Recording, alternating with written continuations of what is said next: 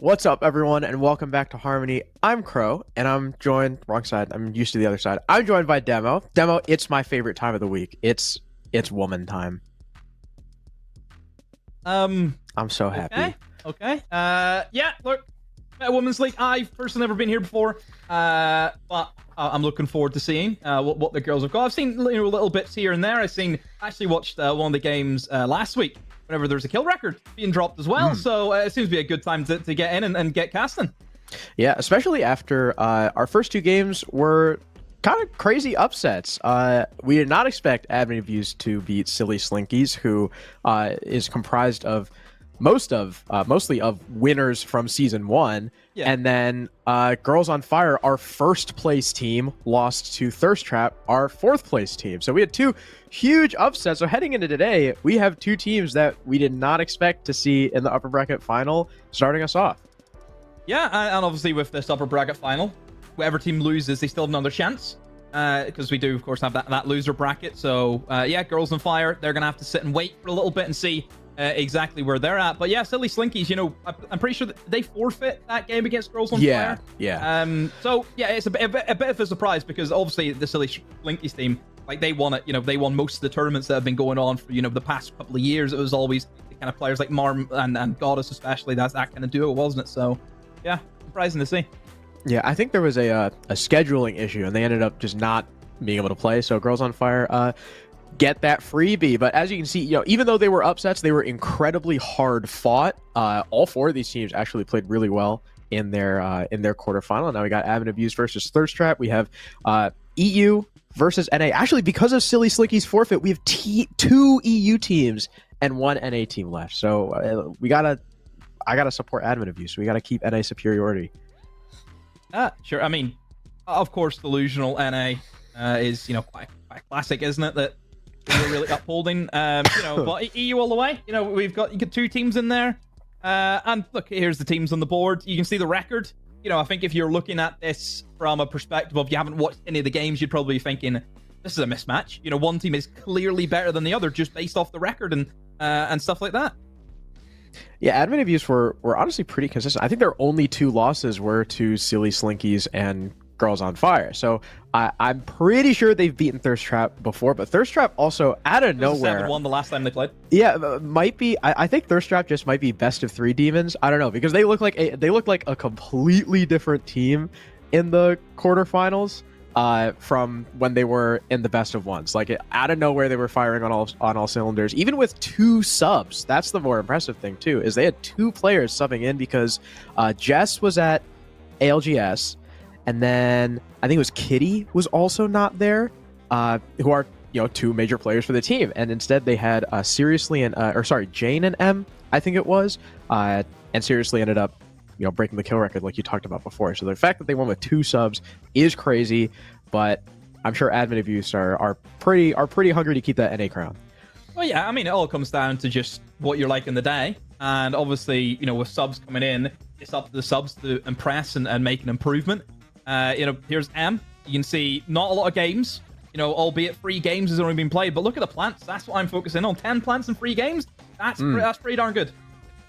That is really impressive. That's something we don't even see sometimes from NAL teams. So huge props to M, the support. I mean, a true support, right? 10 plants and only half a kill per round. That is a true old style support. On Admin Abuse, our highlight player though is Melly. She's top 3, I believe, in KDR, 89 to 57, over a kill per round, still a 70% cost. She also, I remember we were doing I think like scrims with some of the women's teams. Because like sometimes they'll ask me to just form a stack so we can get a scrim. I was scrimming Meep, and I think Melly was subbing in, and she started shitting on us like out of nowhere. So she is no joke. Again, the kills speak for itself. Very, very impressive. 90 kills in 7 games. That's really good numbers you're putting up. Obviously, the cost as well. 70%. You're always, doing something in the round as best as you can. But I think seriously he's a player to watch. She has to follow up from what she did last week, which was drop a stupid amount of kills. And, I think whenever you hit those highs, you're almost then like, okay, you've done it, now you have to do it again. Because consistency for me has always been key. The best players in the world are ones who can do it week in, week out. players who just come in and maybe play well for one game and then hide for the next 5 are no good to you. You need to have people who are consistent. Yeah, no flash in the pan. We're looking for the same thing from Seriously. And again, the kill record was, I think before that was 17, and she broke it with 22. So it was no small feat. And she's playing again today. So I think Seriously versus Melly is going to be a really fun match to watch. But here's our maps: Chalet, Border, Bank. We have not seen a lot of it. We've seen Border a couple times. We know some of the girls really like Chalet. Bank, though, is honestly a bit of a map. A lot of girls like to play, like an Oregon Clubhouse. We've seen some labs even. So the Bank is a bit out of nowhere. Well, the thing about the labs, of course, is it was the match that they played each other on previously in the season, and it was a 7-1. Oh, true.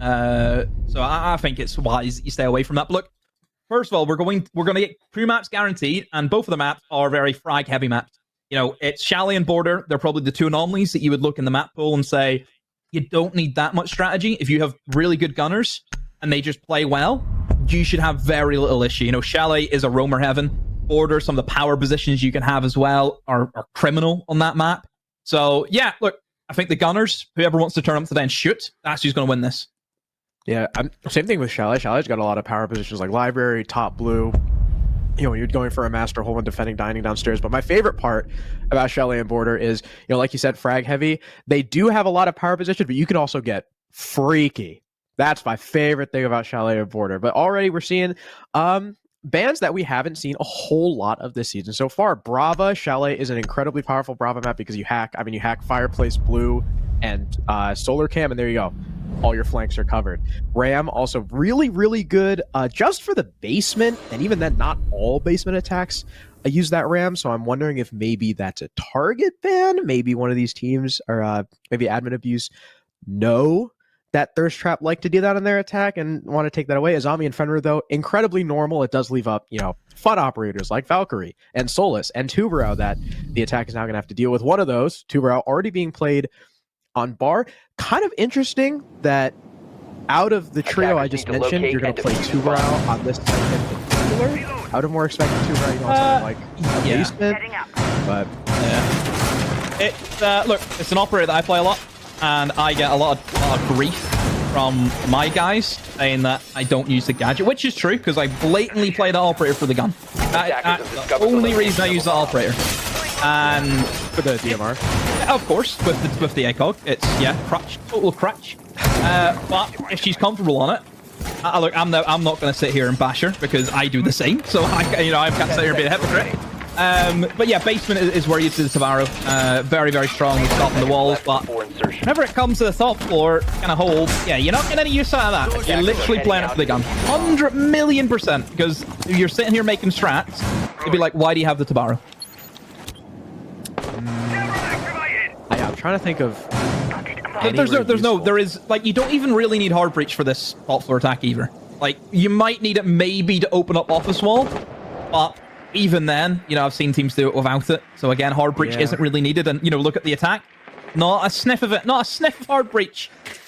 And even if you play like to deny the office reach from behind that blue shield, they can just walk up to the piano double door, and then it doesn't even matter anymore. Maybe they really want to keep the bar hatch closed. I don't know.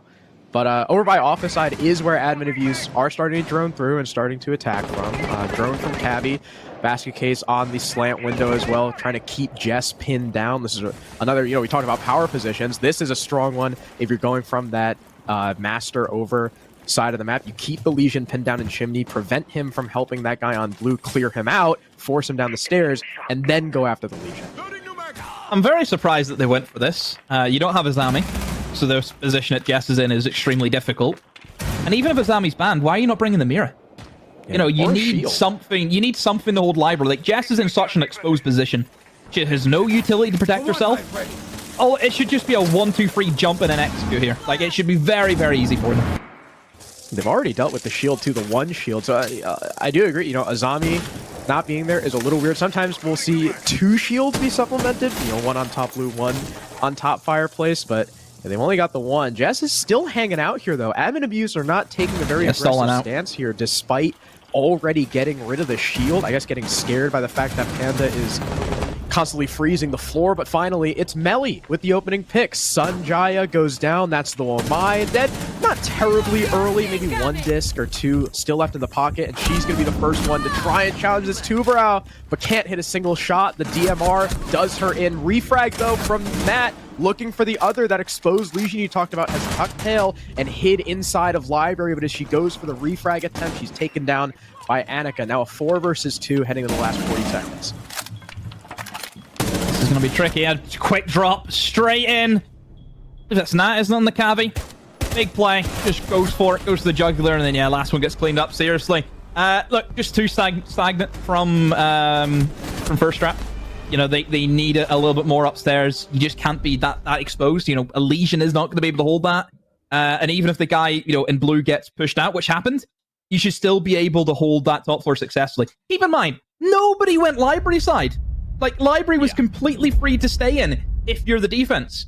You know, both teams obviously are like, you know me, I'm dealing with, like, I'm not trying to, you know, badmouth the one, but I'm used to more, you know, higher standard of stuff. So there will be mistakes. I'm going to be aware of that. But I just want to see them just realize those mistakes and improve on them. You know, Jess straight away should be like, okay, upstairs I feel way too exposed, and there's no one in Library. Let's just fall back. Let's bring Amira, for example, and then we try and play a little bit more passive. That's what they needed to do there. The info, too, from Ed, not only the positioning, but constantly having drones. I mean, we saw there, even in the 4 versus 2, there was a drone constantly spotting out that mute, allowing Nat to drop in and get that kill. The constant pings on that Legion, too, that we saw. Admin abuse. First round, looking really good. We'll see how Thirst Trap adapt. They'll opt to go to Master, now bringing that Solus, who will, I imagine, play from below or end up playing from below. You've got the Cade, too, to try and lock down these walls. Plenty of C4 potential that could potentially aid that Solus in denying the plant. So admin abuse is going to be really important to clear out Dining, or at least have someone watching it so that, you know, that Solus and those C4s can't easily blow anyone up trying to enter in through the office wall. Well, this is quick. From Nat again, straight up. Looking for something, but nobody's there on piano. You know, this is the kind of plays I like to see. It's just those quick little pocket strats that you can have on Chalet. You can do the same over towards the office balcony as well. Just punch open the office door and maybe find somebody lurking. So, not a bad idea. I think Chalet's all about, you know, speed, especially if you know, are up against, you know, these kind of secondary holds where you have somebody in towards fireplace. You need to move quick. And you need to try and get in that building fast, pick up those kills. You know, kills are so important for Chalet. Where there is, you know, it's quite a big map. You know, 3 sets of staircases, flank potential for you as well. Split pushes, yeah, all of that comes into play. Sanjaya, obviously on the Solus, very strong operator being left up. You would expect to see some value out of that. Really try and deny the drone work, but only 2 drones have been taken out. So hasn't had the impact that we would, you know, normally see. But hopefully she can get down there and stretch her legs and see how many drones she can find. Trivy Mel's basement lurk. So we talked about needing to clear out that bottom floor. It looks like she's the one tasked with it, even though there's no one even playing down here right now. Typically you see at least one person down there pretty early on, and Jane does not expect Kato to be on the big open window that cuts off half the site, even though she's already used bees from there. So I guess Jane not really aware of the position and gets caught out now in a 5 versus 4. That's also a site player down, but seriously is going to bring things back, taking out Kato, taking down that important window player, an attempted flank from, I believe that was Jess from the basement as well. Now admin abuse know that site presence is just a little bit weaker because of that player in the basement. Sanjaya is the danger player. If they don't know that Sanjaya is just tucked in towards the closet, she can deny plant extremely easily, and there you go. As easy as you like from Sun, just peeks out, picks up Cavi. 2v4 now. Both players side each other in towards bathroom. Hill comes in, but look at the passiveness here coming in from First Trap. They know that pressure is on the attackers. They need to try and get the plant down, and they can just sit back and wait. You know, everyone in strong positions right now. Seriously, don't get yourself picked up. An aggressive stance. One bullet through the wall, that's enough to take her out. But seriously, will go for the swing spot. Player in the door, and this is where you'd like to see them react. There's a down onto the Finket. Gets back up, though, but before seriously does put her into the dirt permanently. Now Mel's all by herself. Seriously, with a shotgun. Show us what you got. You've got absolutely nothing. You've been taken out, but look, times is off the essence here for Trippy Mel's. I mean, no luck, and yeah, runs into, whoa, almost runs into both of them. You know, Jess just gives herself up there, but still the defense went on time. But yeah, highlight Sun there got the important kill, stop that plant going in. Yes, the drone work that was so good for admin abuse in the bomb site at the latter half of the previous round, not here in round 2. They had a bit of control in through solar, but as soon as Kato died, and I think admin abuse, you know, after seeing that player in basement, rushed things a little bit with Kato walking in with no real support. She should have waited until that wall was open, so at least there's some back presence. Even in the 2 versus 3, that was still pretty winnable for admin abuse, especially considering, you know, Melly's nasty. She's got the LMG. Jess is 1 HP. You can easily make that a 2 versus 2, and the 2 operators that were left cannot indirectly deny plant. So you make that a 1v2 against the LMG. I think Melly can very well win that. But Trippy Melly walking in with the free fire, getting down. Trippy Mel's not covering the swing to allow the Fink of the Boost was kind of the final nail in the coffin that got drilled in. And now we find ourselves 1-1. We're going back to bar. And we still have a 2-brow. We still only have 1 shield. And it looks like we're still going to have Jess play top chimney. Yeah. Surely it must get proper jarring for you guys. I don't know if you know the term jarring. That's not one of your slang words, is it? Yep. Surprising. Get confusing. Yeah. You know, 2 males in the same team. That has to be rest. There's Mara right there. Yeah, there's Melly and we had one time there was a Mari. I think there were 2 Maris on one team. It's like the Amaru, Azami, Aruni dilemma. Alibi. Oh, yeah. That issue. Oh. No, Cat's dead. Where is she? Where's she? Excuse me? Oh, word. Ah, there. Your Grim has Jerome. Your Grim has went for a crouch walk downstairs and died. I'll let utility gone. No. Well, hopefully, for admin abuse's sake, seriously doesn't use that as a slump buster and start to really wake up so far. But yeah, as Cookies used to like to say, no drone Jerome. Cat is used to roam. Not expecting it. I don't know, but it sounds good with drone. I guess. They need someone towards library here. So bad. Yeah, there's 3 of them like stacking up. They need somebody to rotate over because there's no point having 3 people just sitting there really doing the same thing. Oh, that's a blatant ego chal, you know, from Cav. Just you went for it, and you've been punished. So it looks almost like around that it's just gonna fade away because like this is where you kind of get the desperation plays where someone's trying to be the hero. Oh, I don't know why Panda's swinging there, and they just play off each other's contact, and Jess gets killed. Lack of protection that we mentioned, but Sun with a good cross can pick up the trade. And the thing is as well, like you need to, you know, straight away, you need to have someone retake that blue stairs, but they haven't done that.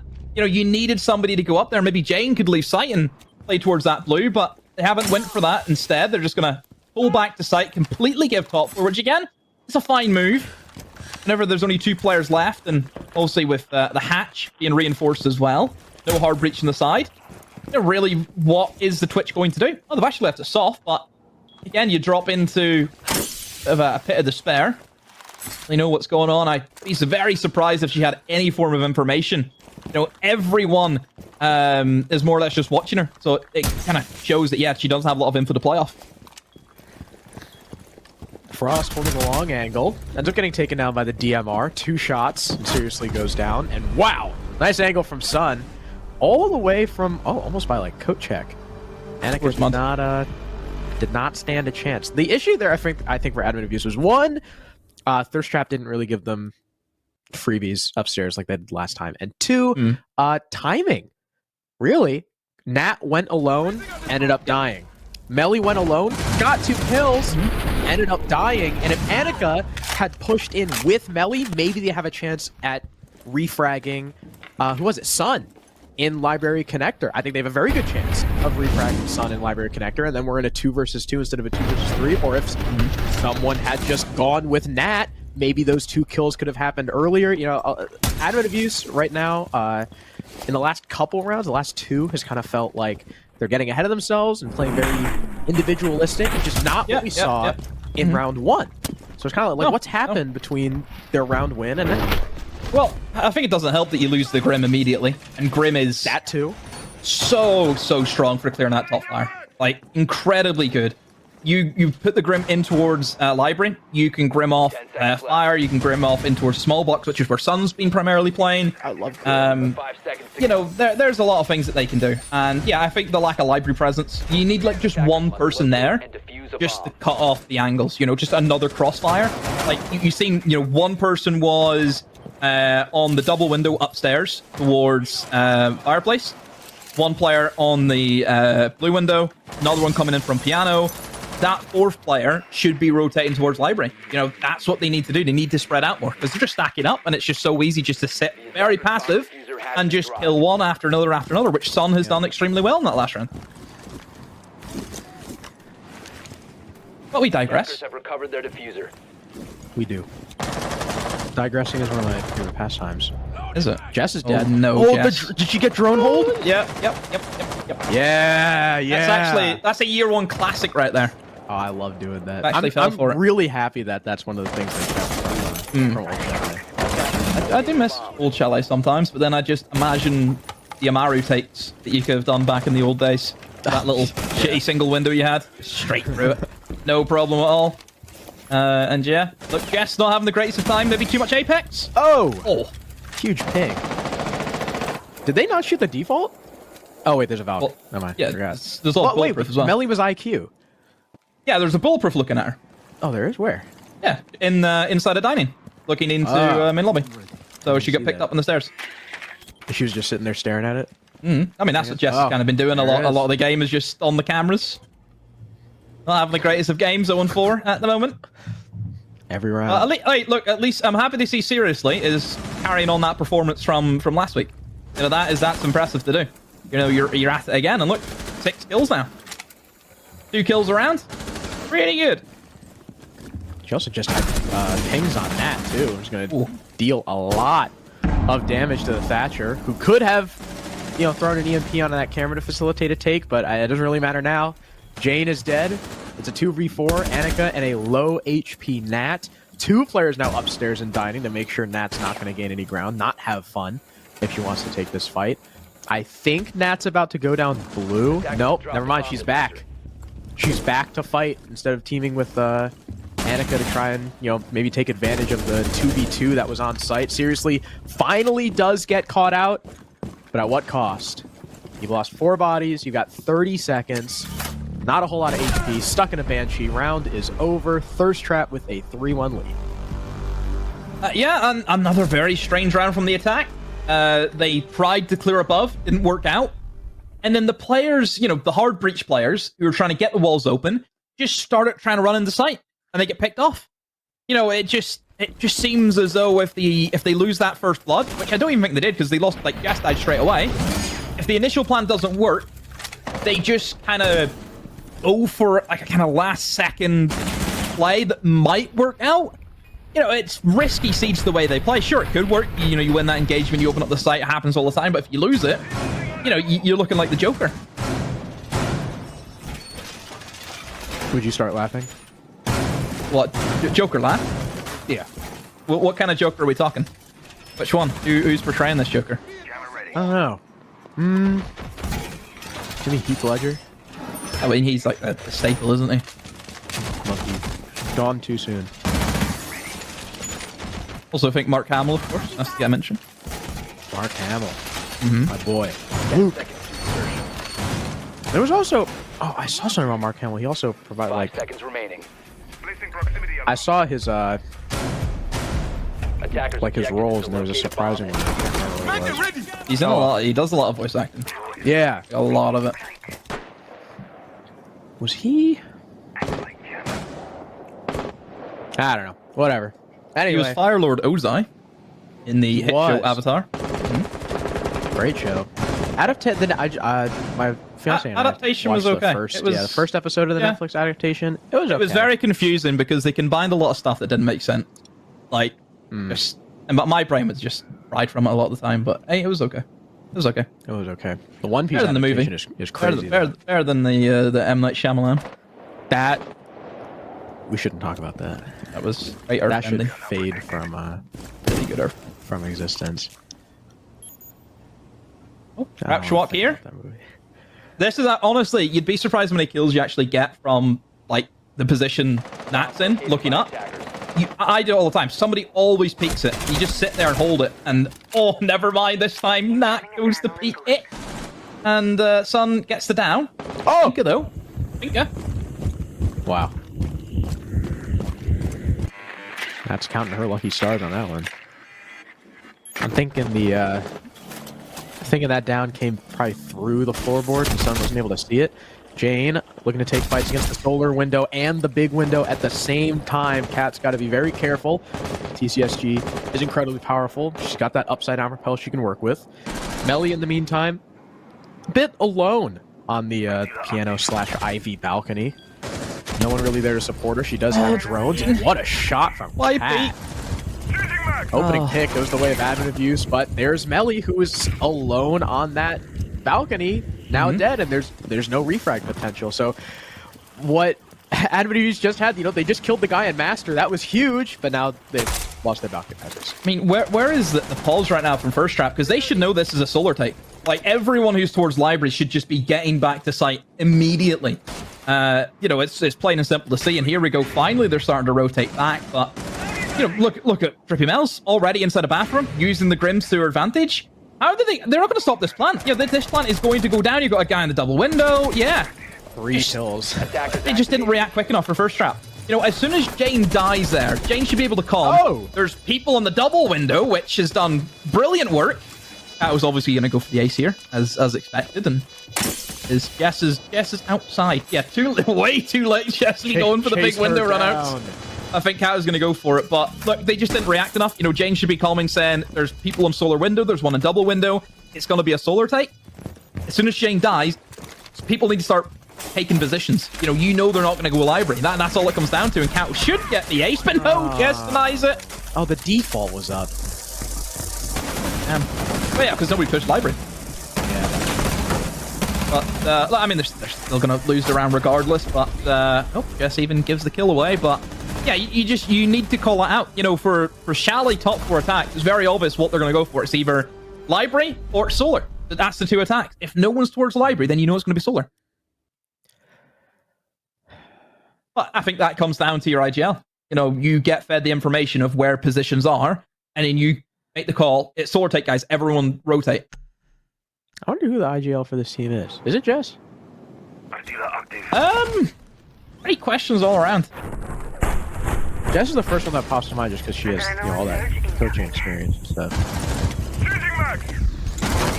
I don't know. Either way, even if they rotated earlier, the fact that Kat was able to get 4 kills just from big window is pretty comical. Yeah, it's a strong position, but I mean, I'm seeing claymores, and that's really it. You should just be able to double impact out and put pressure on the double window player. You should be. Yeah. So it's just reactiveness. I think in the meta currently as well, where attackers can play so quick a lot of the time, probably down to the Brazilians have done that, and you just need to react quicker. That's another thing as well, is like if someone dies in a power position, you need to retake that power position. You need to take that place where that player was. That's the way the meta is. It's just stacking up all these power positions. If the attackers do get a cheap kill, it's about retaking it and setting up again. It's about it's like an ogre. It's all about layers. All about layers. I mean, that's why. I mean, certainly for Shally, you see a lot of the layers. These kind of offside holes, and at the moment for First Trap, it's a good half. This is attacker side of this map, and they've already got 3 defenses, so you can't really be unhappy with how you've done it. So it's quite a good half so far from First Trap. Even if they do lose this round, that's still good. I think this might be a not necessarily a do or die round for admin abuse, but could certainly completely shift the tone if they of the second half if they end up losing this. Thirst Trap did have some really, really good looking attacks in their game previously against Girls on Fire. We are going to have a library take this time, so admin abuse are switching things up. They have someone on the double window. And yeah, Thirst Trap also don't have anyone in library or top by chimney, so no one in that super exposed position, but Jess still dies anyway, and wow, Panda's not going to win it this time. Unfortunately, third time is not the charm for her. Jane gets the first kill for her team. That's Melly now dead. uncharacteristically negative, but luckily, as of at least this round, Cat, Melz, and Nat are all picking up the slack. Now they've got a man advantage to work with. They've got plenty of time. They've got a Nomad to cut off the flanks, and they've got Sledge. So this execute on the site, at least the beginnings of this execute, the setup should go relatively smoothly. Yeah, it's a much better take. You know, that's what we needed to see, was get some library pressure, burn out everything together, get rid of the shield, and then 3-2-1 push, and that's what they did. In trade 1, I believe Jane killed a player in double window as they jumped in through library. Oh, Nat, no! Wow. This is out. I mean, just wasn't expecting Seriously to be there, but Seriously will pick up the kill nonetheless, and oh, Seriously just needs to be careful, and honestly, this is not a good position if you're the Frost. All it takes is one player to rotate, and hopefully somebody should be rotating towards that window, because Seriously is just trapped here. You know, as long as Trippy Bells can hold that door, somebody can just rotate over. See if anyone's going to react to it. We'll also get beads, so the position is known. How is she still alive? And a TK has happened as well. Oh, uh-oh. Bit of an issue. Oh. I don't know how Jane's not dead there. She should have been. Luckily, Trippy Melz is there waiting for Seriously to peek out. Thanks to the bees. Jane now pushing up aggressively on the ace. Runs out of ammo, though. Annika finally able to pick up the kill, taking advantage of the lowly 17 bullets in that magazine. That got a little too close for comfort, I think, for Advent of Use. They had every advantage in the world. I really think Nat does have to expect a player in coat check there, because, I mean, once the attack has full top floor control, what are the default positions for defenders? Bar stock behind bar coat check. Luckily, it didn't get too out of hand because we have the Grim, because Grim was alive. I love Grim. There's nowhere the Frost could go. That allowed Annika to kind of not have to worry about her, really focus on that mute. And of course, Trippy Melz, great patience all around. Finally, Advent of Use have strung together 2 attacking rounds in a row, and just when they need it most, it's 3-3. I think if it would have been 4-2 there, that would have been really, really bad. Now we're in the door. I think you needed the mirror. I think mirror wins you that. Because then the Frost, instead of staying in mud, just rotate into bar, and then the mirror will cover every other avenue. So again, that's what I think they lack. You know, mirror is so strong as well, especially for this site. I mean, she's very strong in general. She's one of like the power defenders that you need to ban, which there's like 5 of them that you can ban these days, so it's quite difficult. And look, me and Ollie have said, you know, for years now, we need to have more bans. Needs to be, you know, 2 attackers, 2 defenders each. That's what it should be. I don't know if we'll ever get that, but look, we're campaigning for it. You can pick up, you know, your campaign poster. You can pick up a button. We're selling those as well. And yeah, vote for us for Siege President. And hopefully we can make the change that everyone deserves. Yeah, I would love to see games with like 3 defender bans and 3 attacker bans, something like that. Well, what was one of the ideas that was posted? It was like 2 attacker bans, 2 defense bans, and then 1 that you could choose either or. Yeah, I mean, that would probably be like your middle segue to not like completely kill it. But I don't know, I think whenever you're dealing with, how many, 70 operators are we at? Yeah. Something like that? Yeah, I think you can go for more bans. Like, you look at MOBAs, for example. Some MOBAs are obviously over 100, over like 100 characters. They have 10 5 bans. Yeah, I mean, they have 10 bans, yeah, and it's like 5 on each. And that's been there for years as well. That was even whenever there was less champions and stuff in the game. So it's, yeah, I mean, I don't see why you can't do it. Shout out League. I love Xerath. Yeah, and I suppose like you can say, oh, but what happens if they ban all the hard breachers? Hard breach gadgets exist. Oh, what about Thatcher? EMP gadgets exist. A lot of the operators that are like key for Siege, like your denials, stuff like that, you have gadgets for that. Yeah. Oh, once they ban Maestro and Valkyrie, all the cameras go. You have bulletproofs. There is so many different ways that you can integrate those little bits of utility that operators have into your lineup, even without having those operators. That's what I think the devs have done pretty well in recent times in Siege, is getting that, you know, redundancy. Even then, right? Look at Gone 6, even then, if you ban all the hard breaches, not only do you have hard breach gadgets, but then you're leaving up other annoying operators like, you know, Yig, Dokkaebi, Monty, like stuff like that. Melly is fighting for her life on Chimney. Azami and Shields be damned. She'll go 1 for 1. She takes out Sun, but Panda eventually deals with her. But I mean, hey, 1 for 1 and 2 minutes off the clock? That's not bad. Yeah, the time's the biggest thing. You know, you look at it, 2 minutes burned, and you still have to go through the process of burning out smokes as well, which are still going to be up and healthy right now. So it's going to be very, very difficult. No wall denial, so it should be quite easy to get this wall open. But look at that, still playing aggro on the wall before that wall gets opened up. And yeah, this is a tricky position now. You can get tucked in behind that half wall close to the office door. And you look at the lineup from the attackers. They have a nade maybe to take it out, and that's really it. So Nat doesn't need to swing, just needs to sit here and just play that annoyance factor. Especially now that Cat has been picked off by Seriously. You lost your smoke. She only used maybe one gas grenade. Right now is prime smoke territory. You don't have her anymore. The Legion is the next best thing. There's a goo mine right next to this ace. But it doesn't matter. Ow. Jane pushes through the doorway to pick off Cavi. 3 versus 2. Plant is going down. Admin abuse cannot stop it. There's a nice shot from Annika, but she gets very swiftly refragged. Trippy Mel's in the 1 versus 2. Now 1v1. Jane is 1 HP. This is incredibly doable for Mel. As long as she... Oh, brilliant, Jane. Where the Thatcher is. Oh, she's So gotta nice. know. Here's the swing and the pre-fire. Admin abuse for the first time since round 1. Now have the lead. Yeah, look, I thought Jane played it well. They're just passive, just had to wait. But on that HP, I think that's what it was. I think Trippy Mel's new. Yeah, I can just... She's on 1 HP. I just run at her. You know, it's as easy as that, and it just comes down to that HP advantage. But look, I don't even know how it was that close. You know, I think you probably look at the Frost. Frost had one job, which was hold the office door for Nat. And it just wasn't done. And, you know, you get punished for it. So it really should have been an easier defense there for admin abuse than what it was. But, look, you have to highlight, you know, this play from the castle, wasting a lot of the time, which obviously played a big part in the round as well. And, you know, there's these little moments of aggression here. You know, Panda swinging. Was there any info, Panda? He went for that swing? You know, just little things like that. And I think it's just time gets them, you think, I have to make a play. 5 seconds to go. I think, too, it's... Not only that, again, the round, you know, there's quite a recovery from first shot there at the end, but I think the fact that, again, that 2 minutes was wasted does not bode well for the rest of this attack, because it's not like Melly even had any support. It was just her, and she has no utility. She's Castle, and it still took them that long.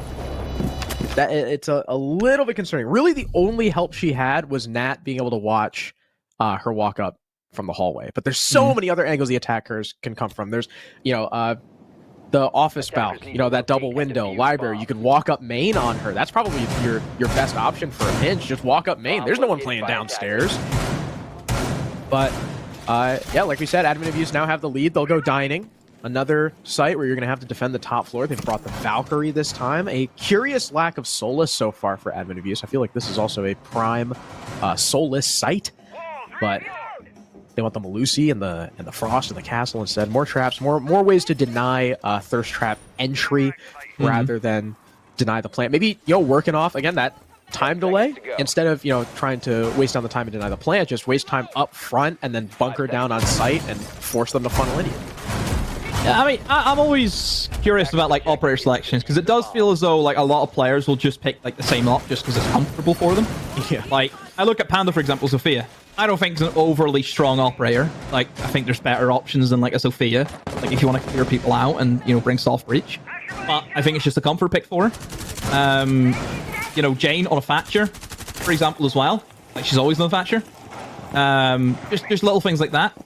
I would say that I think you look at the actual defense and what you expect to see from kitchen and dining. You know, Maestro is one that comes to mind. You know, that is usually a must pick because you need to have that form of denial.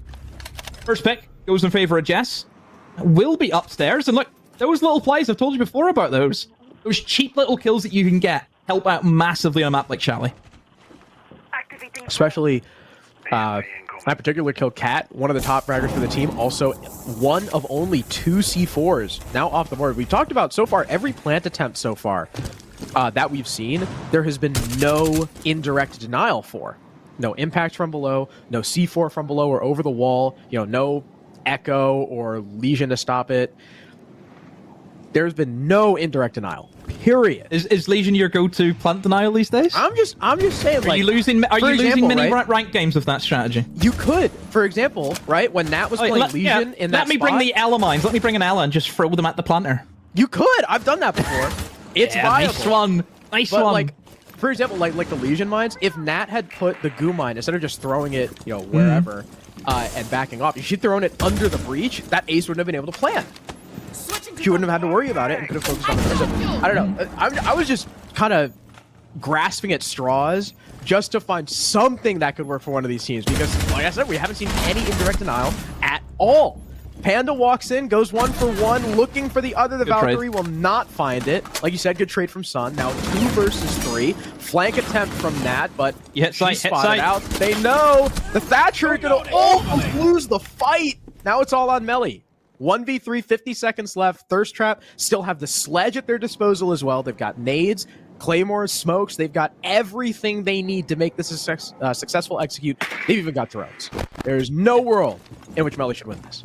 Yeah, just honestly, I think if you see one guy flanking, you drop hatch. You just literally take the 1v3 on the guy in sight. But obviously they went for the different approach to get the kill, and they have slowed down a little bit. And the only thing I don't like is they're kind of separating a little bit here. Like they're not really together, and that just then leaves 1v1s that could be winnable as well. This is the issue. You can win these, you know, with ease if they give you them. 15 seconds remaining. User will get planted, I expect, just because there's really no denial on this. So I mean, you're individualizing the gunfights. Another one. Activating diffuser. This is what I mean. You are individualizing your gunfights rather than just moving together. Everyone holding angles, everyone playing passive, everyone playing safe.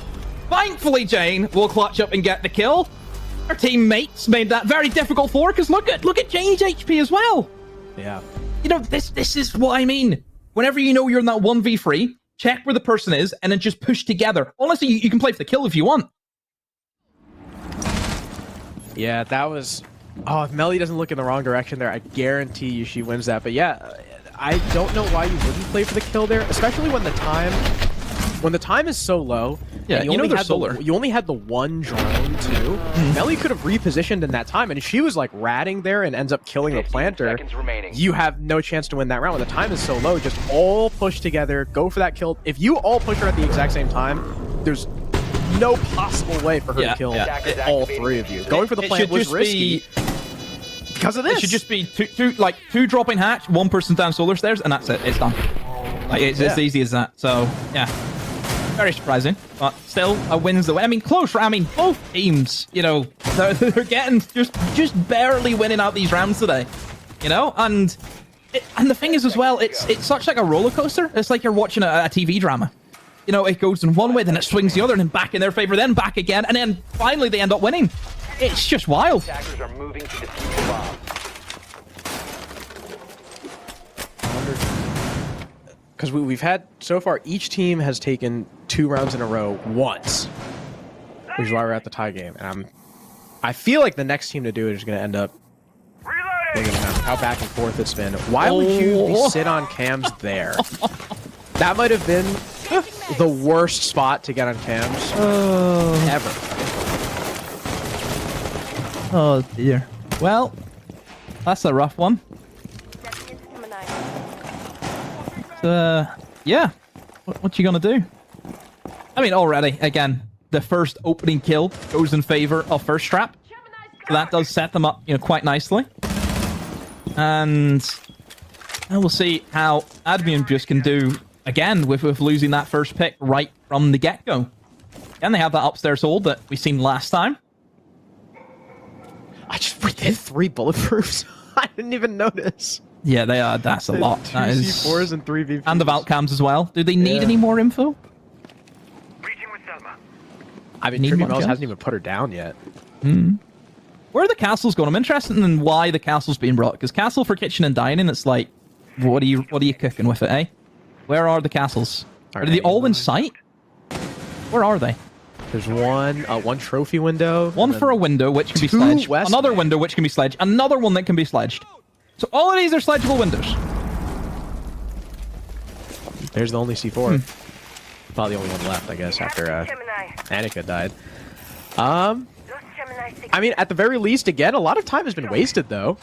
Thirst Trap are still upstairs, Very and slow. there's only a minute 10 left. Finally, I think that was an EMP on the side. Oh, look at Jess. Jess can try and Jess walk is in. creeping up. She'll back They're off. starting to creep.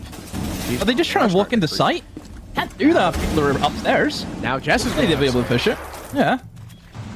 This is risky. Panda's dead. Uh-oh. That was Cat, and he was playing by the office breach. Nat, though, goes down to Jess. Still a man advantage here for Thirst Trap.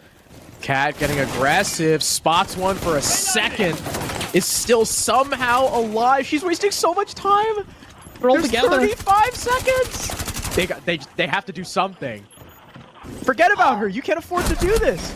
There you go. Where's the piano player? Sold Cat down a river. Oh my word. They're both in sight now. One in kitchen, one in towards trophy. She'd just be walking the site now. Maybe even drop if you want to. You know, there's one still inside a kitchen. I don't think they know where Trippy Mel's is, but Jane doing the right thing. Just get the diffuser down. It'll make life so much easier. Dropkins in from seriously instead of just staying on the hatch. Long angle being held by Sun takes down one. Now Trippy Mel's has a red ping with all of that util, all of those cameras. You know, a bulletproof in pocket as well for Trippy Mel's, and Jane just peeks up, finds the kill. Oh my word. Nice shot. I don't even know what to say anymore. I don't know what to say. That was an interesting round from both teams. Thirst Trap spent way too much time trying to clear Kato. And admin abuse, I guess I understand, you know, their thought process of, oh, Cat's already wasting so much time. She's gonna die here. We can fall back to site.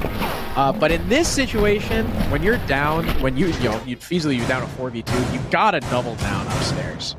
Because I mean, it's going to be very obvious when they go for the site execute, and you have the hatch. It's not like you're going to get caught off guard. You got to double down upstairs. Get Cat's trade. That becomes, I mean, a 2v3 in that situation is much more winnable, especially because the time would be even lower if you end up getting that trade. But not the case, and now Thirst Trap have won back-to-back rounds yet again, put themselves up 5-4. We go back to Master for admin abuse. Thirst Trap, again, did not have a good start. Somehow we're able to turn it 5 around. seconds left before insertion. We'll see how admin abuse fare. Again, bringing the castle. Again, having 2 C4s. Hope to see the smoke not die early. Window castles being put out. She loves this castle in Chalet. Loves it. The diffuser. Attackers recovered. Honestly, surely the Flores has to get a look in here. For surely, Jess is like... Because I mean, what surprised me too about the last attack is, you know, even if you're attacked from the other direction, the big window player is still really good. I was surprised they didn't have anyone there. It's again, it's the thing that I said about the way that the girls operate is they will just pick the same lineup, you know, a lot of the time. You know, straight away you'd say, okay, look at all these castles, we need to get the Flores because it helps as well with clearing piano. If there's a shield, for example, let's clear away the bulletproofs, and there's been a shed load of them. But look, they're very adamant and stick with what they have, and I'm okay with that. I get behind it. You know, they're the ones playing. And but a lowly caster. That's it. Nat. Somebody right beside you. That's a clone, never mind. It was a clone. False alarm. All good. I get a mini heart attack sometimes when that happens too. It was like, there's no way Cat's gonna let the clone walk in, you know? Oh, look, that's a 3-2-1. 3 of them have jumped in. C4! Oh, very close, but no cigar, of course. Oh, sees one dancing on the table. Falls back and gets shredded. Got her! She got a kill before Jess had the trade-off, though. Holds that long angle straight in towards our fireplace, and the castle barricades will be opened up. How have they not checked for the blue player? And a full sprinting, and look at that from Seriously. It chases the kill. Be a very good play, because you kind of need to get that kill back, because there's a sloppy one to give away as well. So it is fast and furious in the opening half, but you have to be said, better time management, though. From Thirst Trap, you know, half the round gone. You've killed 2, you've got library control, and now you can open up the wall. So plenty of time to do this in. Kato, the roaming smoke on 1 HP. I mean, again, same thing with Nat, though. At least she went 1 for 1. We still got a C4 from Annika. Yeah, that's the big thing. Across. Oh, there's Melly with the long angle on the castle. Down goes Seriously, the top player for Thirst Trap so far. It's down to the 2 SAS attackers, Jane. Jess needs to rotate. And Jess. Jane. Oh, can't spot the castle just yet. Almost catches Annika. Jess, no. Unfortunately, 1 more bullet there. Maybe 1 or 2. Wouldn't have been able to find her. And the run out in response from Trippy Mel's. That's ballsy. But after the kill, keeps her team in the advantage. Annika on low HP gets the last one, and we are all tied up once again. Yeah, just exposing yourself to those long angles, losing those engagements. It's tricky for the attackers. And to be fair, actually, I was looking at the stats whenever me and Ollie were casting, I think 2 weeks ago, Walls, and we were looking at Chalet, and the top floor is usually seen as like, don't go there. It's such a bad bomb site to defend. It's really, really bad. It's actually the best bomb site for defenders, the top floor. Believe it or not, on EUL. Yeah, it's actually, I was really surprised. I think for the longest time, people were like, oh, don't go top floor. It's really bad. It's terrible, all this. But I actually think basement's the worst to defend. Now, though, is it a higher win rate because of low sample size? Let me check again for you. I don't think it was. I think it was played a fair amount of times. That's interesting. Heck, I remember for a very long time, right? It was like the solar take was almost unlosable, and people just stopped playing.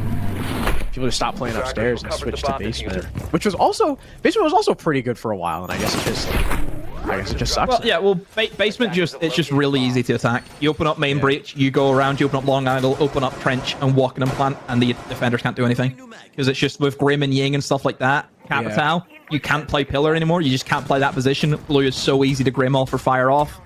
Any way that you could possibly stop them are just going to be shut down by those operators. It's just, if you know what you're doing, which is really, really easy, yeah, you don't have any problems. You just don't. So, yeah, no surprise, to really see that. But speaking of basement, we're here. Yeah, here we are. The double. How do you feel about the double laser gate on the snowmobile breach? I mean, it works well if you think that they're going to go for like the quick kind of Ossa Flash Ying kind of push. But has there been many rushes in this kind of league? Do the girls really go for them? Not kind of really. the pocket strats? Not really.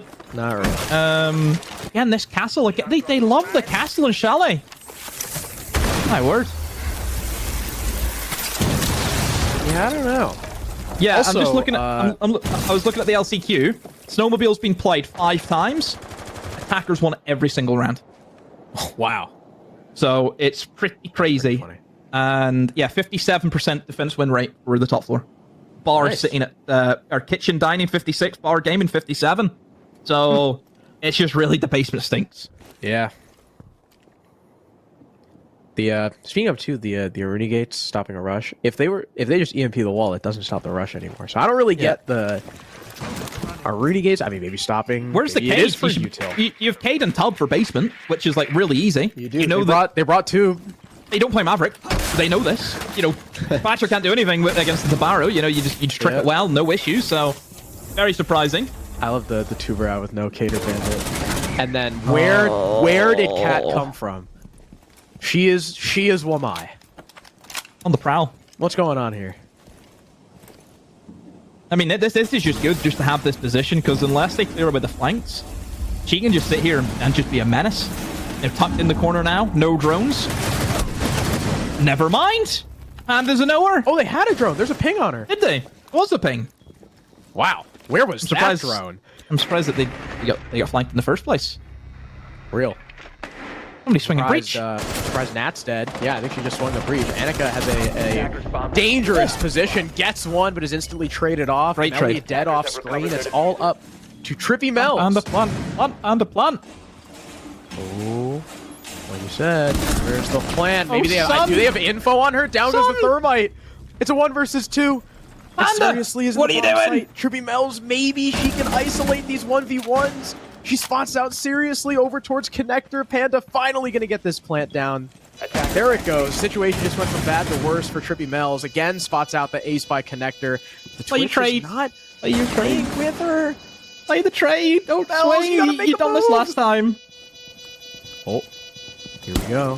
First fight. Does not even look in her direction. Mel's does not care. Is going to go for the prone twitch.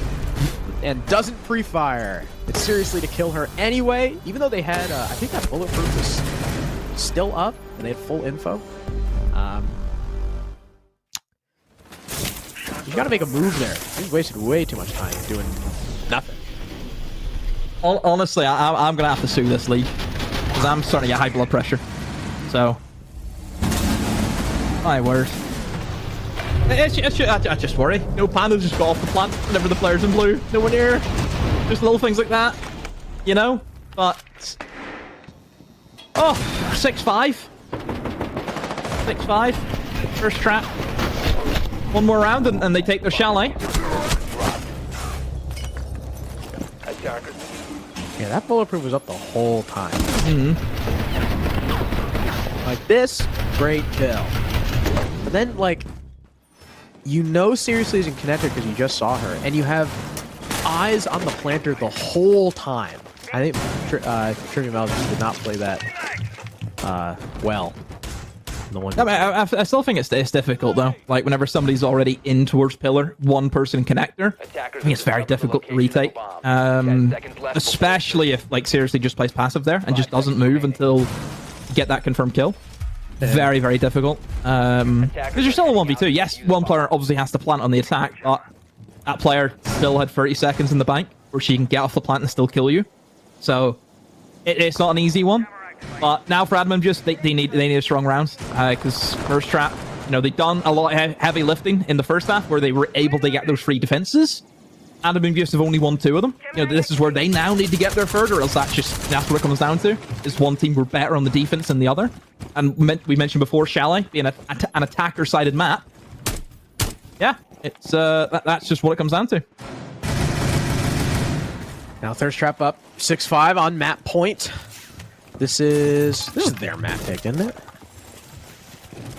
I don't have a clue. All I know is that they were doing, I didn't know this, they do coin flips for what server it's hosted on, which is wowzer. Oh yeah. Just get a LAN, guys. Just play at LAN. Easy. Real. I'm calling a meeting. Yeah. Do we have to do a coin flip to where the LAN's going to be held though? Is that what it comes down to then? Admin of you started on attack, so maybe it's their map pick. That would suck even. That would suck it. Yeah. It is Admin of Use's map, so that would suck even more for them if they end up losing this. Device is going down. I think Bank's an interesting one because it's a very different change of pace if we get there compared to the other 2 maps. Yeah. Like, massively different. What if they try to get freaky on Bank? What do you think is going to happen? Honestly, I don't know. It just depends what the mindset's going to be. You know, because you can go for like pocket rushes as well for Bank, especially towards top floor, like your also plants and stuff. But like we said, we mentioned the teams aren't really interested in that. It's very more kind of generic, get the walls open, push in for the plant kind of vibe. Oh, already. Trade's going in towards Piano. Upstairs, Kato has been taken up, but not before she took Panda with her son. Sees a gun barrel as Trippy Mel's just sat in a corner, looking into the corner. I believe she was trying to dodge the player in big window. Annika, a third player upstairs, will get that refrag. And this is where I think now for Admin just in a good position. A minute to go. Top floor still in their control. Attackers starting to stall out a little bit. You need to see somebody make a push here and try and kill Annika because they can't get in and go for that plant until she's dealt with. Seriously, he gets picked off from the info of the Valkyrie camera. My goodness. One player's already in behind the desk. Annika. No one's helping her. Just comes down to a 1v1. Annika misses out though. Jess wins, but look at the HP of Jess. It goes in to a 2v2. Jane in full health. So is Nat, who's trying to hold on to an angle here. Nate gets tossed in, but Nat's gonna be fine. Jane wants in by herself. They didn't check and oh, Jess Nate from the vertical gets one. I think actually Jess downed her, and then the Nate finished off, and Jess proning on the hatch. Oh my! Gives Mel the easiest kill of the game. Dude, this match has been shocking, to say the least. That was a crazy round. I also looked back because I was talking about how good the attacks were for Thirst Trap in their last game. They were only good on attack on Clubhouse and Border. I just looked at the Wikipedia. On Chalet, they were 0 for 5. So either they've changed a lot about their attacks or admin abuse are just really dropping the ball here. They went 3-3 on their defense, 3-3 on attack for both teams. Admin abuse start. I would imagine admin abuse start defense, just because every team in this league always picks defense. Oh, honestly, just again, it's the timing. You know, that's probably the biggest thing that has really held First Trap by the throat present this entire attack. It's just been their timing. You know, the time is their worst enemy. It's the sixth man. 5 seconds left before insertion. Are we? Attackers objective. Are we back on locate a dining? bomb and defuse it. No, we're master On top with a floor. bandit this time. With the open head holes Ivy. They also they reinforced the wrong side of the wall. Because what that does, if you actually go and look at the wall, and you might think, oh, what do you mean they reinforced the wrong side of the wall? If you go over to the little box, and you'll see what that does now is you can have a clear line of sight onto anyone playing on the half wall. So that power position that we mentioned a few rounds back that Nat was on, it's just null and void now because you can get the angle onto it. So that's why you reinforce that side, because then you can play that power position. The only thing it does is it helps the bandit. And even still, you've got nades. You can just throw nades in, you know, into box and just clean her out. So it should be quite easy for the attackers. It should be. I also like Thirst Trap are now the first team to bring Dokkaebi. I've been finding a lot of should be getting abused. Yeah, a lot of flanks. There's Dokkaebi now looking to shut that down. So good on Panda swapping off the Zoe to a much more useful operator. Well, he actually would have liked the Zoe here to stop the bandit trick. Oh, that's true. Yeah, you can just stun through the head holes. We're begging for change, and maybe we shouldn't have been. Change is bad all of a sudden. Oh, here we go. Trick. Yep, easy. No! Missed one. Yep. I mean, that's quite difficult though. Like trying to get both of them. Oh, it's so low. Whoa. Annika, what are you doing? She's dead. She's gonna die to self charge. No. What? Nearly. What? There's no way. There is no way. There is no. If she gets a kill, I'm done. I'm out. Oh, she's missed. Thank goodness. I would have left. Kato, how did Kato die? Yeah. I mean, the good news is the breach is absolutely done for because they can't get in it.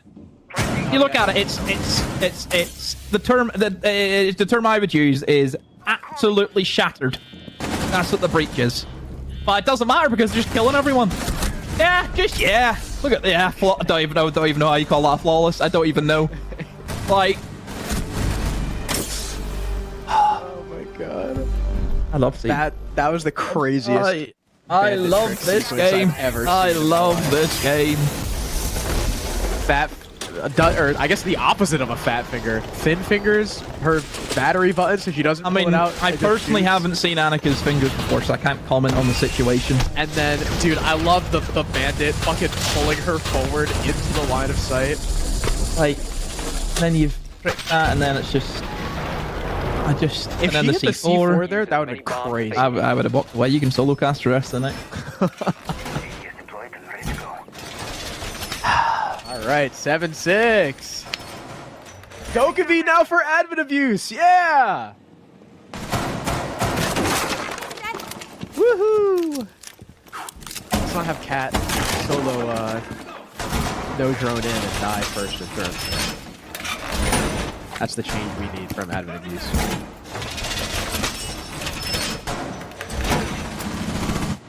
Seconds to go. Anywho, 7-6. Attackers have located a bomb. 5 seconds to go. And yeah, they have the defense, and they've chosen the basement, which is in many terms, you know, it's just a cardinal sin to go here. Yeah, because it is just so easy to plant. It really is. Yeah. Look, Capita's good for those power positions I mentioned before. Clearing away Pillar, clearing away Blue, for example. In terms of the defense and what they have, I mean, they're going to go for a roam. I'm seeing 3 players off site, 2 players in site, and that is it. So a lot of pressure, obviously, in Jane. You know, if a rush was to come in, she would be, you know, under a lot of stress. But thankfully, though, looks as though that the Cade is working out quite well. Another nade will probably go in. But, I mean, they have EMPs, though, from the Dokkaebi. So, I mean, this shouldn't be as hard. Even EMPs as well from the Capitao and the Cade tricking. But, yeah, good EMP usage there. So the wall will be opened up. But only 1 Selma, though, remaining. It's just going to be a full front take, because they don't have enough to open up trench and open up the long angle, so it is going to be a snowmobile. Do they have any sort... They have a sledge, and it looks like they're interested in taking Vert. Wait a minute, there's 3 people off-site? Yeah, there's 3 people running, yeah. No, you won't be able to. You won't be able to, because these guys can retake above. Seriously, can make shotgun holes and stop you planting green bins. No, unless seriously just give yourself up. If they just have front pressure and just all rotate wine, I mean, Nat is still. No, you're not gonna get in wine. You're not gonna get in the wine. No way. Jane, I mean, once C4 stops it here. I think it was a 1-tap from Jane. Something like that. We missed it. Ooh, Sun watching for the ace. Oh, timing! What? How is she not dead? How is she not dead? Attackers dropped the diffuser. Oh, Jane. Oh, holding down the fort. I mean, the issue as well, like, even if they try and hit quick, like, they can't go behind because there'll be banshees and everything that you have no info on that side of the map. And also, because of the way the Selmas are placed, they have the vault through, which also gives an audio cue, and you're going to be stuck in an animation. So it's just not going to help. And this roam game, like I mentioned, is just so strong. Like, if you want to try and go for this snowmobile take, you have to go above to use vertical pressure. And if there's a roam game, then you have to go for the roam game. So it's a lot of work. If you want to go for this to take, it takes a lot of effort. It's a very easy plant. If you have everything open, vertical angles, upstairs pressure, it's really, really easy. But you have to work for it. You know, whereas Wine, I think, is, you know, a lot easier in both regards. So it's very surprising to see them go for it. And, you know, it's going to cost them the game because of it, unless Trippy Metals can do something incredible. I think there's still that that vert on her vault. And she's running away with 20 seconds left, no case. Yep. He left that as well. I do not think this round is very winnable. Logic Bomb going to go out. 15 seconds left. 15 seconds left. There's a player top floor. So even if she gets the 2 on site, left. she's not going to win the round. She didn't pick up case. A bit of an oversight. 5 seconds Even then, remaining. stuck in the Banshee. Bleeding away even more time. This map is over. Thirst Trap take their opponent's map pick. 3 kills from Jane in the round. That is a disastrous start for additive use. A tough one. A very tough one. Look, you just didn't do enough to go for that kind of attack. You know, free roamers right from the get-go. You have to try and go up against that. You know, you have the Dokkaebi. You know, you should be hunting for that. But look, you have to highlight Jane there in that round as well. You know, does I would say the difficult job on this side, where she is like the one that's always stuck in sight. Where, you know, this team usually has players just roaming around everywhere. Jane's always going to be that constant, where she's always going to be sat in sight and just locks it down. And, you know, moments like this where everyone's stacked up, and, you know, they could just jump in at any moment. Your sight player needs to be switched on, and she was. Yeah, the only reason I was screaming hit sight is because after the kill on the Oryx, all these roamers were all front side, and as we've seen from this entire map so far, the reactivity from both teams is not the greatest. They just don't have enough info. Like, the info gathering, I think, for that attack, there just wasn't enough of that. Like, they don't know where they are. You know, look, for example, they're walking in towards lobby. There's a guy sitting top fireplace. Yeah. You know? So it's just, yeah, you just don't have the info for them. But, you know, look, first map, we still have another map. So don't worry. There's still a chance, of course, that we could go into towards that third map. But Border, it's very similar to Chalet, where we'll be looking at, you know, the kill factor especially. And, you know, I want to see some more rushes. Like, we haven't seen any rushes. I want to see them. That's what I live for.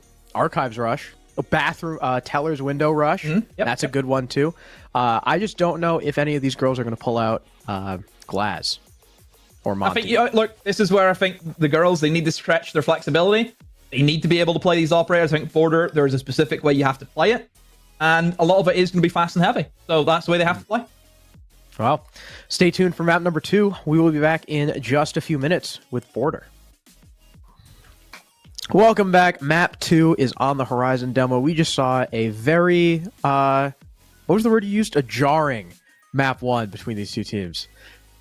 Yeah, interesting, I think, is another word that you can use, which I think is probably a nice way to put it, is interesting. But yeah, look, if you think, you know, Chalet as a map, you know, is usually pretty clear-cut and dry in terms of what teams want to do on it. That was very chaotic. Border is now known as, like, the chaotic map in the pool. Mm-hmm. So what does that mean it's going to be like now? You know, if they play, like, the normal map chaotic and now they're on the chaotic map, is it Armageddon next? Is that what happens? Yeah. Are we squaring it? Or do you think, is it going to be, like, a double negative? Are we going to see the most passive Border we've ever seen? I hope not. That would probably suck. I mean, it shouldn't be. Like, you know, realistically, I think Border is very easy to play. You just need to know your angles. You need to know the power positions. And just, yeah, gun skill is obviously a big thing. You know, getting people out of those power positions. I mean, there is, like, Grim, Ying, even Deimos, I think, is a very strong pick for Border. You know, Grim plus a Deimos combo is like, I've seen it used whenever BDS did it against Into the Breach. And all he had was he had Brede sitting outside on the Deimos, scanning the guy who's in Brazil, while the Grim was just fired in. And the ITV boys said me that they couldn't breathe. That is how oppressive those operators can be if you use them right. Because Border it's such a small map. Like, you get very claustrophobic very quickly, and you just need to bring the operators to pile on that pressure. But, like we've seen, the girls are very adamant in choosing the operators they're comfortable with. Yeah. I was also trying to see, I was scrolling through, see if either of them have played Border so far, and they have not. They have both played Bank. So if we go to a map through, there's some history there. Admin Abuse lost it 7-8 to Silly Slinkies, and that was in week 1. And on Playday 6, I believe it was, Thirst Trap lost it. Or sorry, not Playday 6. Playday 5. Thirst Trap lost it 7-1 to Girls on Fire. So there is some history on map 3, but map 2 is a complete unknown for us so far. Osa and Brava being our first 2 maps. So Dokkaebi has been left up, and after seeing her get played quite a bit in the dying stages of map 1, I'm really hoping we see the Dokkaebi come out full force on one of her best maps. This is such a change of pace for me because I'm always used to like Dokkaebi, Ying, or Grim. You know, that's usually the bans. And it's like so wild to me, like that Ying and Grim and Dokkaebi are all up. And I'm just sitting there thinking immediately, like, you should be bringing those operators. You'll have no problem whatsoever. That's a good ban. You know, Azami, extremely strong for holding areas. You know, CC, for example, you can even rotate in towards Office. Yeah, very, very strong. I'm a little bit more surprised to see that the defense starters are actually banning Azami. And, you know, they're going to have a couple of issues, I think, with holding CC. But, look, they love this castle, don't they? They really love this castle, it appears again. But there is a few castle strategies that you can do for Armory. Again, primarily in towards that break room area, where you try and almost, like, funnel in a lot of the operators. Cut off a lot of, like, the long angles you can have in towards the, you know, the 2 double doors on long. So I'll be interested to see what Nat's going to do, because Nat has played with our rank stack before. And she should know where we put our castle barricades, so hopefully she'll be able to copy that. Where do you put them? So I put the 2 of them on the double door, so left and right, as you can see here in the long corridor, and then I put the 2 double doors in break room left and right. And you basically just funnel them in, you make a rotate in towards break room, rotate in towards Brazil, rotate in towards fountain, and you almost make it like rat tunnels. So yeah, this is one I use, and the other one should go in the other door. She's using my castle. Yes. Now, personally, I put them all on windows. Go on, do the other one. 5 seconds to go. She's actually doing the Navi Year 9 castle strat. So this is the strategy that her boyfriend used whenever he was in Navi, and it's the one that I use in rank. But is she gonna castle it? Is she gonna cast it? She is. She's doing it. I need to tell Jake this. Oh no, she's only just barricaded that one. But the castle. There you we go. There we go. I need to poke him. I need to poke him. Hold on. I need to poke him.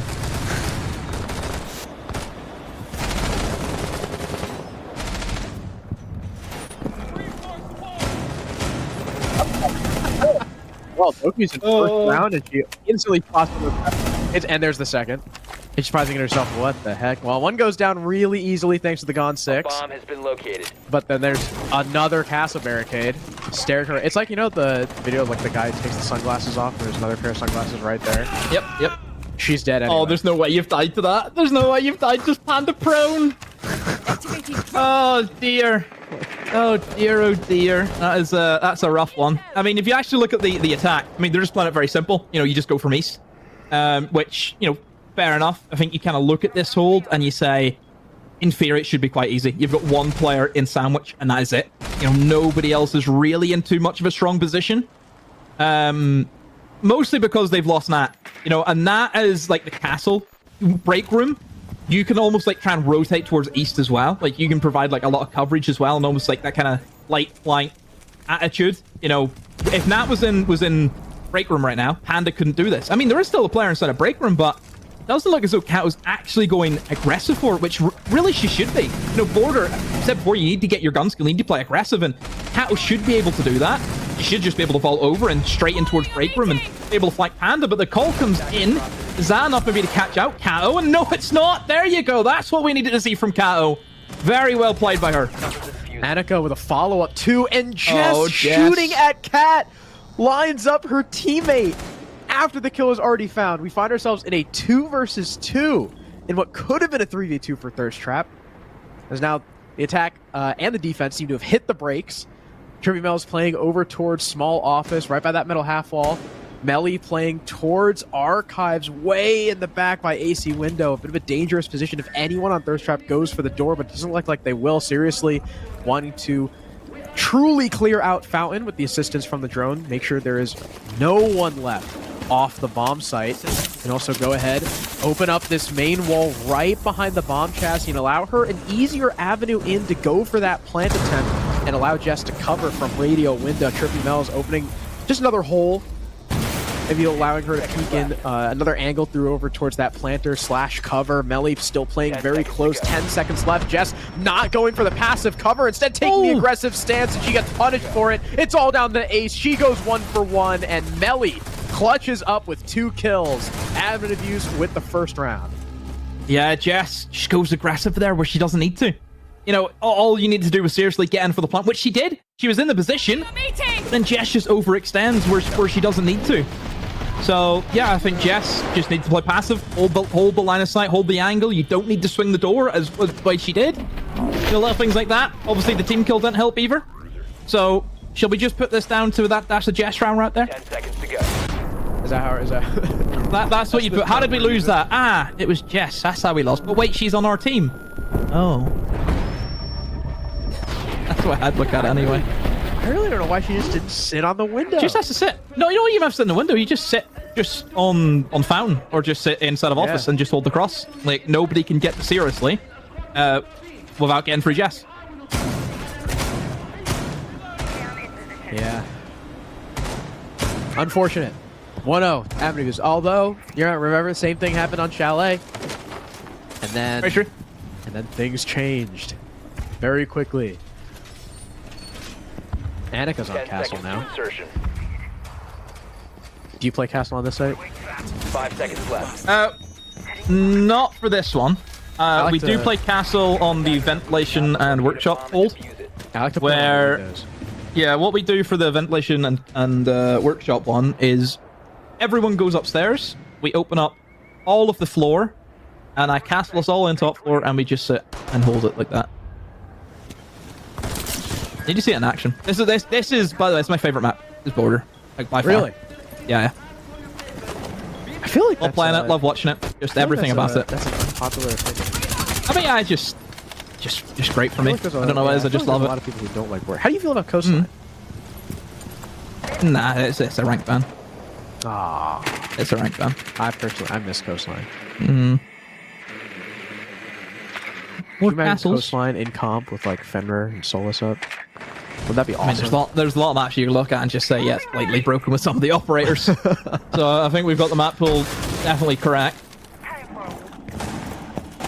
But, at the moment, it's a top floor sweep for the attacks. Captain trap spotted here and there as well. Oh, and there's another one. Good. Sure you catch that one. And a first pick. Good trade though. Straight away, Nat with a C4. Is that? Top floor control is in the hands of the attack, and with a lot of time to do so. Oh, there is this deadly flank though. C4 kill we've seen this whole so. match. I think so. Let's go. Located by a Nat with the first. I don't know what Jess was about to sledge there, but she's dead now. Down goes your main source of soft breach, and on this site, that is quite a bad loss. Cat is also still running amok upstairs. Seems to be aware that she's slowly getting pinched. Drones out now, getting shot in the back, and there's nothing she can do against seriously improved barricades. So finally, the Capcan has been dealt with. 3-on-3, but only about a minute left now for Thirst Trap to play with. Yeah, they need Nomad. I think, you know, flanks have been abused heavily, not just here, but on Chalet as well, by admin abuse. I think you need some form of flank protection. So you probably say to Sun, just switch off the Ana. You have the same gun. You know, it's you're not going to, oh, but I have the flash. You know, you don't have flashes on the Iana anymore as well. So, and you know, the ability isn't all that good. You'd much rather have the air jab. So that would be probably the change I would make. You don't have a gun 6 though. Can I call a coach timeout? Am I allowed to do that? Can I call attack timeout for them? Just let them know. Do a little bit of coaching. You can probably just at them in general. Good. That's true. That's very true. Like at the whole team and say you can actually do it, Nomad. do it in production so that no one else knows. Oh wait, We've just leaked it on stream though. Yeah, we just leaked. That's true. That's huge nade. Huge nade. It wasn't huge. 10 seconds. Wait, what? That? Oh! No! Attackers are Oh activating the diffuser. no! I don't even know what to say after that. She had the round in her Defenders hands. have located the She was diffuser. holding on to it. and then she just threw it into left field. Oh dear. Hold on. There's No one. way. There's two. No way. Hold on. Seriously, it's 1 HP. Look at her Did she HP. just get wall banged? Oh! And it's Trippy Bells! Holy crap! What the hell did we just watch? A total throw. An absolute throw. That's what we missed. From both sides, we had Nat through, and then the people she threw against threw. Wowzer. That was incredible. Oh, I thought she was sledging. Just throwing a drone. Yeah, she's throwing a drone. Integrations. But look, I mean, little things like this, you know, how should not be allowed to even get a kill up here. You know, drone work not being done. Maybe it's because they lost Panda early on. Panda was the first death, don't forget as well. You know, nade and drop. Oh, we get to watch it slow-mo. I think Nat's in the perfect position here just to get both of them, but we'll put that down to ping. Yeah, we'll put that down to ping, I think. Okay. But yeah, this just should not be happening. You know, I don't know. There should have been somebody like sat inside tellers. Like both of them stacked up together. They're not going to do each other favors. The shots. The observers, the replay ops really going in on these girls, aren't they? Like he's really showing every shot he can. Dapper does this literally every week. He's It's so mean. Funny. 10 seconds left before insertion. Criminal. I like to, when I play cast on this site, I like to put them on the windows. Wow. Look at Jane. Nomad. Attacker's objective is Yeah! Maybe, are they listening? They might be. They might Maybe be. Dapper sent them a VMix producer link. They can hear us. Yeah, look, having the Nomads, it's going to help them a lot. Again, whenever you're dealing with, again, another, I was going to say bottom floor, first floor hold. And, you know, flanks have been so well done at the moment. You know, really nobody being able to contest those flanks because they just don't have the operator for it. I think the Nomad is the perfect pick here just to lock it down. Especially whenever, you know, we said, you know, both the girls, they're playing very direct whenever it comes to their takes. You know, no split pushes really, no quick ones. It's just get the walls open, do some verticals, go into the plant. You know, very plant-orientated siege. Very classic siege, the way it's being played. So I think having that Nomad for the flanks is a necessity. Speaking of vertical, though, they did give up the sledge for the Nomad instead of the Iana or the IQ. And now their hard breacher is down, not dead. Seriously, getting picked up. Mel has Mel on the Mel has her pistol out, fighting Sun. Want to make no one picked up seriously? Yeah, she want to make the attack work for that res. Finally, there she goes. But yeah, I mean, it might be great taking this whole top four. Now you've traded out the Doki. Oh, we dead again? They don't have Sledge, and they've already used 2 breaching charges on something else. I don't know how Annika is still alive. Nat takes out Sun, so there's your Iana. That's a lot of info now gone. Finally, Annika is going to get dealt with. But again, no Sledge. No, but they have breaching charges. So that's going to be their form of opening up the angles. And again, if you're going for the ventilation plant, you only need just a little bit of vertical. You don't need to open up the entire place. It's just enough so you can cover the rotate. And you just jump in and plant one guy main door, one player upstairs. But the important thing is Jane's alive with the air jabs. You know, that's what they needed, is just to hold that down. And yeah, look, here comes the breaching charges. It'll just take them just a little bit of time. For the defense, they should be rotating out of sight or looking to retake. That should be their go-to now. They should be double sending players up towards east and trying to retake. One person goes security, one person in towards office, and you just try and go for the flank. You know eventually they're going to have to work their way down into the bomb site, but plays like this is so risky, and now the Melly's going to expose herself. Oh, she can see nobody her! reacting? Melly! Jess! Jess! Hello! Wakey, wakey, Jess! What is Jess! What? Jess! Jess! Hello! Hello! And seriously, Hello! stuck in a Banshee. I cannot believe Jess didn't get that kill. That is absurd. And because they both have breaching charges, they don't have anything to burn this gate. That's going to take damage and going to be a sound cue, but Melly overexposes herself. She didn't even peek My out goodness. through the barricade. Yay! Finally dies to Cat. It's a 1v1, and Jess is in a goo mine. There's nothing she can do. She has to run through a gate. 1 HP! Into the dick. What? Dude.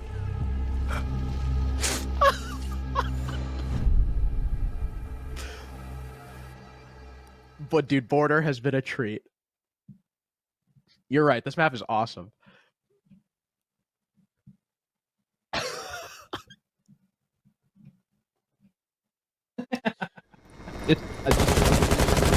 Changing back. 15 seconds remaining.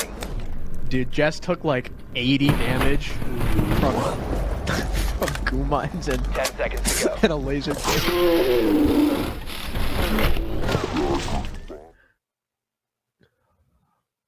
Wow. Yeah, timeout called here is that's a smart idea. I just don't know what to say. Just no words.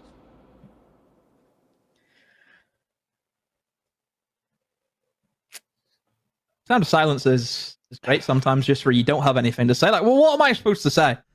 I Like, don't know. it's just like Jess got shot at from Ellie just sat in the corner of vents. All day of the week, that is a free kill. Because she can't run out of main door because there's already a player holding main door. Defenders, protect your bombs. And then I don't know. What, like, look, I think it comes down to information. Because they didn't drone the site. Jess thought it was just going to be, oh, I will hold the rotate. One player sat in main door, other person jump in the window and plant. But they didn't even drone to see if anyone's actually in the site. Bomb located by attackers. Wow, this is the first 3-round stretch we've seen so far. Well done, admin. They're doing the castle thing again.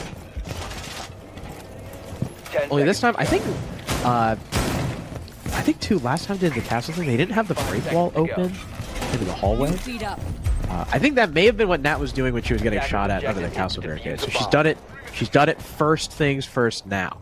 So they have a little more coverage there, which is good. Good job. Inform one of the border agents. We are setting up a medical tent for triage. Well, now, where does this place us? Because obviously it's, you know, a bit of an unflattering scoreline for first trap, obviously 0-3. I hear castle barricades getting ripped down, and I see 2 in the pocket and that. So what is going on in the setup? What is going on? All right. Yeah, that's trolling. I would say is the best of words. You don't think that was pretty epic? No, not in this. There we go. Yep, I.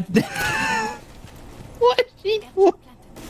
What do you mean, Castle? Why are you ripping down the barricade? It's not. No, it's not, Nat. I do that every day. It's not slow. I have the experience in that role. It's not slow at all. That was incredible. And now they have no trades. Sweet. What's a sweet? 3 kills in a row. Melly. Oh, great. It's Melly and Mel. The last 2 alive in a 2 versus 5. Melly gets spotted out. I'm reloading. Very worried about someone coming in from outside. But all the attackers are looking to funnel in. Melly's also got to worry about the player on the AC window. Does she expect seriously to be here? No, she does not. And Mel's could not have her back. Finally, she does get the trade, but the plant is going down in the meantime, and there's nothing she can do about it. Diffuser. Down, I believe, behind the bomb chassis? I actually don't know where the plane went down. I can't see the, yes, it is between the, behind the bomb chassis. She does not expect Jote to be tucked in 90. I just called her Jote, Jess Goat, to be tucked in 90. They're on the board.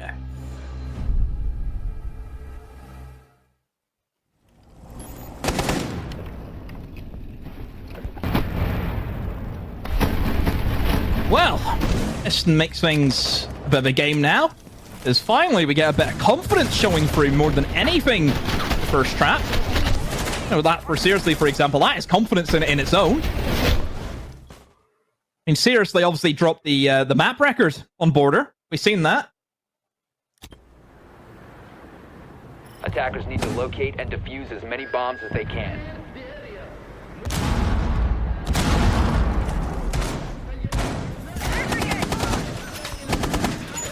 I would call her Jote.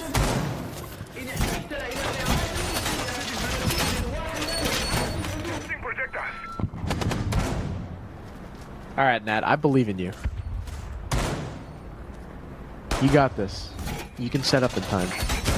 So easy. You do your little head holes in the armory. You put your bulletproof down in the armory. You then rotate over. You do the castle barricades. You do the little shotgun holes looking in towards catwalk. You do your break room rotate. You do your Brazil rotate. You do your fan rotate. You can do it in time. Trust me. 100% you can do it in time. You know what I actually notice a lot from inexperienced players, both in the women's league and even the like T3 and stuff like that. People don't do everything they need to do in a certain area before they move on. Like, for example, like you were talking about the castle, like they'll make the head holes in armory and then run over and do the castles by break, and then run back over and do the bulletproof. It's a setup. Yeah, it's a setup. Yeah, you just do it all together. Yeah, just move through the map. That just comes down to your prep, your scrim practice, which I do know that this is a map they prepped for yesterday. First trap prep for first trap prep for this map yesterday. I don't know if Admobius did, but I know the first trap they did. Really? Yeah. You're an insider. Mm-hmm. They prepped for Chalet and Border. They haven't prepped for Bank though, so we'll see what happens if we go to Bank. They were expecting the first two maps. Oh. Wait, is someone in? Someone's already in security, yeah. And that is... Oh, wow! Oh! Lean! What? Why is there no one inside security, though? Did they forget? I don't know, but now everyone on two the players defense down. is dead. Oh! Another player in cat room. Cat! What? She can't get What's going on? The plant's going down! Planting. Oh my word, this is genius! This is genius! And then they just went off repel! This is such an easy post-plant to play! Such an easy post-plant air jab as well! Oh! Oh, she has no idea about Jane. She has no idea about Jane! She's gonna be absolutely focusing on Jane, hasn't or on towards Jess. Yeah, this should be an absolute freebie for Jane! And it will be! Wow, I mean, you have to give credit to Jane there. A bit of initiative. Seeing that, you know, they're all nowhere near the site.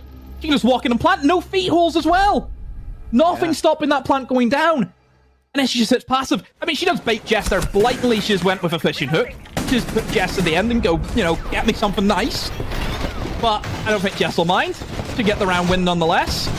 But what a cluster in towards that mid round. Like, I don't even know what happened. Like, nobody inside security from the get-go. Like, yeah, just, wow. Yeah, 3 people died simultaneously on defense, and then Melly and Cat have 2 frags. But yeah, good call on the plant. Wow. I'm not lying, after the flurry in the mid-round, I really thought Admin Abuse were going to have it. And then I saw the plant was starting to go down. Yeah, that just comes down to just good decision-making. Yeah. Especially for the armory. Like, getting the diffuser down on top floor armory, it is like one of the hardest retakes to go for. Because you're just swinging into a massive open wall 9 times out of 10. And you can just sit so passive back in catwalk, getting the repel, just pull from security. It's just so difficult to retake it. 5 seconds left. There's Trap to bring it back. 2 rounds in a row now. Attackers are moving to defuse the bomb. See what they can do on the last attacking round on vents. Another round where they looked like they had a pretty good advantage, and then stuff went awry. Is all I'll say about that previous attempt here. Now, one of the things that really killed them, you know, as we've talked about ad nauseum, is the drone game. But here we are. It's getting better. They had pings on Kato. Seriously, I believe shoots her through the barricade. And Kato, I think her and Tricky Mel's were the 2 players upstairs last time that really dealt damage to Thirst Trap. Now the Womai is dead. But Melly killing seriously from... Was she on the window? Looked like it.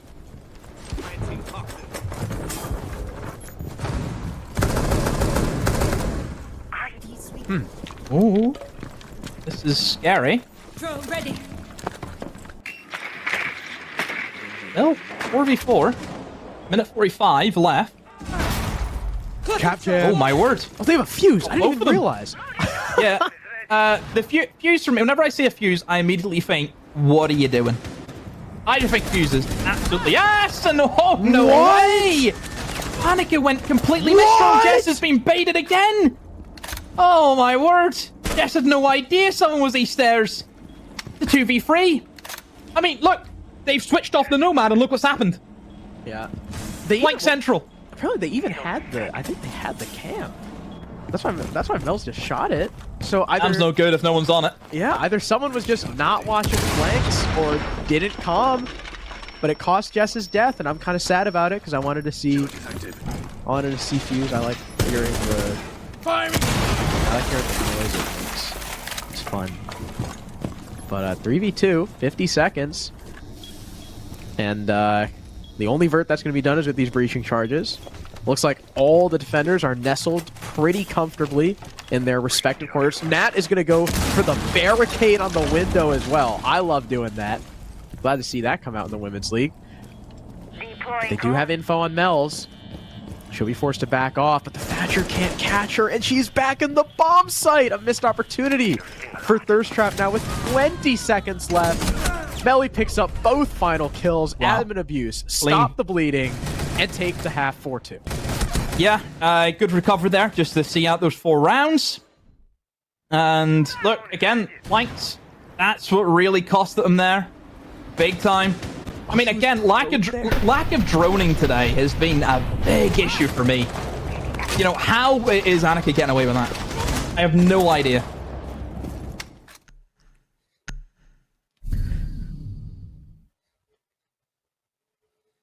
Dokovi, Lion, Finka. Fuse! Why are they bringing Fuse? I hate Fuse so much. At least with, like, some sites, it's like, oh, yeah, no, you get rid of all the utilities. No. How many times did you see Fuse played in the grand final of SI? Once. Thank you. Go again. He's just terrible. Simple as that. No. If you died to a Fuse charge, what you doing? All I'm saying is that sometimes I can see the thought process of bringing him for like a downstairs bomb site. Why would you ever bring him on a top floor bomb site? I mean, just in general, why would you bring him?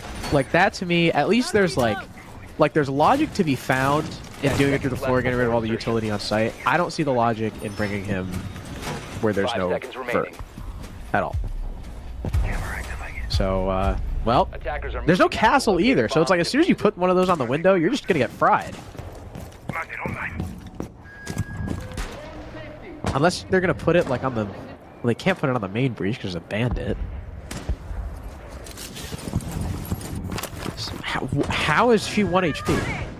What just happened?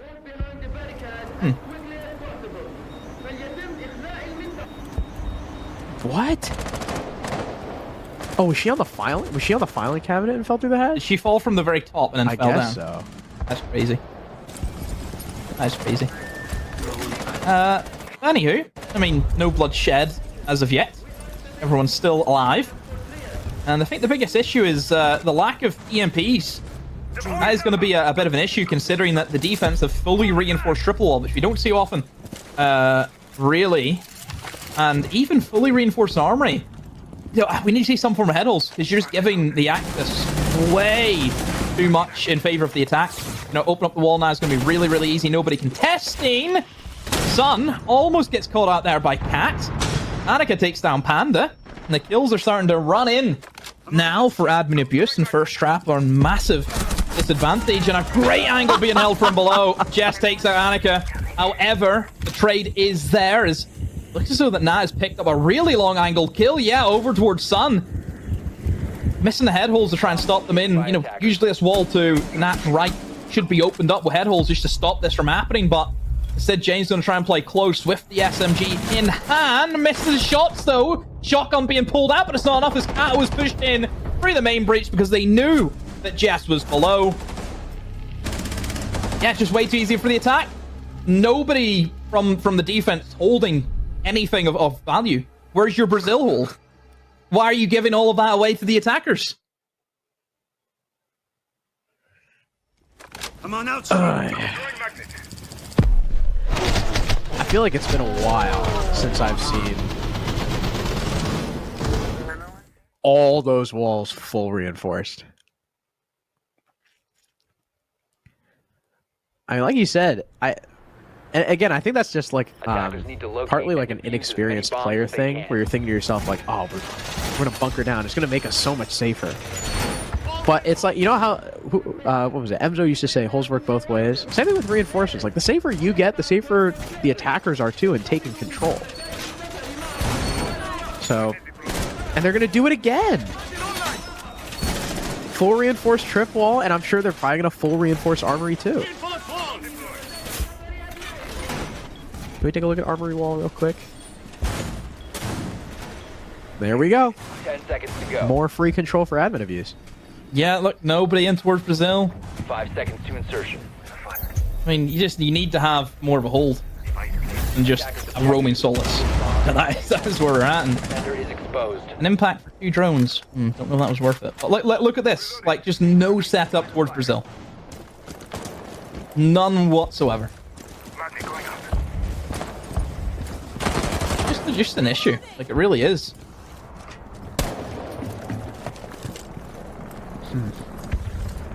Swapping mags.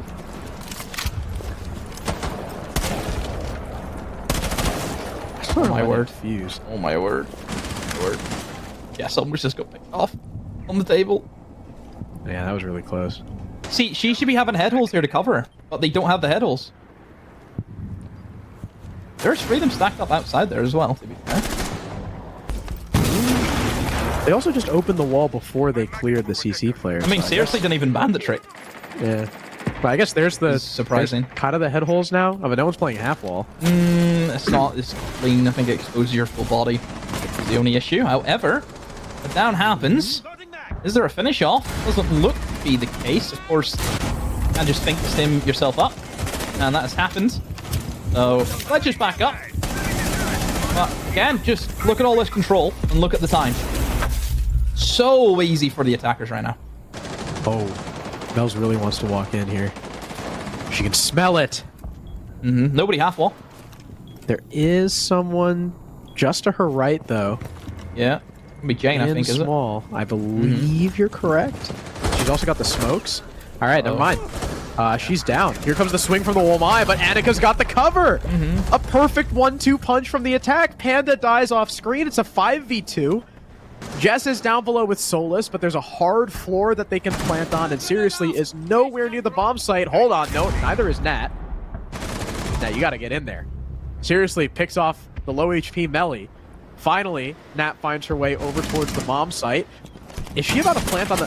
Planting on the soft floor? Please plant on the concrete. All right, there we go. Seriously, he's down. And now, the round is unwinnable. Admin abuse. Up. What is that now? 6-1? 6-2. 6-2. 6-2. Yeah, you're right. It was round 8. Yeah, look, the armory, you need to extend. You need to try and hold at least 80% of the map. You cannot just give away half of it right from the get-go. Because it's just so easy then to walk in and plant. You need head holes, you need to play aggro. Because if you put head holes in towards armory, and then you play somebody in Brazil, those 2 players support each other. Because the player in Brazil cannot get walked up on from the balcony if the head holes are there. And vice versa, nobody can really touch the half-wall player if someone's in Brazil. They work in conjunction with each other. If you don't have one without the other, it's just not going to work. Attackers need to locate and defuse So as many I bombs think as they can. definitely for first trap, they need to think about what they're doing for that border top floor. You know, I know they don't have the Izami, it's difficult. But look at first trap, they were making do with the castle. Attackers have located a bomb. We have to welcome that. We've still got Fuse. Yeah. Setting the welcome mat. She's gonna fuse the hatch. It's gonna be 10 awesome. seconds to go. See, like, why would you not keep like Ace Attackers and are just moving swap to defuse the Fuse bomb. for IQ for Grim? Yeah, I mean, look, they've got the castle now, which is good, but it's not on the site that we wanted, which is probably then the only issue you'd say. So we know they have a castle in the locker, just why is it not being used for top floor? You know, but looking at the setup again, no upstairs pressure. They've extended in towards Vincent. All 5 of them are currently in workshop. Why are all 5 of them here? Get into customs! You need old customs as well. You need a customs player. Oh, did she see one of the cams? See some mute cameras? I think she saw whoever that is, like, to her left on the cams. Yeah, it was Castle. Castle was on the cameras before. The hand is off of him. See, I the guess only issue so. with that castle barricade is then it actually hinders the defenders quite a lot. Because I always think for bathroom tellers, you need to have a good retake strategy. My preferred way is Oryx up the hatch, which works quite well. But if you castle off that door, it means you can't walk freely up free metal in. That's the only thing it does. It kind of restricts your defense a little bit. Yeah. You know, Melly's sniffing. Melly sees a weakness and finds the weakness. Jane just gets completely caught out, jumps in for the frostmat. Yeah, this is what you need to expect from Border. You can go fast. You get that one pick, and it almost crumbles the Jenga tower. And here you go. As easy as you like. Oh, almost a third, but couldn't see her behind the bomb chassis. Ooh, Two. hang on a minute. Clap back for Thirst Trap. That's the Sledge of the Lion dead. Cato. Attackers Very will cover important the operator diffuser. on Border. At least we still have Grim. And Demo, we have Fuse, your favorite. And Annika is going to continue to cluster charge her way through the Wow. bomb site. It's done absolutely nothing. It's not going to hit anything. Oh, And what a that swing. gets pre-fired by Panda. And she's going to The castle the doorway back up. Would have went straight upstairs. Bit more pressure on them. The Sun is going to be protected on the big ducks in towards waiting. So she can play very aggressive now in towards that blue corridor. Will drop, and great work from Panda holding down the fort. Oh, Mels gets killed from the feet holes. Didn't look good for the start. You know, Melly got in with the sledge. Great opening. Got in, find another. And then just the bounce back, the response from First Trap. This is what I just think that First Trap need to be just ready for, is stuff like this, because it's Border, it happens. Especially if you castle off that waiting. You know, if that waiting door's open, Melly can't do what she's just did.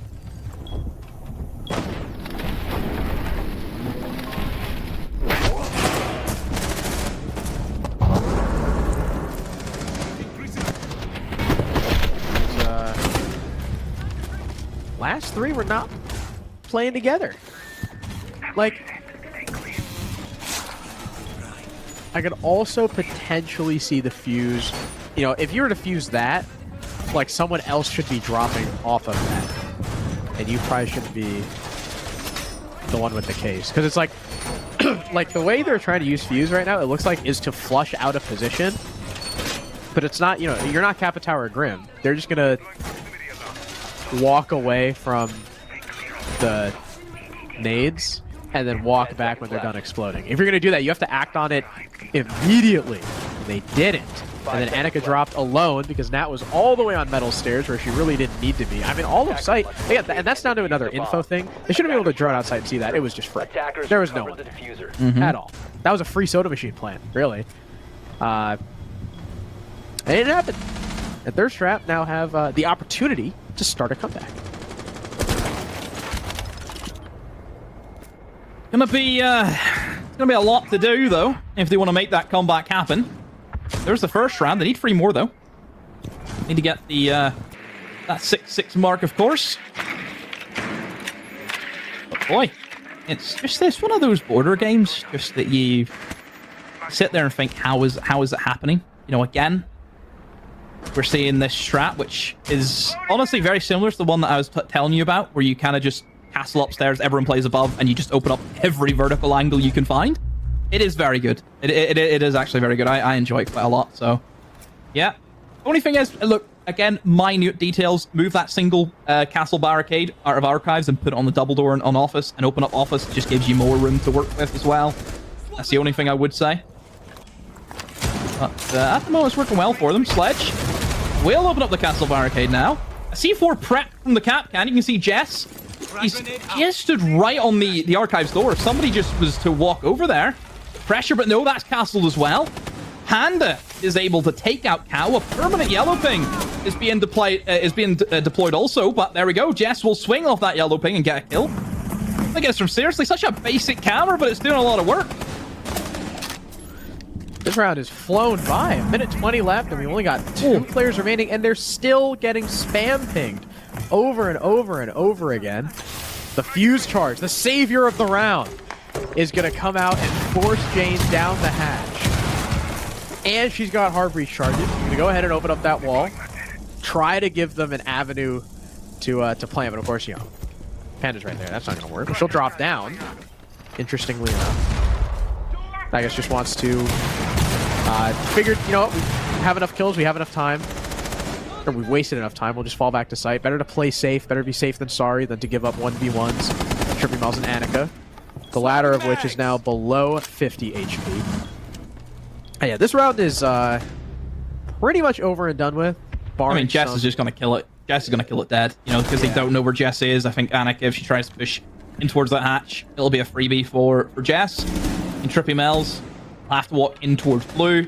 Not a very difficult angle to kind of go towards. There's like 4 different crossfires they can be set up onto her, but Annika, yeah, now rotating towards Trippy Mel, both stacking up together, and it should just be a slaughter. It really should be. They walk forwards. Again, Case has to be planted. Jess is up here hunting shadows, but look, she can just play above, hold the angles, and is going to do that from blue. And yeah, round 1 for first trap. So slowly, but steadily, getting back into the game, but they still need 2 more rounds.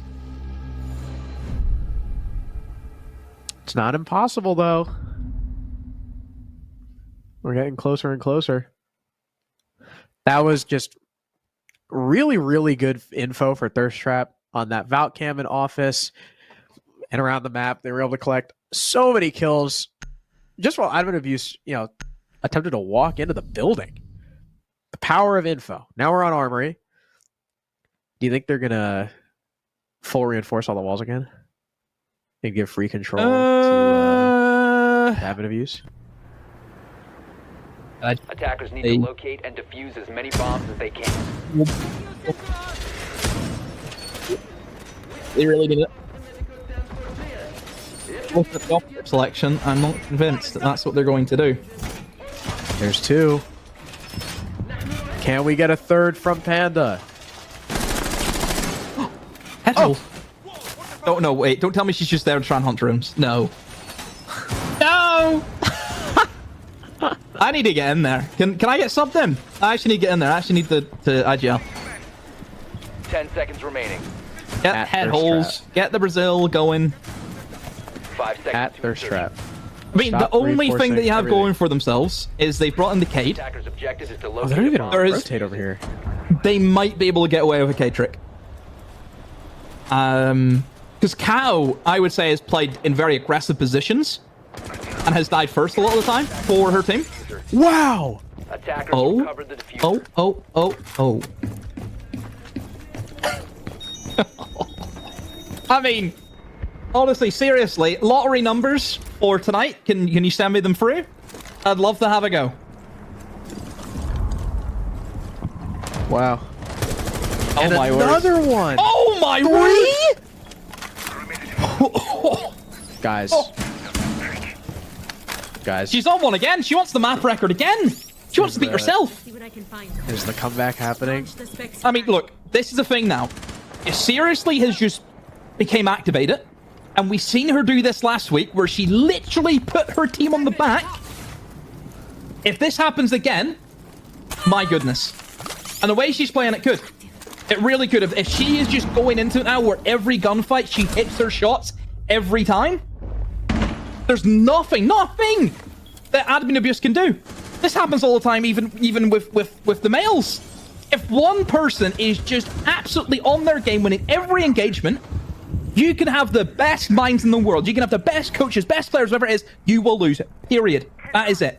If one person is out of their skin, playing like a house on fire, you can't do anything against it. That is it. And I think people need to accept it. That's Look at 4. that. See what I mean? Wow. Every engagement seriously goes into she wins. Every time. Like, you know what I mean? Getting serious Solotov vibes from Seriously. Yeah? Serious Solotov vibes. That is crazy. I'd be pissed.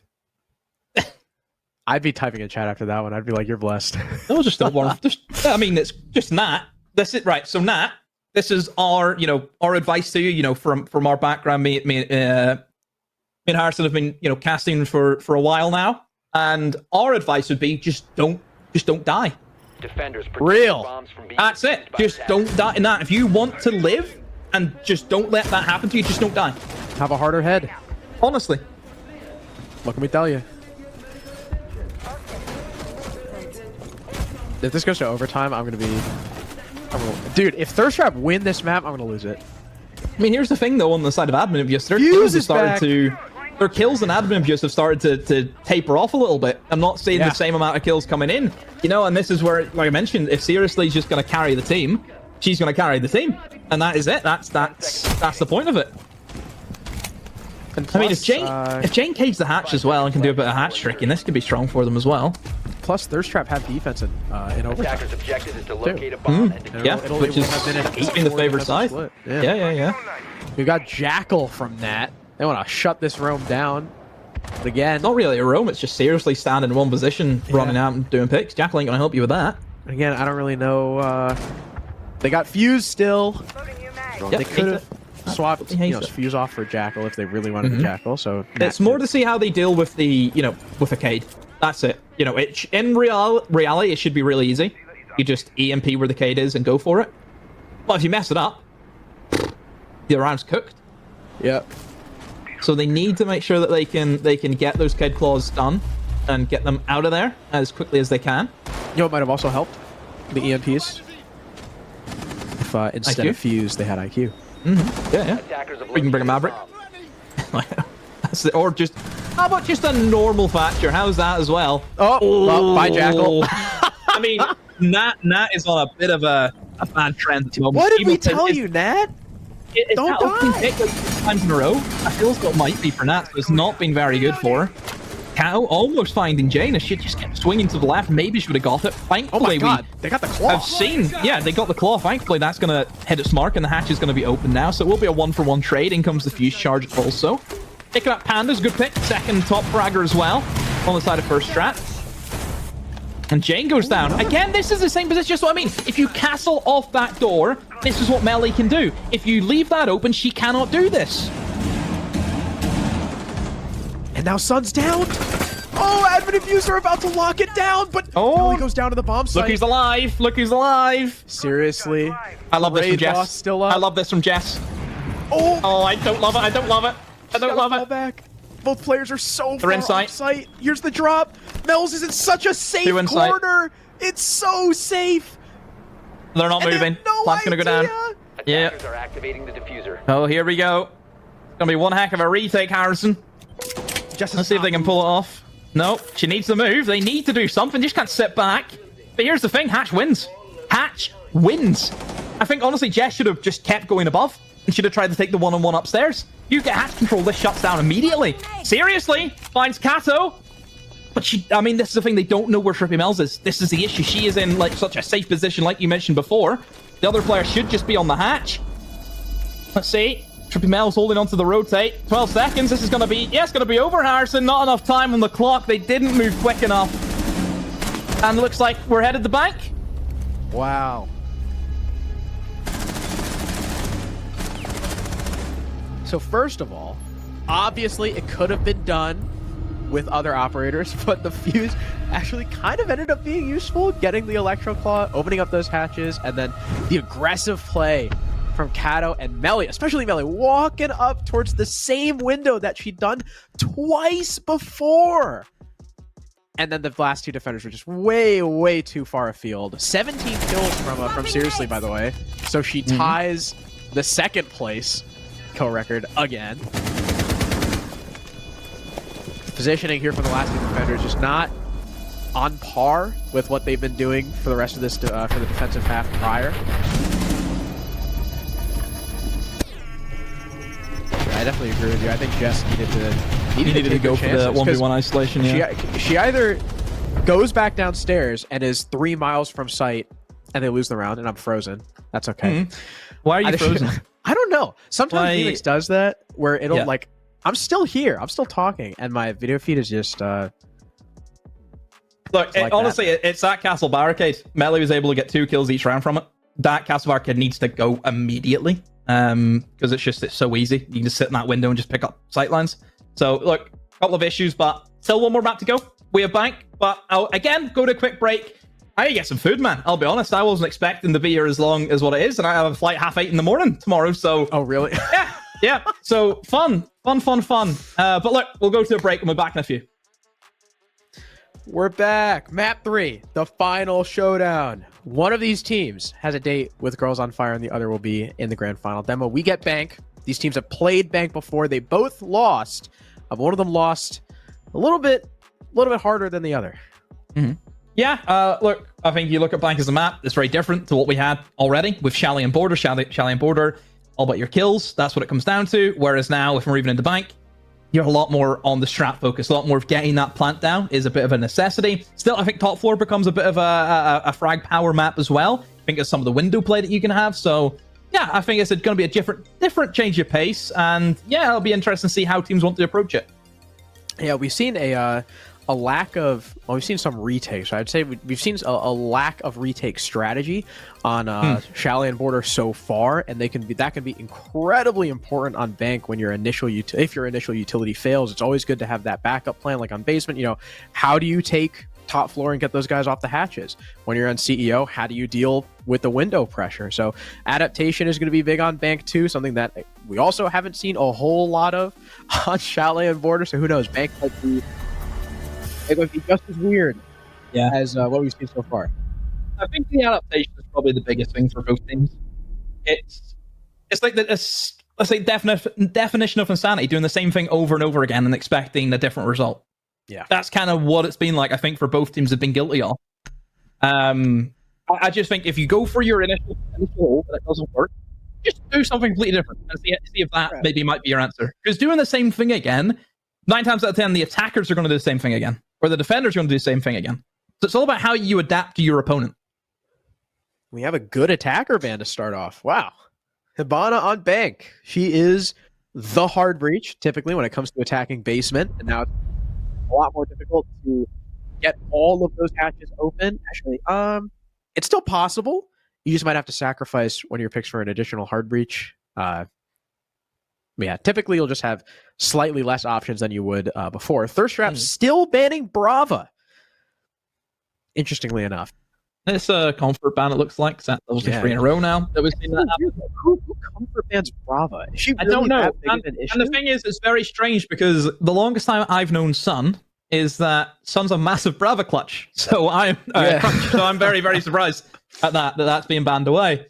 But look, I think whenever it comes to attacking bank, everyone look towards that basement.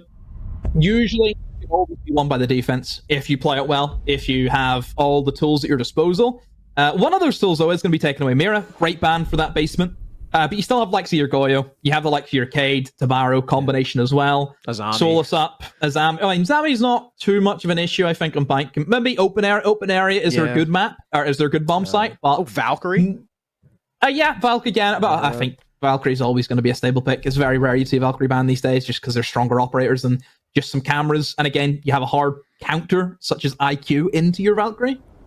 But yeah, I think the mirror ban it's going to help admin abuse whenever they get onto obviously their attacks. But starting off in the defense, hopefully they have a good substitute for the kind of hole that you need to have. And looking at it, yeah, it's good. I like what I'm seeing. You have the Goyo, you have the smoke, you have your denial there, you have a C4s also. And it looks as though they're going to try and maybe do the Iruni trick where you place the Iruni gate on the hatch, you have somebody stand on the table below. Then whenever the Iruni gate, or whenever they place hard breach gadgets, thermite charge, whoever is on the hatch, you jump off the table, Iruni gate slices through it. So I wonder if they'll go for that play. Attackers have located it doesn't look, have they? It doesn't look I think they're just going to be under. Oh. They haven't went for it. Very sad. I'm a little sad about the Mira ban too. I was kind of excited to see Mira finally get played after she's been left up, and we've seen no Mira so far. I was like, oh, maybe we'll see Mira, and then I'm gonna have to get Nat. I'm gonna have to show her. I'm gonna have to show her the Iruni tech. I'm gonna have to show her the Iruni tech. I'm happy to see Jess playing Maverick though. I think immediately, Hibana's ban is gonna be difficult getting through. Probably you'd probably expect a Cade Tabaro. So Thatcher isn't going to do a lot for you if you're expecting that. Obviously, they don't know the operator selection, so they played it safe, went to the Maverick. So, yeah, Good, really good selection by Jess here. I'm kind of surprised, and I hope it comes out in later rounds that admin abuse maybe start having a little bit of a roam. If they read into this Maverick play, because so far Thirst Trap's biggest issues have been time, and Maverick is real slow. So if you can play on that on those top 2 floors and delay as much time as possible, then by the time the Maverick actually gets done doing his job, they're not going to have a whole lot of time to set up for the execute. So we'll have to see how Thirst Trap's time management is and if admin abuse end up reacting to it. The Jackal also going to speed things up just to make sure there's not a whole lot of roam presence. There isn't any roam presence. Really, the only player offsite is the furthest offsite is Melly here on blue stairs. The mute here rather than the smoke. So I guess Trippy Mel's is focused more on the plant denial, and Melly trusts her shotgun SMG-11 combo. Oh, actually, Mel's is playing below her in server, so I guess maybe the smoke is still gonna help out here. Well, they're missing, in my opinion, one of the best operators that you can bring for the attack, and that is gonna be your Monty. Monty is the king of getting in towards that server. You can send him in free dirt if you want to, or send him down the stairs. Server holes are difficult, as we know, sometimes to deal with. But I just think Monty makes it so easy. Like, it's Monty's best map by far. He is the best operator, I just think, in general for it.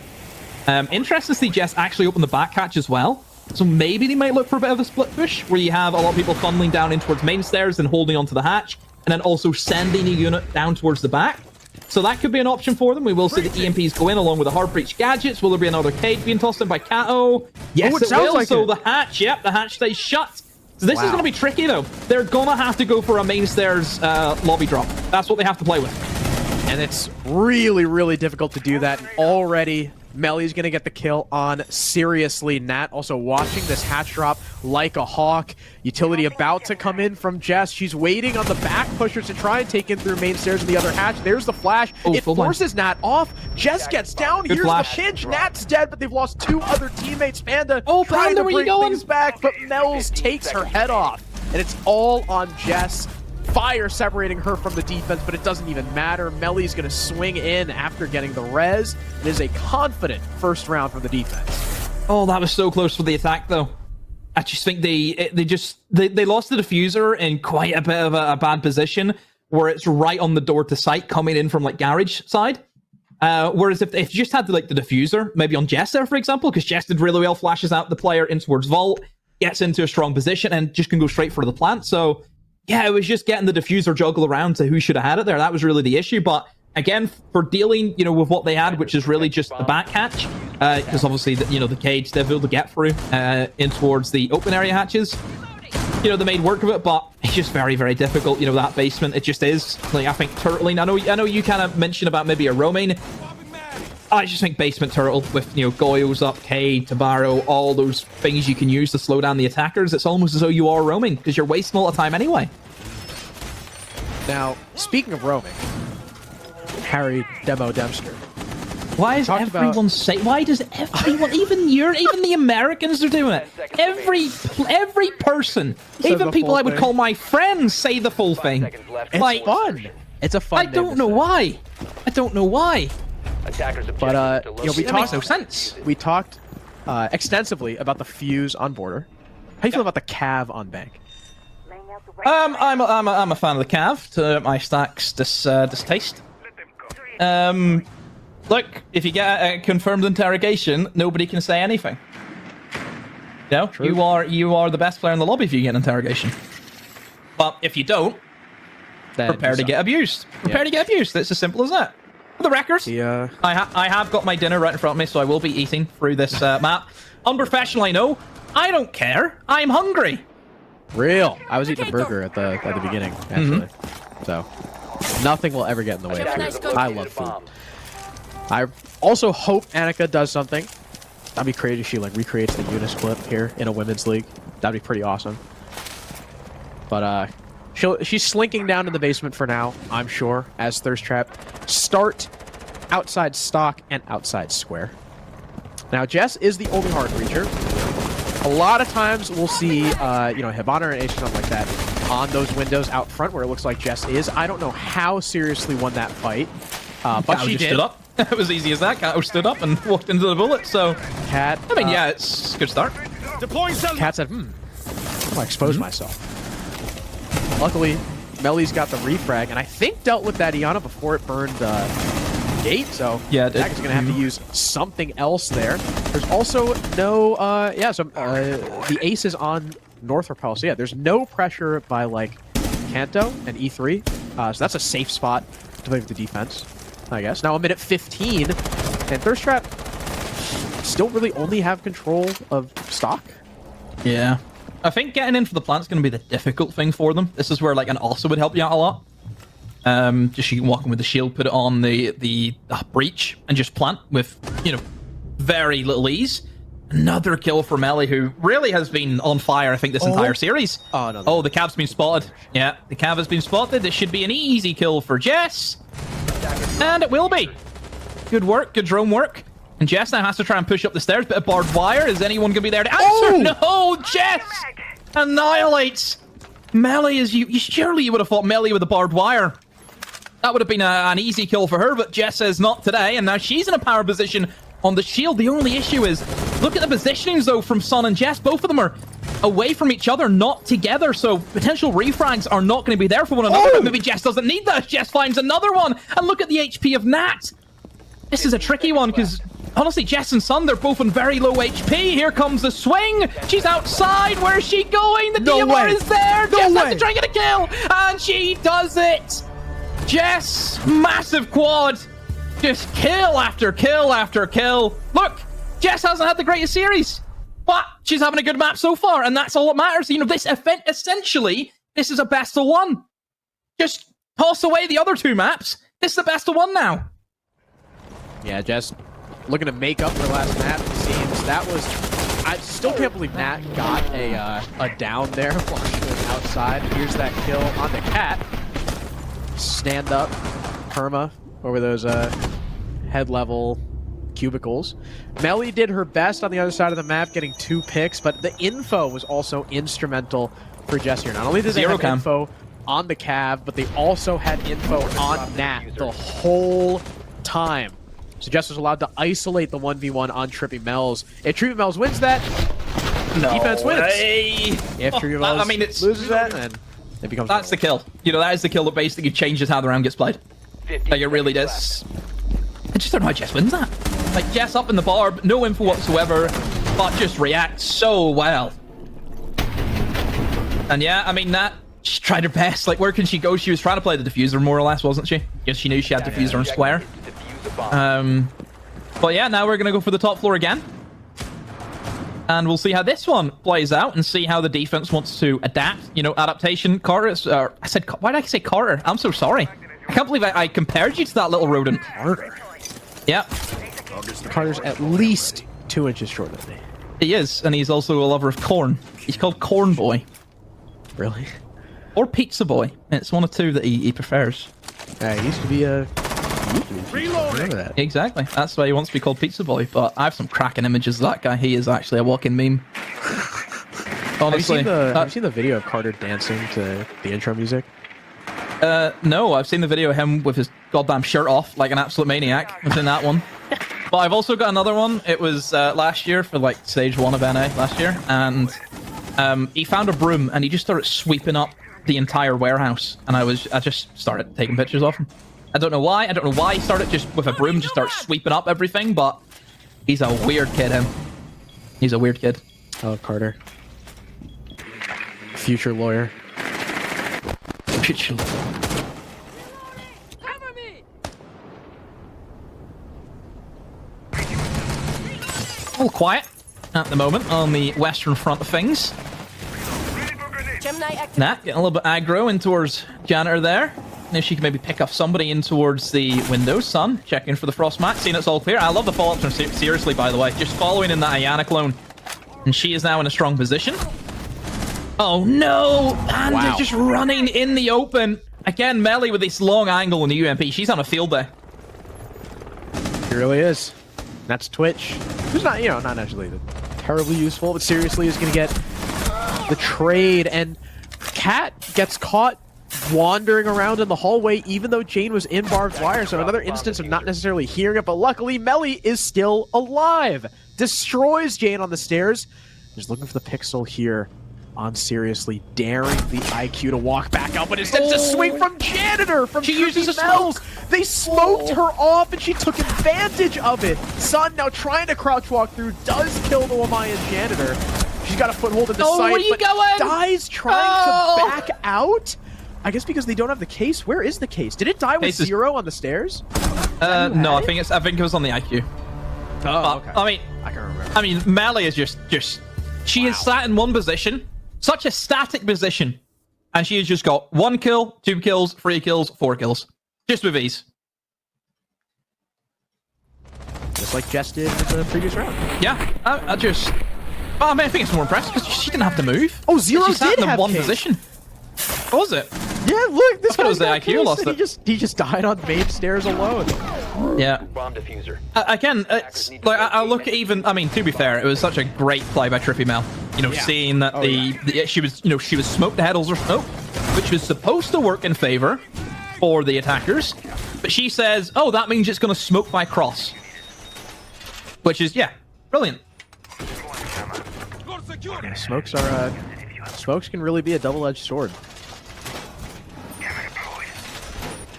That's why they should be playing Glass. I love Glass. I want to see more Glass. 10 seconds remaining. I'm actually really happy that people are kind of use him 5 like seconds to like go. we were talking about the like rushes and on border and stuff like that. I love Glass. I miss Attackers 160 must locate damage and Glass. defuse a bomb. Excuse me. You heard Do me. you want 2-tap Jackal back as well, then? No. Were you even around? When did you start playing this game? How old actually are you? I've played since the launch. Really? Yes. Yeah, Nice. I played Glass before he had thermal, but when I played on Yeah, you're- console, you're I nuts. was He was actually so I was a degenerate. I just Well, love like this game's been- one tapping mirror to the chest, like So many changes in this outright game. dead. Like, do you remember whenever Twitch just looked different? Like her actual model Yeah, just looked different. Do you remember that? Yep, she looked completely different. Like, dude, You know? Smoke had C4. Smoke was thrown like the Have had the C4, Frost arc, had C4. Sniper 90, like the auto shotties. I mean, even the smoke, like actually throwing smoke grenades was like horrendous. You had to get so close to it to actually use them. Like the C4 arc. When the Yeah, it was C4 like arc sucked, it was just so too. limp. It was like Yeah. so bad. Bomb located by What else attackers. happened as well? It is crazy how different the game is. I mean, even Legion. I mean, yeah. even Legion being invisible. That feels like that was recent. It was actually ages ago that change happened. Or even like sometimes I feel like Hibana being able to change how many pellets she was shooting. About yeah, only 6. Yeah. Yeah, Thermite nades. Dude, thermite being the only hard breacher. Remember, like year one, like if crazy. your thermite got spawn peaked, it was just over. There was no recovering. Recovered the bomb Thatcher not having the diffuser. The diffuser. was it the L8 in his kit, even though, or was the AR in his kit? Wait, he didn't have a gun in his kit, even though it was player modeled. Oh, it was the it was shotgun. the Thatcher shotgun. didn't have shotgun, Yeah. even though he was stood with a shotgun in his hand. Crazy. Yep. That was funny, dude. Mute without SMG 11. Oh my word. Sledge dude- with SMG 11. Yeah. Or like dude, there have been so many crazy. Sorry, we're just reminiscing, everyone. Apologies. really are. Oh, Oh, brilliant. yeah, Brilliant. Maverick is not safe for the lineups these days. Maverick is such a difficult operator to play since those arcs came in. Oh, and Panda's position in garage should be known, but Never mind. Never mind. Deary me. Attackers dropped the bomb diffuser. I don't think it matters though. I think they're in a good position here, and Oh, yeah. yep, looks like they are. that was really funny. More than that.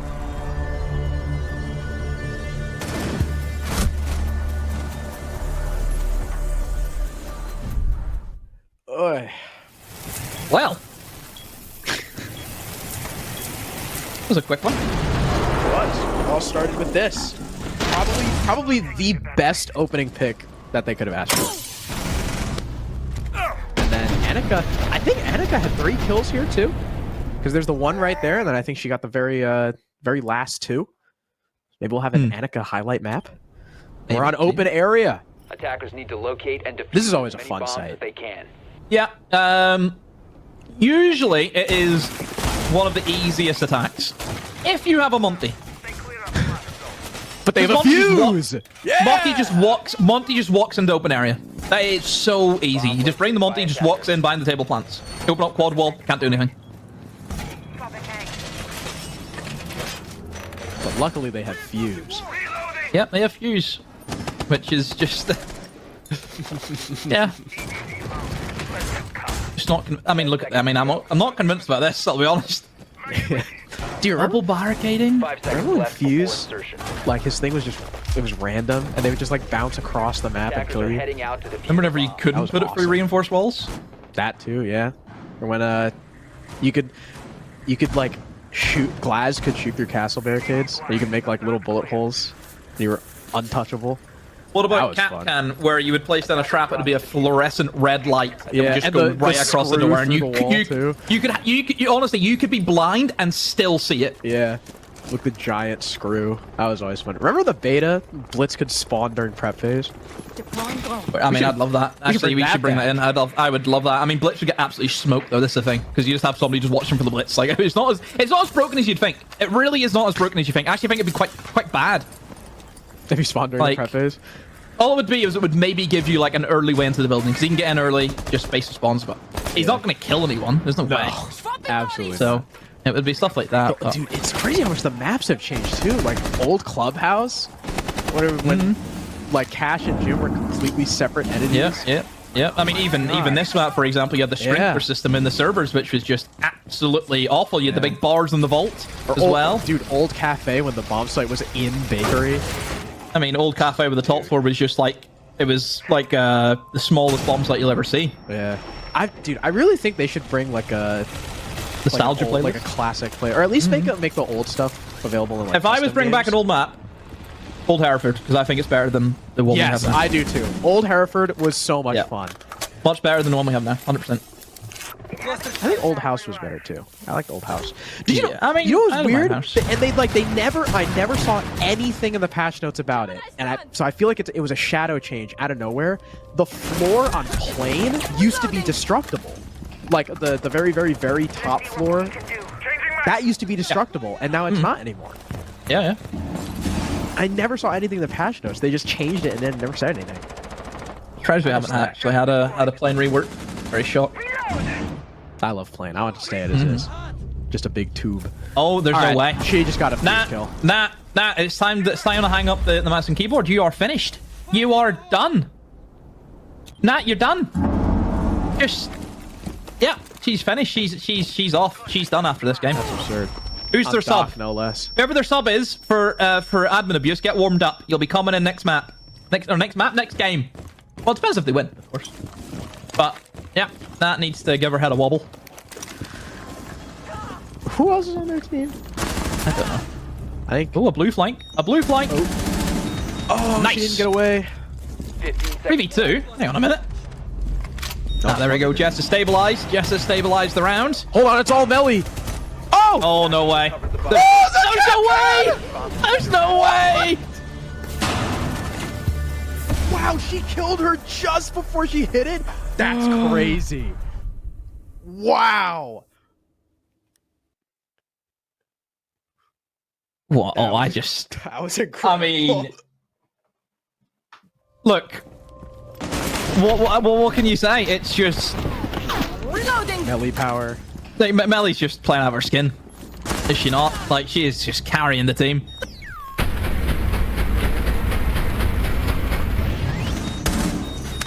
You think it's looking good here? Come on, seriously, she had 4 there. Yeah. Dude, the I just- timing on the Iana kill is just absurd. Recovered. Wait, how many Selmas did Jess have there left in her That's a pocket? good question. I don't know.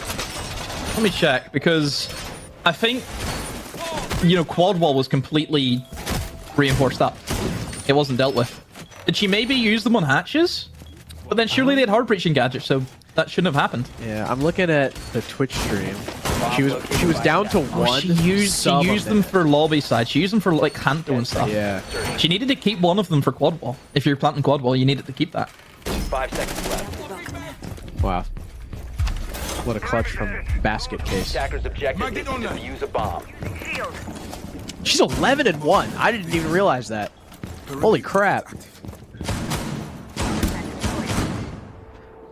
I'd say she might be going for the kill record, but I don't know if this map's going to last long enough.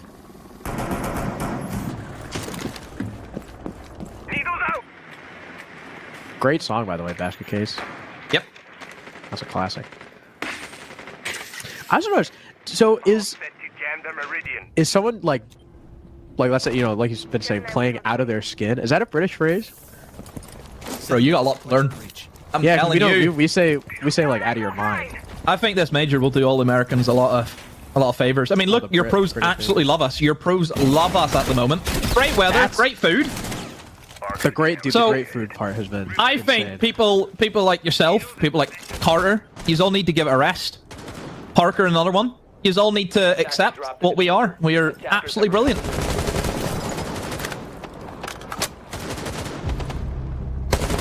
Oh, Melly with the opening pick on the same angle she's been playing, but finally she gets smoked with the MP7 by Seriously. Nice shot. Switching to ER. That's her second death. She just went from at a 12.0 KD to a 6 in a matter sad. of milliseconds. So sad. Just washed. I mean, this is a tricky position that you have to deal with. The shield, of course, is the reinforced wall. So Annika's in a fairly safe position. Need to get Jane over with the nades. That's what they're missing. Not as washed as that. So true. Real. Like, so many true statements this round. Oh, if they not realize this shield's an issue, well, now they see it. So hopefully you expect that somebody's going to deal with it. Attackers have dropped the bomb. Attackers recovered the bomb diffuser. Come on, Jane, get in there. There we go. Shield gone. Annika's just out in the open. She's going to stand her ground, though. She's going to swing, catch Jane. I think Jane was reloading her weapon. Annika's still going for another one. My goodness. Did she find a third? Is the ace going to overexpose? Oh, here comes Nat, now looking for the head hole. She's got to tussle with Seriously. Evades the 0 for now. There's another player on the long angles, and that's the perfect time for Nat to swing. It's all up to Jess. 1v4, and there's Annika from the window, finally! The ace overexposes to the doorway. Was that 3 kills for Annika? Yeah. She's having 3 kills that should never have happened. Should never have happened. You know, she gets like classic siege timing if you're Jane. You know, like reloads the gun just as she swings. But, you know, here it is. You'll see it. Literally just catches Jane right as she goes to reload here. She's on 17 bullets. Right as she goes to reload. Honestly, so rough. Really is. One of those. Sun needs to get this kill back, though, don't she? She needs to win that. Bomb diffuser. Wowzer. Yeah. Well, 5-1. timeout. I mean, they've called the timeout going into their defense. I think this would probably be more of a timeout to try and get the morale up more than anything.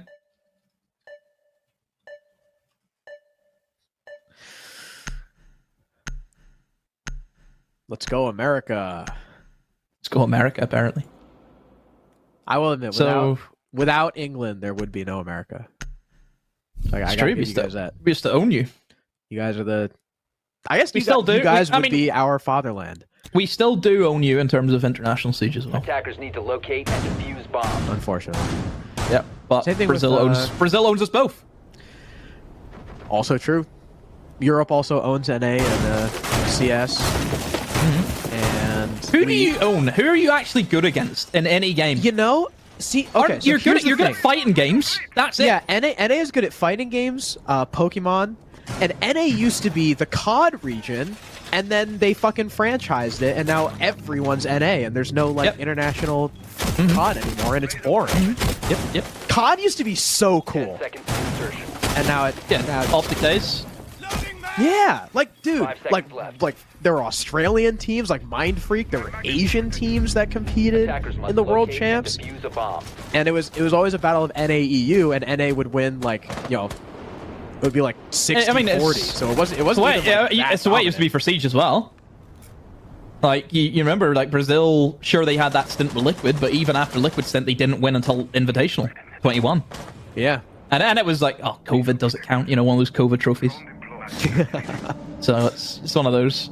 But then obviously, like, now it's undeniable, isn't it? Dude, it's, you know what's really funny? Unrelenting. America isn't even the best at, like, baseball anymore. That's Japan. How's that possible? Did you see? So there's the World Baseball Classic every 4 years, and Yeah. the final was America versus Japan, and Japan won by 1 run. It was crazy. Shohei Ohtani is the GOAT. Hatch is Love that opened. guy. Here we go. Oh, Oh, seriously? What? No! Switched at the worst possible time!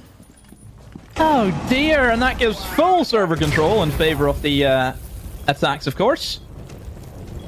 that should. And now all they need to do... Oh my word. There's no way. There's just no way. Are Thirst Trap demoralized at this point? I think it's done. It seems chalked already. I mean, Goyo's already being popped at 1 minute 40. Wow. And no C, they didn't bring any C4 either, so it's all just Jess's It gas. feels cooked. That's it. It feels really cooked. That's all they got. Look at the bees. I mean, just look at the operator selection between both attacks. Like straight away, I'm seeing a Capitao and a Greyman. I just think that makes all the difference with the executes. Like it really does. You know, like it's just so easy. 6-1. Timeout did not help. Nope. We are 1 round away from a 50-50 shot at Nat winning her own lead. I mean, don't forget, for First Trap, they still go again, which, albeit, they go again straight after this game. There's going to be a long night for them. Very long night. So, And they already beat them, too. They already beat Girls on Fire. that is true. Well, maybe Girls on Fire, I mean, they haven't had to play, which is a massive thing going into it. So they'll feel, you know, pretty good. So yeah, it's a tricky one. It is very difficult.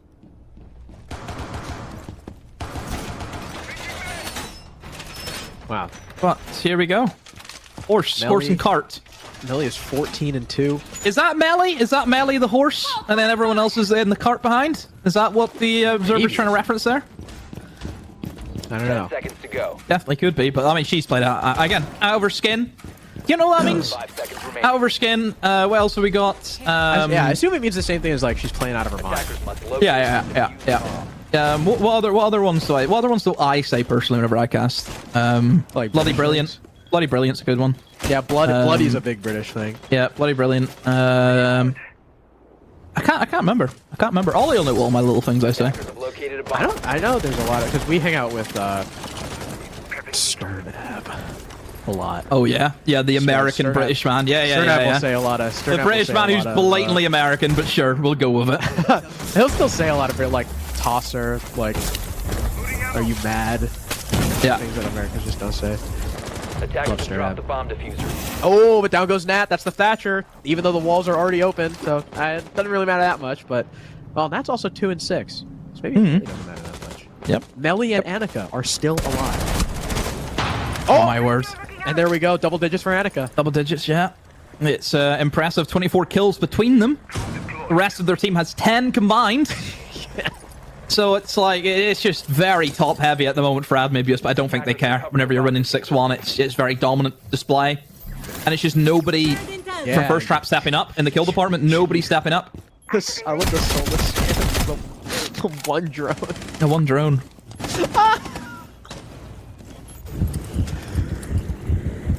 Sorry, that was really funny. Now what did they do? Where are they going to go? Still a few castle barricades in the windows as well.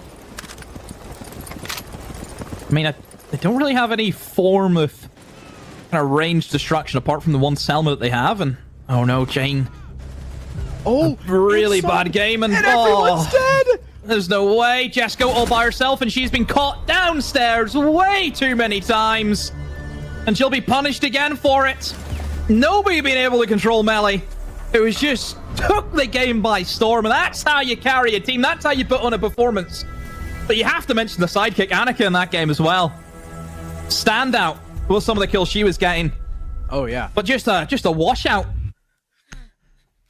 couple 3K rounds for Annika. 17-2 for Mellies. Now we have a Wow. three-way tie for second place in terms of the kill record. This leadoff kill right here onto Seriously. You take down the Legion so early. You take down a site player, and then Melly pushing in from the backside. Yep. And there was really nothing that they could do after that flurry. Yeah. Nothing Jess could do.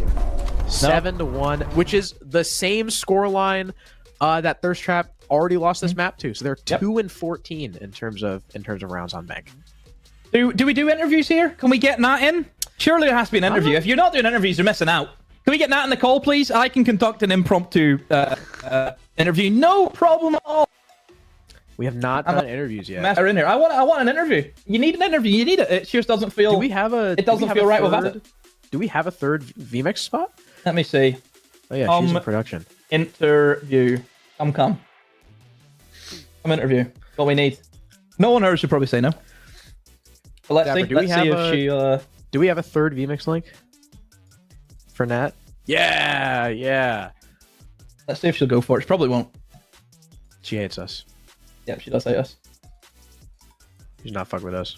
Oh, she's not coming. Not gonna come. She has not responded. I think she's seen it. Well, is she not interested? Terrible. I guess that's it then. Terrible. That's it. We're done. That's game one. That's what So I'll you lose can her go- interview. You can go catch your flight in however many hours Oh yeah. that is. Mhm. And then, 8 hours. I'll be up again in 8 hours. Oh, 8 hours? Ah, it's not terrible. All right. Not bad. Oh. And then we got another game after this, though. Oh, Nat's She's here! joined. She's joined. She's joined. here! Nat, Oh, Nat. you need to click the VMix link. You click the VMix so we can hear you. 3EGRBI. We're eagerly awaiting her arrival in the VMix, so that everyone can hear you. Nope, still nothing yet. Is your microphone selected? Do you know how VMix works? But yeah, Well- yeah. You idiot. Of course she knows how it works. My bad. That's fine. We don't need a camera. All right, we have another link. We have a separate link. We're Separately. getting this goddamn interview. We're getting this interview. Are we good, production? Still not. No. Still not. Can we not play her through Discord or not? We're plugging plug her through in. Discord. Plug her in. Mm-hmm. No, we want you. Because you own. We're the gonna league. we're gonna talk. Yeah, we're gonna talk about this blatant match fixing. You're gonna win your own tournament. Like, what is this corruption? You know, what's this about? So we need the answers. People want answers. No, this was your idea. No, this was your idea. No. Whose idea was it? Yeah, exactly. Thank you very much. Because I know it was your idea. Because you told me. Yeah, who runs staff? Yeah, you did. Who runs women's TMs? That's you. No, it's you. So It's you. It's you. Yes, Wonder. Yeah. So you're telling me Wonder could let me in if he wanted to?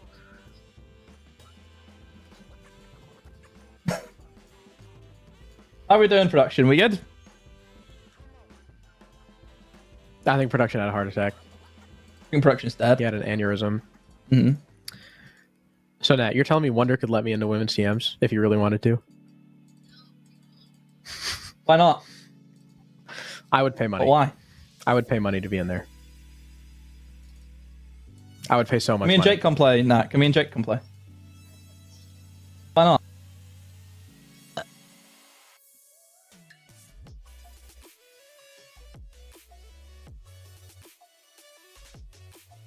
Should we just end it? I think we should just end it. We should be done. I think we're having some technical Yeah, I think difficulties. it's not gonna work. No interview. Nat No sucks, interview. unfortunately. But Don't blame me, again, don't blame me. people at home, you didn't hear what she said. She said, "Yes, I've rigged the league, so I'll win it." So that's all you need to know. So Tell thank you, shut Tom. up, And hell you up, bro. rigged it. Well, She yeah, actually that'll said be us. That'll be us. she's already cashed the money out in the PayPal. Yeah. She already ordered her own trophy to her own house. So no, it's all done. They can hear. It's working now. Apparently, we can hear Nat. Hello? We can. We can hear Nat. Ah, here we go. So Nat, obviously, we don't have to touch on the allegations you've already talked about. You know, me and Arson Lies. already It's all covered that. lies, everyone. I swear, it's all lies. Not lies. We know it's not lies. But look, well done in your victory. 2-1. First 2 maps was difficult. You obviously you go 1-0 down to start with. You know, what was that like? You know, what was the mentality shift where you lose that first map, especially being your own map choice? We kept the vibes up for border. We were positive for border, even if it wasn't our map. We knew going into border that we would win. I have to look at your castle strat that you brought out. Where did you get that from? Where'd you get that castle strat Okay, from? I know Jake runs it, but I also watched you set up there we go. when you There we streamed go. on border. I said, yeah, I'm gonna use that. There we go. Because How we do you use the demo setup? scrimmed against a team and we were on border and we were like, yeah, our defense is just too default. So How did you end Yeah. up dying That's true. What was twice that about? too Yeah. on the couch? How'd you get down the the castle? second What's that all time about? I was slow on setup. The first time I was kind of slow on setup, but she just But you ran ripped in down the east. barricade, She though. ran in east, prone, and then yeah, she killed me But you ripped down the barricade. because I had to get in. Oh my word. I was really slow with the setup. Look, You it was my castled first. yourself It out. was my first time using this setup. I'm sorry, everyone. Oh my Look, word. you should be interviewing the real MVP. That's Melly. Well, talk to us about Melly. You know, obviously Bank. My word, what a game. You know, what was she just on one? Was she just hitting every She's- shot? She was hitting a shot. She's an incredible player. Obviously Tell going me, forward. Oh, you go ahead, Harrison. I was gonna say, Nat, we had a very long and extensive conversation about this on the cast. Tell me about the fuse from Annika that we saw so many times. Why? On border? Was it border? Yeah. And I think she brought it once on Bank. I'm Alright. not sure. She really likes Fuse. She's our substitute. And we brought her in last minute because Victoria's on vacation. So I'm just gonna What a leave that up to Annika. non-guard. Yeah, I'm not really sure, but did she get any kills with Fuse? I mean, you died to a fuse. I did that. did. Did anybody see that? So, As yeah, Doc. we've seen it. Yeah, we've seen it. So I said no, because I said to myself, you know what? I'm gonna rat here because I know they're gonna take a year and a day to push. And sure enough, here comes the Fuse charge from above. But you know, it's okay. We still won that round. obviously that's you into the grand final. Yes, sir. Who do you think you're gonna see in the grand final alongside you? I don't know. Thirst Trap is really aggressive, but if Girls on Fire are on their A game, it's 50-50 for me. There we go, Ooh, 50-50. terrible response. It's gonna be an interesting loser bracket. Which team Wow. do you hate more? I love them both. Yeah, there we go. That's a politician's answer if I've ever seen one. But look, Nat, we'll not keep you any longer. You can go and run the league and make Thank sure you, that thank you'll you. be, winning that trophy and fix it and all that, and give yourself extra points, whatever you need to do. Pay the competition off. I don't know what black market deals you're up to. But look, that's going to be us done for this game. Again, we still have another game Goodbye. coming. We have Girls on Fire. We have our losers of our previous matchup, First Trap, going up against them. And that is to find out who's going to be the second team competing in our grand final next week. So we'll be back after a few minutes of a break. Welcome back to the playoffs for Project Harmony. My name is Inferno, and here by Chaka, and we have ourselves the final game of the day, starting quite late in the day as well, might I add, for this European and now French team stepping up to the plate to try to send themselves on through to the grand finals for the season. Yeah, it's going to be Thirst Trap versus Girls on Fire. They already had a previous meeting earlier on in the playoffs. If we can get our bracket up just to show you guys the adventures that Project Harmony has had in the playoffs so far. In the first game, or in the first round, it was Girls on Fire versus Thirst Trap. Thirst Trap won that game out against Girls on Fire, and that's why we're in a lower bracket final. If you're wondering how in the hell Girls on Fire actually got a 2-0 win over Silly Slinkies had some unfortunate circumstances. They couldn't play the game, so they had to forfeit it against Girls on Fire, who got a free win, free pass on into that lower bracket final, and now they play against Thirst Trap yet again for a revenge game. Free win, free pass. Sounds a lot like pass. Bank just turned out for having abuse against Thirst Trap in the previous series. All jokes aside, they banned it outright immediately, stepping into this next game. They did not know Bank. They were not prepped for Bank. It did not seem that way. When I'm tuning into the final map and all I hear is Crow talking about Shohei Ohtani and some World Series game or something like that, and I know that it's a game that it's a total blowout because Crow's not paying attention to what's actually going on. Here's your rosters where you can see stepping up to this point and how the standings have actually gone down. A 2-2 and, well, 0-3 team facing off against a 6-0-0-1 roster. you kind of have a lot of expectations of how this game is going to go down, but you also had Girls on Fire already struggle here. And so you kind of have the bigger question, how the heck is this going to pan out for it? And knowing how the previous game went down and just how close that game came down to it, I still would probably give some sort of edge over towards Girls on Fire if it wasn't for the fact that Thirst Trap have already played 3 full games today. And it depends on whether you consider that as being really warmed up, Chaka, or if you consider that as being maybe you're a little exhausted, a little tired, especially with how late it's getting in the evening for both of these teams.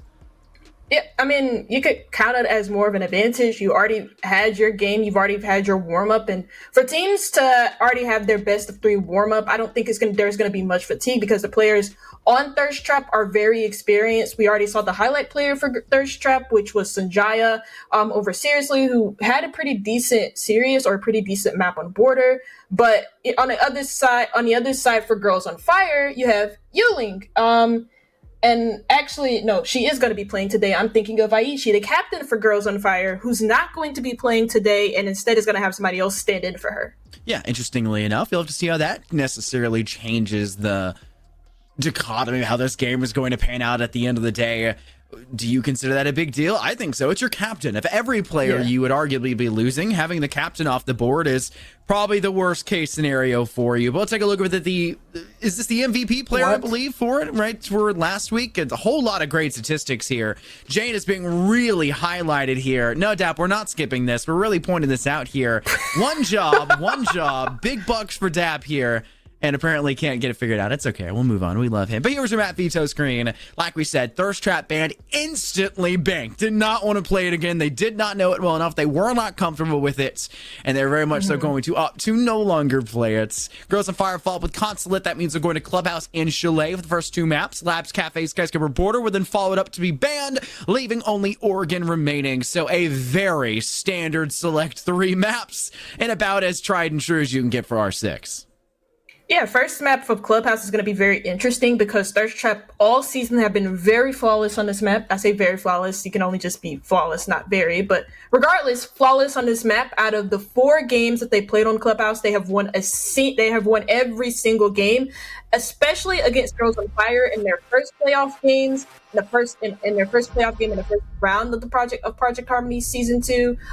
That was actually, I believe, I'm not even going to make a guess of what number map that was in that very first series. What matters now is that it's the first map of this series between them and Thirst Trap for a revenge map for Girls on Fire and a rematch for Thirst Trap to see if they can copy the same scoreline that they had when they played them in the very first day of playoffs. There's a time and a place for us to harp and moan over previous matchups, previous games, previous series, and head-to-heads. That all ends the moment they start chatting with each other in game, and the mental game starts all over again, and what happened previously is barely a footnote. What's going to happen from this point onwards, especially in playoffs, and especially when go-to players and captains even are missing from one of the 2 rosters, and it's something that's going to be very about as big of a point we can possibly make for these 2 rosters. But for the veto phase, starting things off strong, Zophia's removed, which is, interestingly enough, for the map by Clubhouse, not an awful ban. Back in the LMG meta, this was actually a very consistent one in the semi scene, the tier 3 scene of R6. Dokubi's followed up. That is pretty darn obvious. For most maps, the calls are way too good, that you would have expected maybe Habana instead if you didn't really want to go for the Dokubi off on the attacking side. Tubrow's going to follow up. Tubrow has been a big menace here in Project Harmony, especially when it comes to that jacuzzi wall on that second floor for defense for Master Bedroom and Gym. And then, of course, the information queen, that is Valkyrie, taken off the board, following suit behind. Just want to deny as much possible information as you can and force it so that you don't have to play an IQ on the attacking side just to make sure they don't know exactly where you are nearly any given moment. But with that, round 1 is about to get underway, and we are, in fact, starting down in the basement. Who'da thunk it? Girls on Fire. Get us the start. Yeah, and another interesting thing about the bans, and I know we're heading right into round number 1, Scott, but like the thing about the Zofia ban is that there's many ways to deny like a bandit trick, especially if you're going for the platform wall, which is just outside of the server room. If someone is bandit tricking, you can concuss them through the drone hole and then stop a bandit trick just like that. So Girls on Fire may have seen Thirst Trap do that a lot. I know when I've been watching Project Harmony or when I've been able to tune into some games, whenever there has been a Clubhouse game, Sophia has been used consistently to sit there and deny like a trick from Bandit, especially because of how popular he is for the second floor. But Basement's going to be the first site, like you mentioned. Girls on Fire picking right into this primary choice. It's a very good choice for defenders, regardless, just because of the way that it's set up. It's a primary site choice for any team when they're defending, and they have the Azami on site plus Elysian for info and Solus to roam, and also more info plus some hatch denial with the Kaid. Apparently, you're going to have a bit of an issue in game figuring out who's who from a distance. That'll probably more likely not affect us here in the booth more so than the audience out there. We'll try our best to make up for that one. I guess that's a setting you have to enable. I did not know that. I was not aware of that fact. The things observers have to go through that I have obviously not known. That's crazy. I thought that was an automatic thing. I've just taken that for granted. But you can see there is, in fact, still an IQ in play, despite the fact that Valkyrie was banned. And this is especially important when it comes to the basement side on the attack. You want to clear out any of the possible hard breach denial utility that is there for the hatch. In this case, it would be a Kaid. A lot of teams will opt to, instead of going for hard breach denial like you see Isoso doing, instead saying, hey, why don't we just go ahead and bring a bunch of impact nades? So any PC utility that's placed on that hatch could be dealt with quite clearly. But that's when Hibana being left unbanned changes the game, and you truly have to bring hard breach denial because there's not enough impacts in the world that you can bring in the defending side to keep Hibana away from that hatch and keep that hatch closed and secure. Just buy time for as long as possible if you can, Girls on Fire, but if you can't, just throw it on Electric Claw and start using utility elsewhere. So you can start to see the Kiva barricades get thrown up. Yes, Dapper, I can see the stinger in the bottom left. It can go away now. I'd like to see who's currently being spectated. Thank you. See the Kiva barricades getting tossed out by Yuling, trying to ensure that they have some sort of safety off towards Secrets if that blue side gets breached, or even be able to use it if the Moto gets breached, which it does, and seriously pays the price for it nearly instantaneously after it gets opened. That's why you always have somebody on the backup for a Maverick whenever they're Maverick in the hatch, because they can just do that, and then you can't really counter it with your own gun because you have your blowtorch out. So now they're strapping a 5v4 for basement attack. Really not the best position, but they still have a lot of the tools that they need. They have top floor, all hatches open. Now you can go down bottom main and begin to open up the triple wall to set yourself up for a church execute. Maybe send someone down secret, but when they're aggressing like that and you get killed, you don't have the bodies now to send somebody down secret, and now you're left in a 5v3 for basement attack on Clubhouse. Yeah, and all the idea of phantom pressure off towards secret, off through blue, is now completely null and moot for Thirst Trap. Girls on Fire are lighting them up.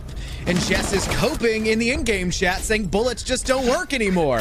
Sonny and Yuling finding the last 2 kills for Girls on Fire, securing a gorgeous round for them defensively, meeting the Thirst Trap roster quite early in those engagements. And I don't just mean off towards Secret like we saw there with the early peek out from Yuling off towards Jess, but also here from Sonny to take down Seriously. They were making sure that when Thirst Trap was pivoting off towards Girls on Fire, they would be there first. And yeah, Jess, you fired a whole clip, but it was all circling around Yuling instead, unfortunately. It's just late in the evening. We'll just say that's what it is. But it was a gorgeous execution for Girls on Fire. Even this pixel angle, the timing for that, and the aim you have to take Panda down.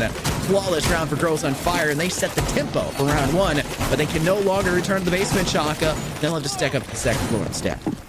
It's a tough start, though, from Thirst Trap. I mean, basement is always just a very tough site to attack irregardless, but yeah, second floor is going to be the site of choice here for Girls on Fire. And I said Bandit was pretty popular for second floor. It seems like Girls on Fire are playing into that fact, picking the Bandit for the jacuzzi wall. You can even set up a Bandit charge right on a single panel for construction, which is exactly what they're also going to do, most likely. And then, well, you don't really have any denial, really, for the wall. Actually, no, they're not going to set up on a single panel for construction. Instead, they're just going to put it on the server wall, and most likely will Bandit trick to slow down the process of a clear coming in from Thirst Trap. But then you kind of leave one of the other walls naked, which is that jacuzzi wall that Thirst Trap can get very easily without really having to get control of the server side of the map. Anytime you can avoid annoying areas or just, to be frank, time skinks, or, you know, just having to waste so much time is about as good as you can ask for. And right now for Thirst Trap, the biggest time sink is going to be this CCTV hard wall off to the eastern suburb. Possibility of a bandit trick, possibility of any trick. Going to be a big nuisance to their side. You'll get one half of it down. Sonic could have maybe decided to go for the second as well, but will choose the right decision and fall back, allowing the second Selma to in fact breach it open, and then can hold back from inside cash as Thirst Trap get themselves a pretty open sightline in a pretty advantageous position, having now multiple hallways and multiple angles at which they can pressure inwards from, as Panda takes the most dangerous and most unobvious choice of all, down through Logi hatch from the rooftop inside of office, and now can have a big rain of terror in through the vault as well, with Alula already off the board, a mirror window that can be struck open, and really no claim of control on site for Girls on Fire safety wise behind couch where you would typically hide behind so that you can't be shot from inside windows. It's going to be a really big fight for control back for Girls on Fire, and they are barely making the graces to do so. They get 2 kills back in return, but they lose a third quickly after the fact by Soso. DB'd by Jane and finished off, leaving just Swaggy in a 1v3 with 1 minute and 15 seconds remaining. That's plenty of time for Thirst Trap to move forward and get the plant off towards Jim, and Swaggy has to make a mountain out of a molehill as an angle on corner will be held nearly to perfection, but still not able to find the shot off around the bend as the plant will officially start to go out down from Jane, and the feet have to be watched. Can you clear out window? You can't. It's the LMG from Jess, finally finding enough ammo to get the kill and secure this game now 1-1. There's a pretty quick moving attack there from Thirst Trap. Like, the drop down Logi is kind of weird, but you also just really only had one player there. Nobody's watching for the drop or even contesting for that space. So once Thirst Trap got that early space into Logi, you kind of have a lot of your cutoffs cleared. I was very afraid for one moment that Thirst Trap would have just all funneled into logistics, which would have made the perfect kill box for Girls on Fire. But irregardless of that, you just have a lot of things going on elsewhere around the site that Thirst Trap take care of. The bathroom player kind of has to leave their position to help with the Logi pressure that Thirst Trap have, and then it's just you try and regain space, but you lose a lot in the process, and that was the case there for Girls on Fire. So a really well played round there from Thirst Trap. A lot of your holds in Master Bedroom, like I mentioned, comes from the upturned mattress that's by couch, that's by chair, whatever it is, love seat, cares. A lot of your potential for hold comes from behind there, and Panda dropping from Logi is about as perfect as you can ask for Thirst Trap to just completely throw that round in their favor. They did a great job opening Jacuzzi. They had that Logi hatch, obviously, they worked with. They're breaking down construction wall at the moment, or working towards it. These little steps, they did it so darn fast, and so much of Girls on Fire, their entire strategy was built up around Sonny buying time towards that CCTV wall, and they failed to do it with a simple counter with a double Selma throw. If it was pre-placed, maybe, but it wasn't pre-placed, and that's something that now maybe Girls on Fire will have to think twice about, or just give it up, which seemingly is the case here in this round, as that will be the one wall that is left open. CCTV will theoretically be free for Thirst Trap, but that means that they'll have to take in an effective twice the size of space for control than they had to in this round, where they were only one room away, the Logi room away from sight, in comparison to now where they have to get through that CCTV wall, breach in through cash room, in through construction, and then into Master Bedroom. So much more space that has to be rendered into their possession, and Thirst Trap still don't want to move there just yet. They'll take the direct highway here with Panda breaking it down with the hammer, and they'll get that Jacuzzi wall down, only requiring 50 seconds to do so. Next step is interacting with the mirror window inside a bathroom, but it seems like they're also just kind of working the areas of the map. They're really not interacting at all with cache and CCTV. The only time that they've done that is when they've opened up the main platform wall, and that was just to open another angle inside the site, another way of applying phantom pressure, if you will. So now they got the Jacuzzi wall open. They're also now going to work on main stairs. Jane has got the first kill into the mirror, and that's the bathroom player, and so you kind of free up an opportunity to just get a plant down here. This could be a dangerous fight, though, for Yuling, as Jess is prowling around here on the first floor. The IQ is a perfect counter to the cardiac sensor from Pulse, but the timing will have to be nearly perfect in that interaction. Yuling is seemingly wise to the idea that there will be a player on the first floor, and Jess is playing just as patient. This is a total counter for Girls on Fire, trying to play into the fact that Logi was so heavily utilized by Thirst Trap the round prior. They want to make sure it can't be done so again. As the swing finally comes through and Jess comes out the superior. 2 more players off screen upstairs also forfeit their life for Girls on Fire, as Jane now will begin to put down the plant. Will Alula be capable of swinging forward? No, she cannot, as Sonny, now the only player left standing in a 1v4, able to cut it to 3, but still needs 3 more kills to get through this site, get the defuse out, and clutch up this round for Girls on Fire, or be forced to acquiesce another round win to Thirst Trap up on the second floor. The only saving grace is that the basement will be up for availability again, as there goes Sonny, as Jess wisens up to their position inside Logi, out through the vault open, and secures this second round now for Thirst Trap, who say no more of your games on the second floor. Go back to basement, we dare you. Interesting. So, like, it seemed like Girls on Fire kind of had, like, their own little bit of adjustment. So, last round, they realized that it was, like, a pretty heavy push towards, like, Logi and Jim, and it was an execute towards Jim at the end of the day there from Thirst Trap. So, you have somebody down below to not only deny a Logi take, if that comes in from Thirst Trap, but also late round, so for plant denial. So, that's why the post was down there. And Thirst Trap just made adjustments of their own. They recognized that there would be a post down below. Whether they saw that on the drone or not is not up to my knowledge, but from what I can tell, they just knew and just picked the IQ and then started to play down below. They had every base covered. They knew exactly what they wanted to do. Open jacuzzi, killed the bathroom player quite easily. Usually bathroom is such a huge power position, no matter how much control you have. And that can be a big win condition for the defense most of the time. But they just dealt with that really, really easily. And now it's time for Girls on Fire to go back down into basement. Their comfort pick, if you will. Primary site choice is now going to be primary again for them to actually win another round. Also point out that Thirst Trap read into the way that Girls on Fire were looking to play out that third round. The big point for Girls on Fire was going to be the pulse down in kitchen with the cardiac sensor to take down the possibility of Panda dropping through Logi hatch. They realize this is how they won, so we want to counter it. And Thirst Trap goes, this is how we won, this is how they'll counter, so we'll counter the counter.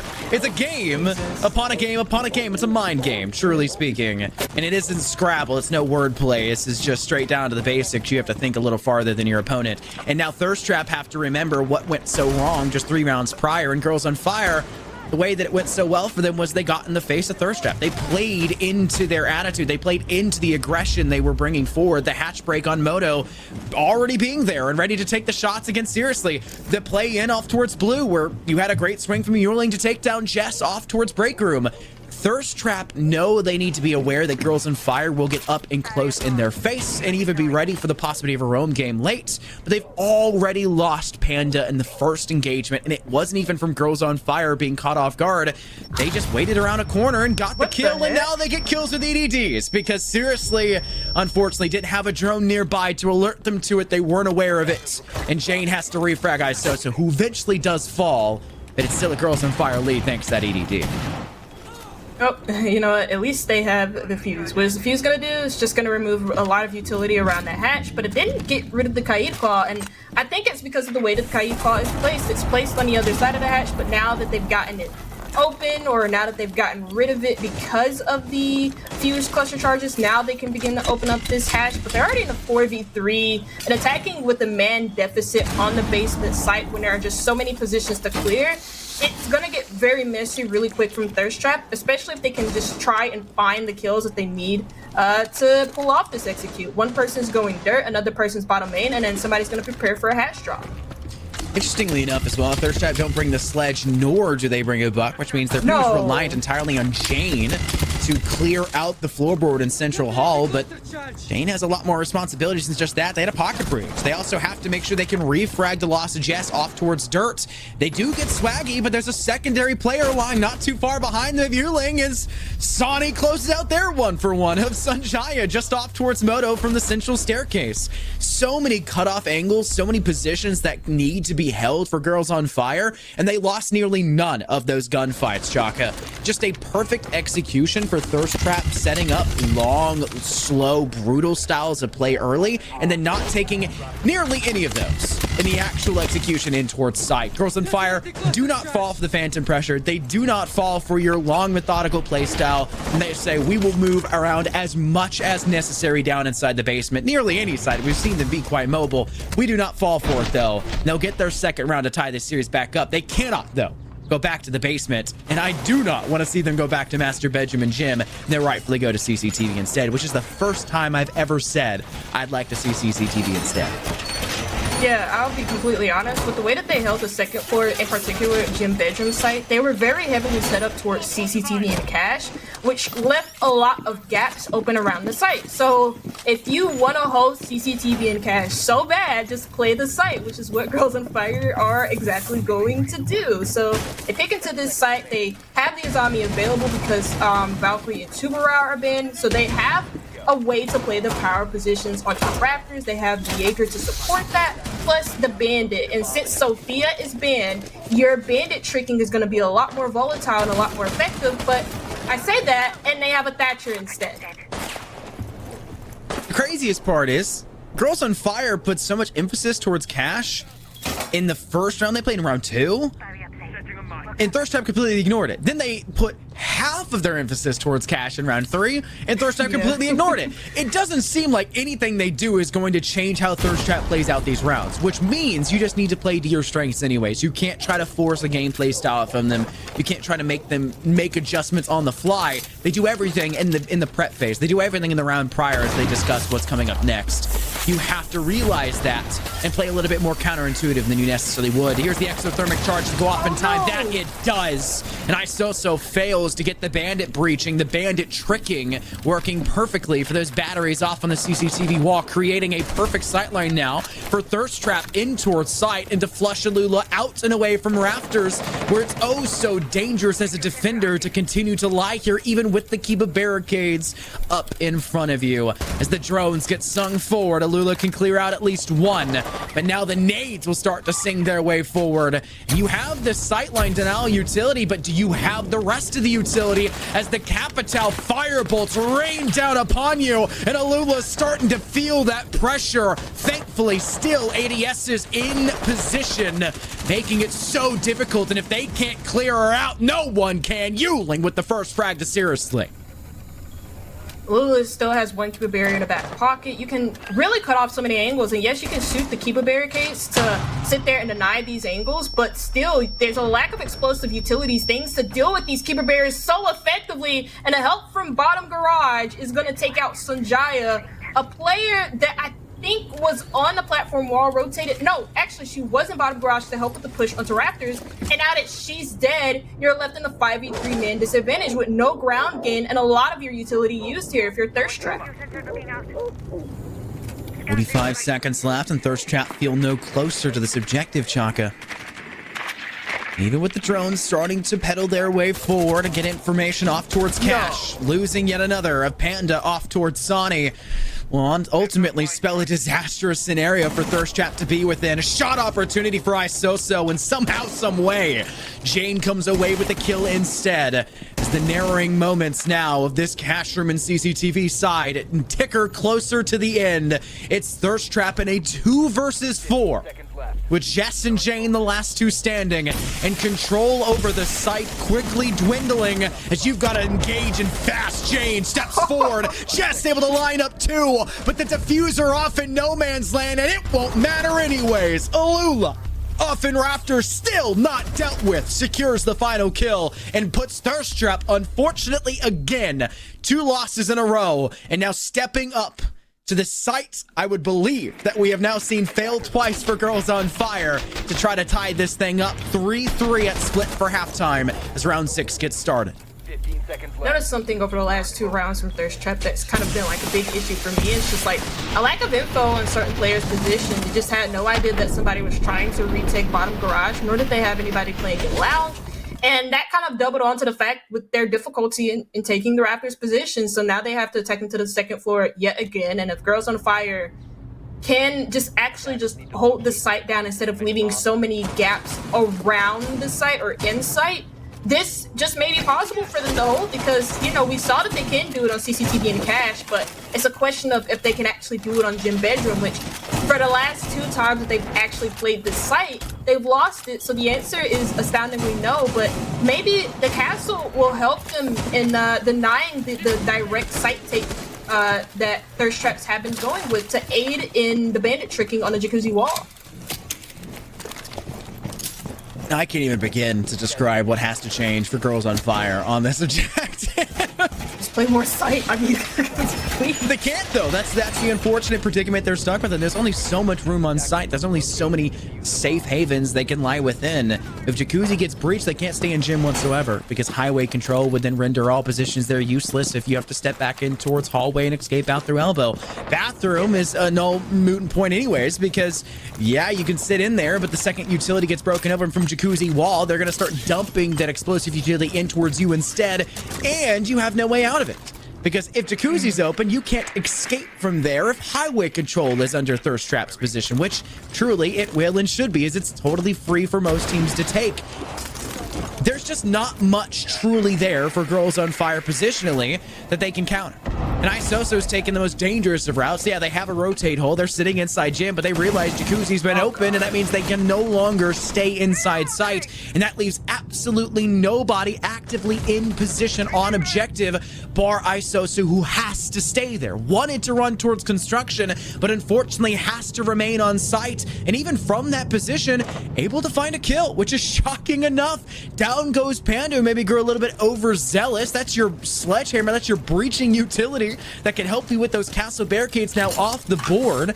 You're gonna have to find a secondary piece of utility, or maybe try to run up and just melee it a whole bunch to try and get rid of it, because it's gonna be so darn annoying for the remainder of this round as the last exothermic charge goes down and gets destroyed. But the perfect counter finally for the Girls on Fire side of Yuling, with the bandit tricking off towards that construction soft wall.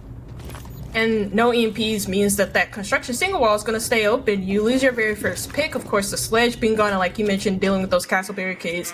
There's not really any castle barricades on highway apart from the one on master bedroom window that would have been dealt with quite easily from the sledge. So sledge dying is not really the biggest thing. It's just, again, losing a body. There's so much space, though, around the site. Jacuzzi or bathroom is like left completely clear. Swaggy's playing on the main stairs to deny the walk-in from the jacuzzi breach, whereas you have a couple of players watching in from the back push. So at the moment, Girls on Fire have a lot of things covered. Thirst Trap are stalling, but they do find an opening. 45 seconds left, and the shots from Swaggy need to be nearly perfect, sitting at the top of central stairs. There's a player roaming down below. I believe that's Seriously. No, it isn't. The Seriously's off towards CCTV and squeaking off Sonny.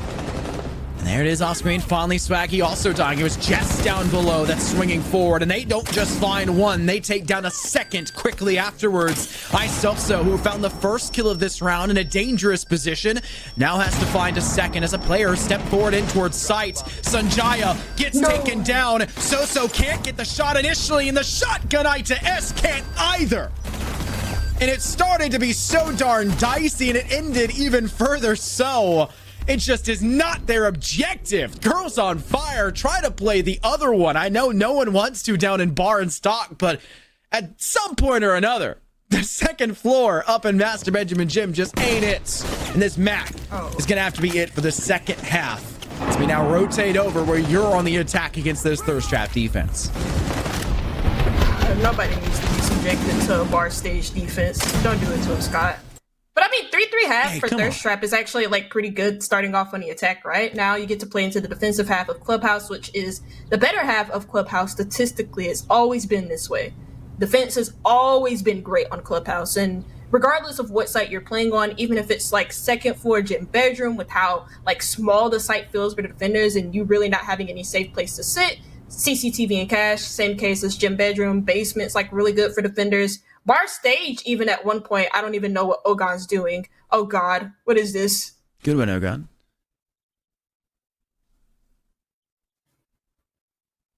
Actually, that was pretty cute. Wasn't that Toothless? Toothless is like my favorite dragon. Throw it back. That was awesome. Reminds me of the little dragon from like Mulan. What's his name? Mushu? Mulan.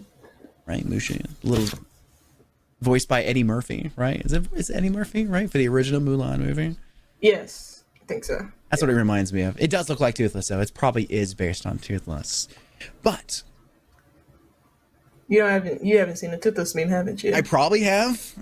But you know how many memes I see in a year and a day? Even like, I'm too busy stuck on today's generation of memes, which is just BBL Drizzy right now. All right, my ADHD brain just wants to sing BBL Drizzy. What are you talking about? 20. You don't know BBL Drizzy? No, I don't think I want to. That's fine. We can talk about the game. Scott, come back. We'll talk about the game instead if that's fine. We don't have to talk about BBO Drizzy. I don't think I want to talk about it, actually. Now that I... So 3-3 half for Thirst Trap on their own attack when Clubhouse is very favorite towards the defense. Now they get to play their defensive half. That's actually like really, really good. 3-3 half. You take a 2-4 half if you're the attack, trailing at the switch. So 3-3 is pretty mint.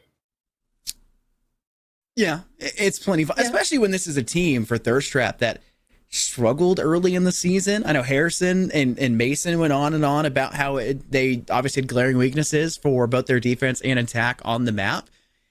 More so when it came to their operator picks. Seeing them now do really well, even on the attack, and just dominate that second floor Master Benjamin gym.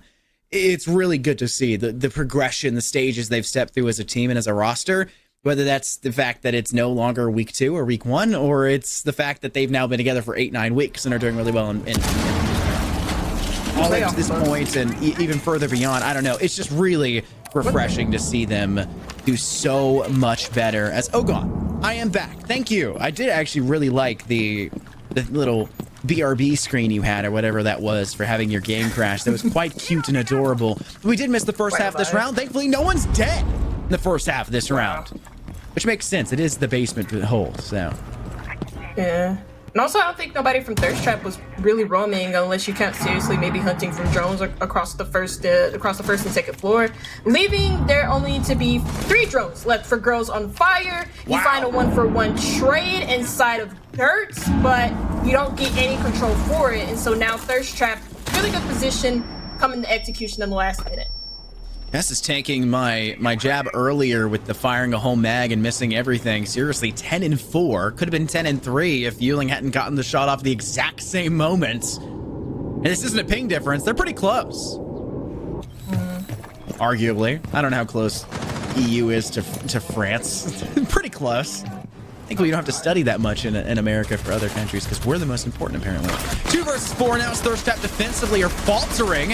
As Panda has to take a very dangerous drop in through blue. And unfortunately for them, it won't matter really at all. Sonny stepping in from Dirt created the perfect tertiary angle to secure the frag off towards the final remaining player. And a very quick execute and a very decisive victory for Girls on Fire, bar the last attempt in the drop down below. We'll hopefully have this replay cap off a little bit more of what happened. Here's that timing.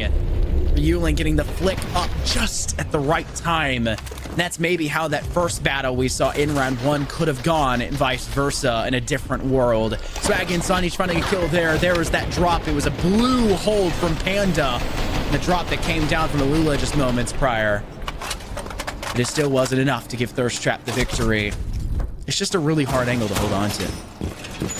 Yeah, I will say the Thirst Trap kind of like ignored Dirt once there was that like 1-for-1 trade between Jess and Jane inside of Dirt, and they thought nobody would like retake that position, nor did they have any info, so they just kind of like ignored it. But then, like you said, that created the perfect tertiary angle. Not only are you now worried, or not only do you have info about there being a push about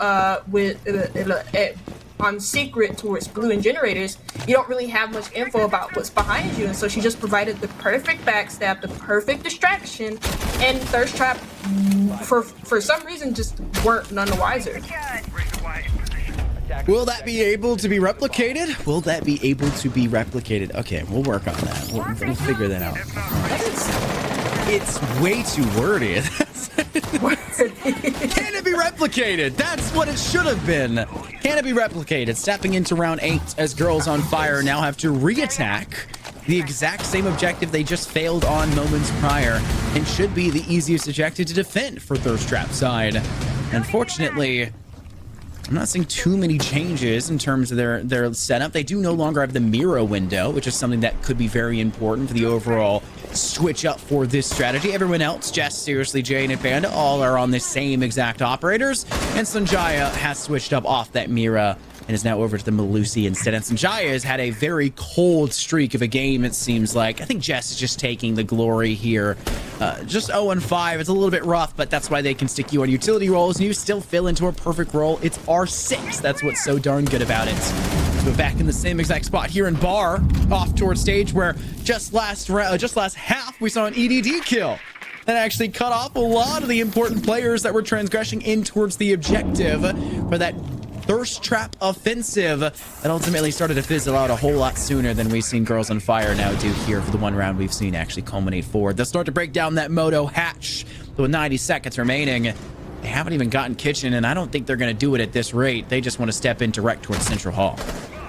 Yeah, they don't have a Habana or any other hard breach charge, just the Ace. And Ace, for a hatch-centric site, is very, very rough. So they are going to try and get this triple wall open, which they do successfully. There's no denial on it. So this speaks to a Church Heavy execute with the back push coming in from Secret. And you have to have Thirst Trap be on their best behavior when watching out for it. But nobody is, even though the Fen Remind is really there to provide you some sort of info. Not enough, as Girls on Fire find their very first pick.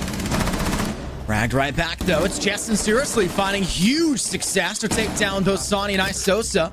Seriously on site, able to knock down yet another player of Girls on Fire down a peg, and you've got to frag it back if you can. And that's where Yuling steps up to the plate, sings one out, tries to sing a second, but Jane off inside a memo, deals with the player off towards blue. And off screen, the secondary player also falls, leaving Girls on Fire up short when it comes to their second attempt down inside basements. And a lot of that was just the really one-dimensional approach it felt like that Girls on Fire were working with. A really central staircase-specific push that left them really flat. And when they started to get pushed back by Thirst Trap, it's like they're wearing heels. And if you get pushed back a little bit too much in those, you tend to fall, and it's hard to find your balance. If the Disney movies are anything to go off of. OG Cinderella film, anyone? That movie is awesome. Not many people know there was a live-action Cinderella film back in the day. Either way, bringing up a lot of Disney movies right now. It'll be a second objective finally in the works for Thirst Trap. Heading into round 9, well, they'll now attempt the Master Benjamin Gym style. Have a Castle Mirror Bandit triple combo wombo. That was really weird wording on my part, but I just wanted to do something a little bit flirtatious. This site setup, though, isn't going to be flirtatious at all from Thirst Trap, and it's pretty simple. They're just going to have a power position in Logi, and then also in bathroom with the mirror windows, and they most likely are going to bandit trick the jacuzzi wall with the aid of the castle barricades. And the interesting thing about castles, I talked about Zofia, like, being really pivotal for denying like a bandit trick, but she can also be pretty useful for like getting rid of castle barricades from range, just like an Ash can. But they're not gonna put the castle barricade on a doorway to help to make Girls on Fire or to force them to deal with it from range, like you would want them to. But instead, they're just gonna place it on the window, as easy as that, so that Girls on Fire can deal with that in a more personable way, up close and personal with the castle barricades on highway. I'm thinking of Enchanted, by the way, from 2007. Sorry, I had to search that because there is a live action center. I'm thinking about the 2007 edition, where they're actually in New York instead. Great film. Speaking of great, there's some interesting angles that can be held on that map when you're trying to push off towards that jacuzzi side. If you're not watching your flanks, someone will watch it for you. And unfortunately, in this stance, it's going to be Jessica for the opposing side. Isoso, the Selma-wielding ace, now off the board. And Yuling joining them now means you have a whole lot less intel, missing your clutch drone, and you have a whole lot less breaching potential. If you did not get jacuzzi, you will not be getting jacuzzi from this point onwards, as there are no more hard breaches available for your roster. And your two players down in a very rough spot. Sonny hunting, and they do come up victorious. Getting Jesco'd off as they try to rotate in towards dirt. And now it's Girls on Fire, realizing they have to take a very static push forward, putting Swaggy in a very dangerous firefight that they did not come out the victor of. Panda instead strikes true with the kill off, giving Thirst Trap now a two-player advantage back under their control. And they have some kills to give up, but Sonny gets them too quickly, and Thirst Trap now are in even state. Though Sonny may be low, having 2 kills to this point now puts Thirst Trap in a spot where they need to re-pivot back in towards site, and they don't know the exact angles of Girls on Fire, as a whole lot of their pressure is coming direct in from Highway, as the drones start to cascade in towards site to find information. Another off towards Cash, rotating away, maybe in through Highway as well to join out from CCTV window to help their teammate in. Yet that will be the case, just jumping out there. And they'll even make the rotate in to get half control of Jacuzzi. Will they do it? Jane holding a bad spot towards Elbow. And now you have 1 player left to fight against. And do you know where Sanjaya is?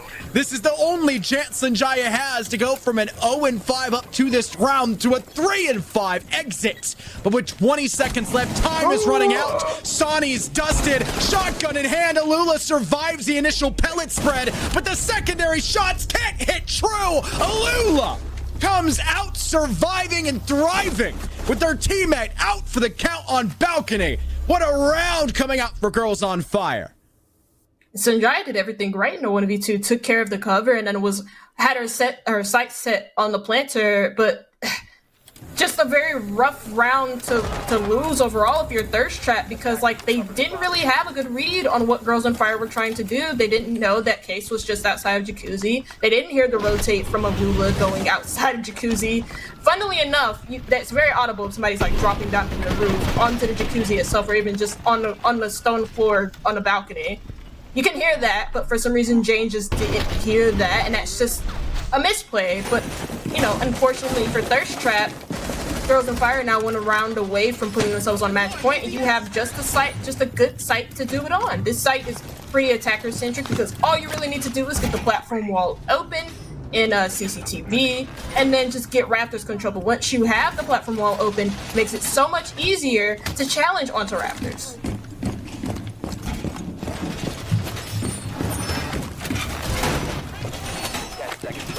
You're shocked, aren't you? Thirst Trap started that round. Yeah, I'm shocked. Thirst Trap started that round with such a lead. Such an advantage given to them by Jess, who's been going crazy this map.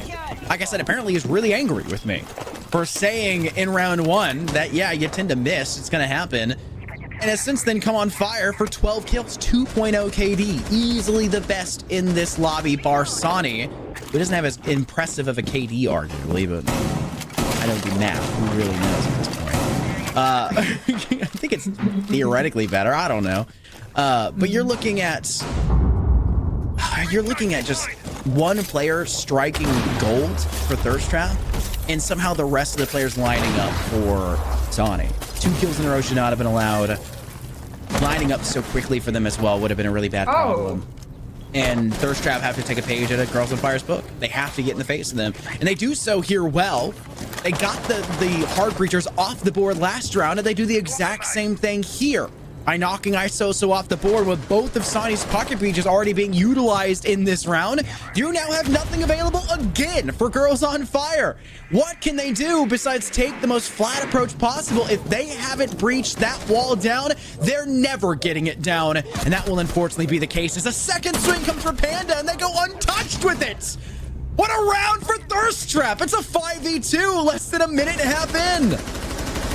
Can't even really talk about how messy the breach is. They do have the bottom garage wall open to like sit there and contest for Raptors, but you're in a 5v2. Like, with what utility do you have to contest into Raptors? Absolutely nothing apart from some flashes and maybe 1 air jab to not like just go out of her shoes. But Swaggy's just in sight. Maybe you can get a free kill here onto the Raptors player, and you do exactly that. But now you're in a 1v4. Nothing's gonna be done. Nothing's happening. Thirst Trap tie it up as easy as that.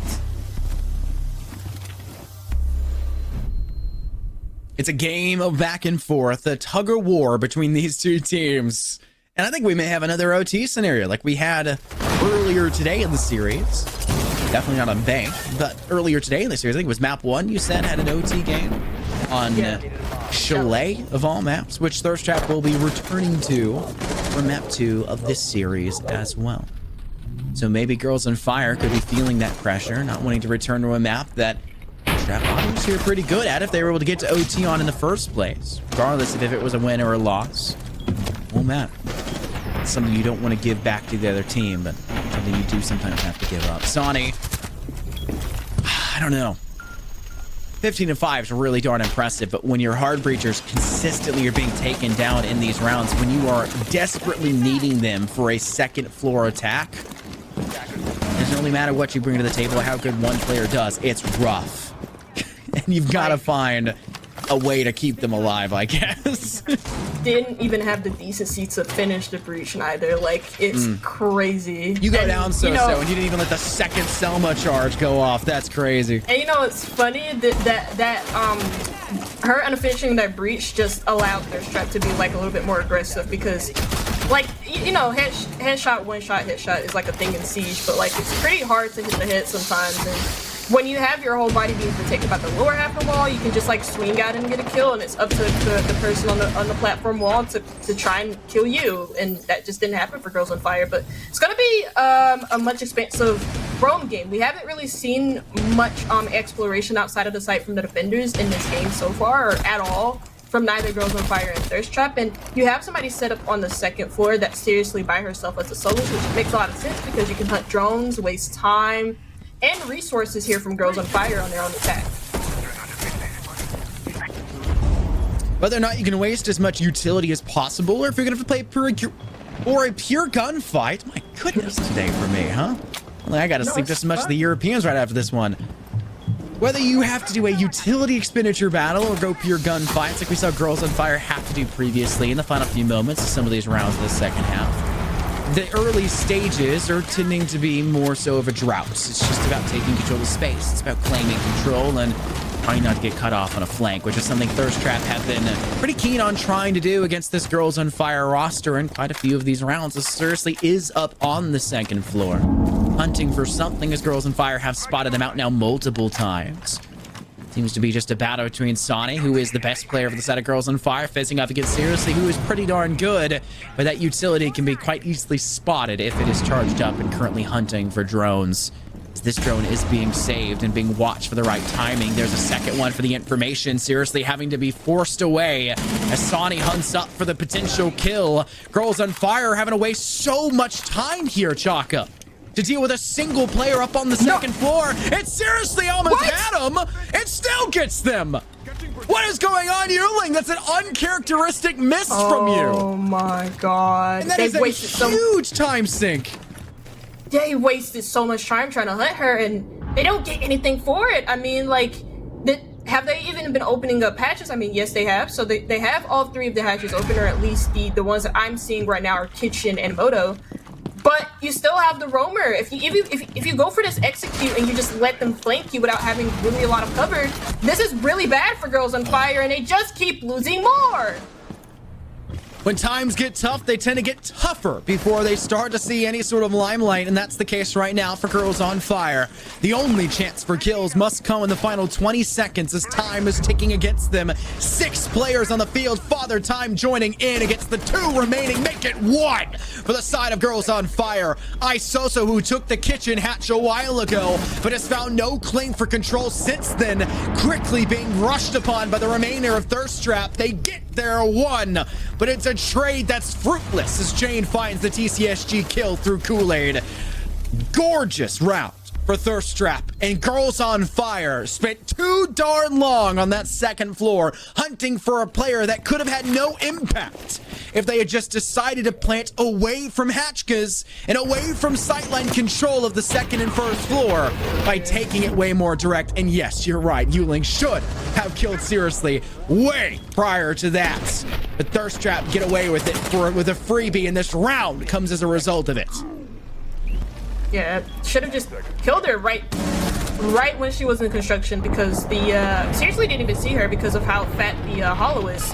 So that was just very odd. Girls on Fire wasted a lot of time on the second floor clear, didn't get anything for it, and then you also have to focus on the side execute while watching your flank because you just lost the player who was supposed to do it Seriously and just couldn't do that. So now it's match point for Thirst Trap, who have been like pretty decent on their defenses. Same for Girls on Fire on their defenses, but on the attack, it's kind of been very inconsistent, and so it's very hard to judge where these rounds will go. Castle Barricade is going to be set up on the gym doorway instead of on the gym window this time to provide a little bit more extra protection. Actually, I think they set it up on both the window and the doorway, which makes a lot of sense, and I missed that last round because I did see the Castle Barricade really late on when Jane was in the middle of Jacuzzi when it was open, and she died pretty quickly. But anyways, yeah, match point for Thirst Trap, and Girls on Fire now have to attack into the second floor yet again, where they won it off of a 1v1, a very close round.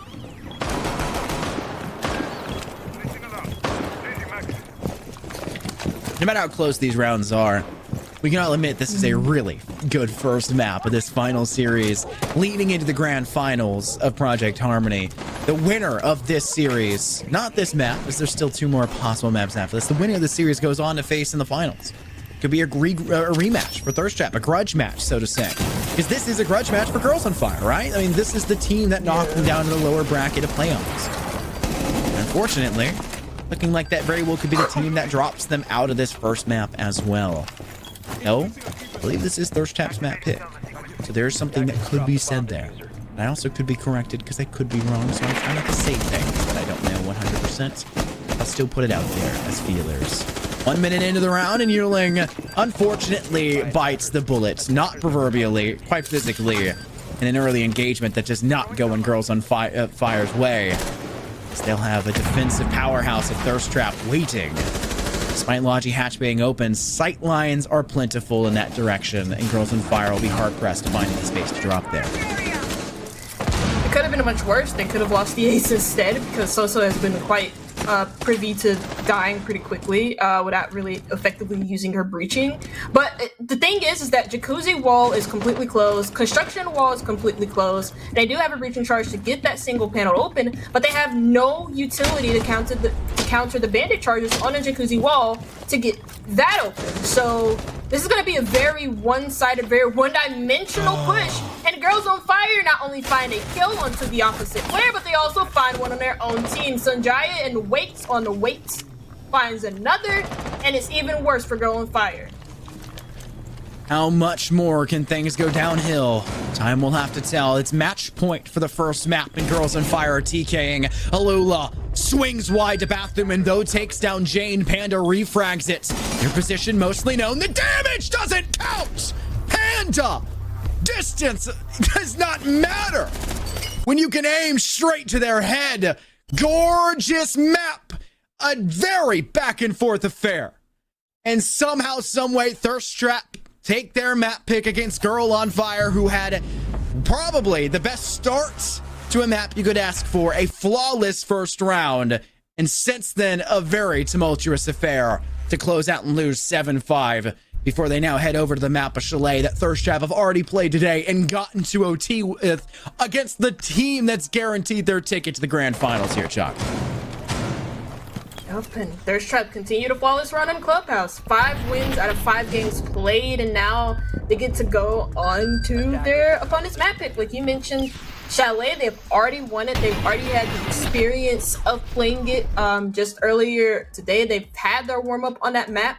But on the flip side, Girls on Fire have most likely VOD reviewed that game while it was live and know exactly what Thirst Trap have in store for them. Yeah, that would be the host, right? Maybe they pick it purely because they saw the glaring weaknesses of what Thirst Trap are bringing to the table. No matter what the case may be, the precedent has been set. Map 1 has now become confirmed as a victory for Thirst Trap, and it's something that Girls on Fire are going to be regretting, as they probably wanted this to end in a 2-0 start. Maybe utilizing that information, like you said, of the VOD review of that first map.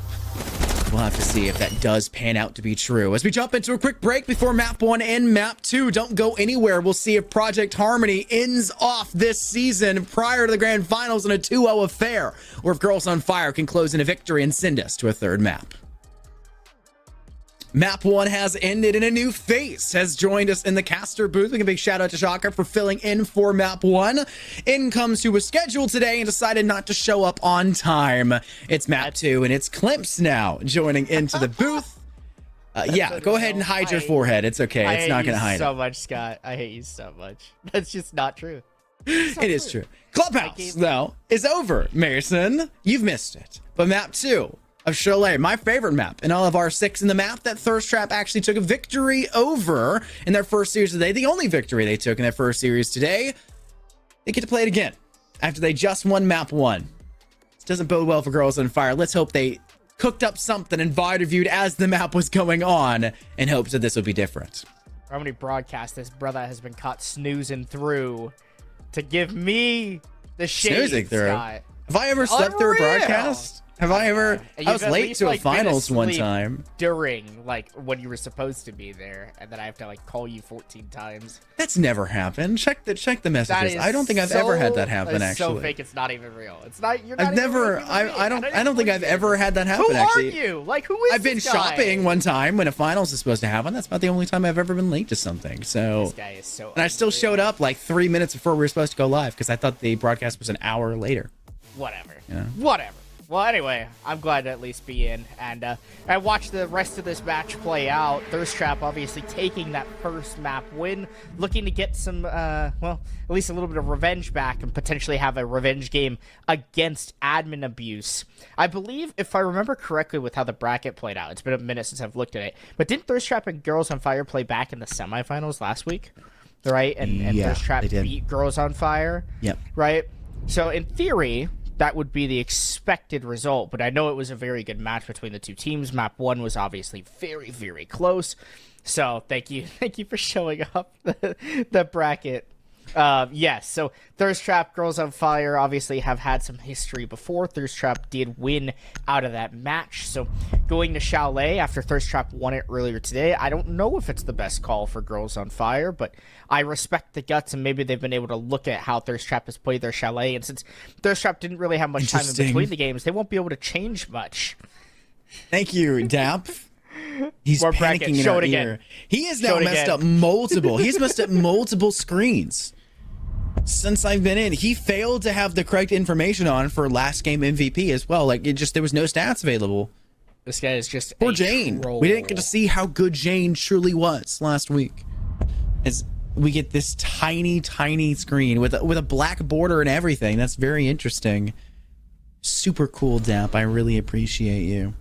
He is a troll. What is he doing now? Why? And I was too distracted to see Jess type in chat, "I love women," because she says that at the start of every game. Nope, there it is. I would kiss you to say sorry. It's Jess always at the beginning of every game I've ever seen her play always says, "I love women" or "I will kiss you." It's one of the two. Always. It's Scott, like I how will Crow kiss you. answers every broadcast. It's women time. It's woman time. Yeah, that is what Harrison says, and I love it. I'm here for it. I want to like. we adopt won't get that we don't saying. get a Harrison and Infernosis cast this year for Harmony. You know what we need? We need Project Harmony shirts that on the back of them say it's woman time. That's actually true. Yeah, That would be we had so Project Eris good. jerseys. I still have mine. It's actually in a clothes basket, like 10 feet from me. Is it a basket? It's in a clothes basket. Yeah, Dirty it's dirty. man. It's dirty. It's the dirty clothing. I wore it for one broadcast and I took it off and then I put on my pajamas again because that's just what I do. Dirty man. He's got some dirty man. Are you flirting with me? I'm confused. Where's this going? Yes, Scott. I didn't wear it on the last broadcast. Actually, take it back, Dapper. I wore it last week on Wednesday when we did a clutch gig together. And you weren't there, actually, but I wore it on that Wednesday.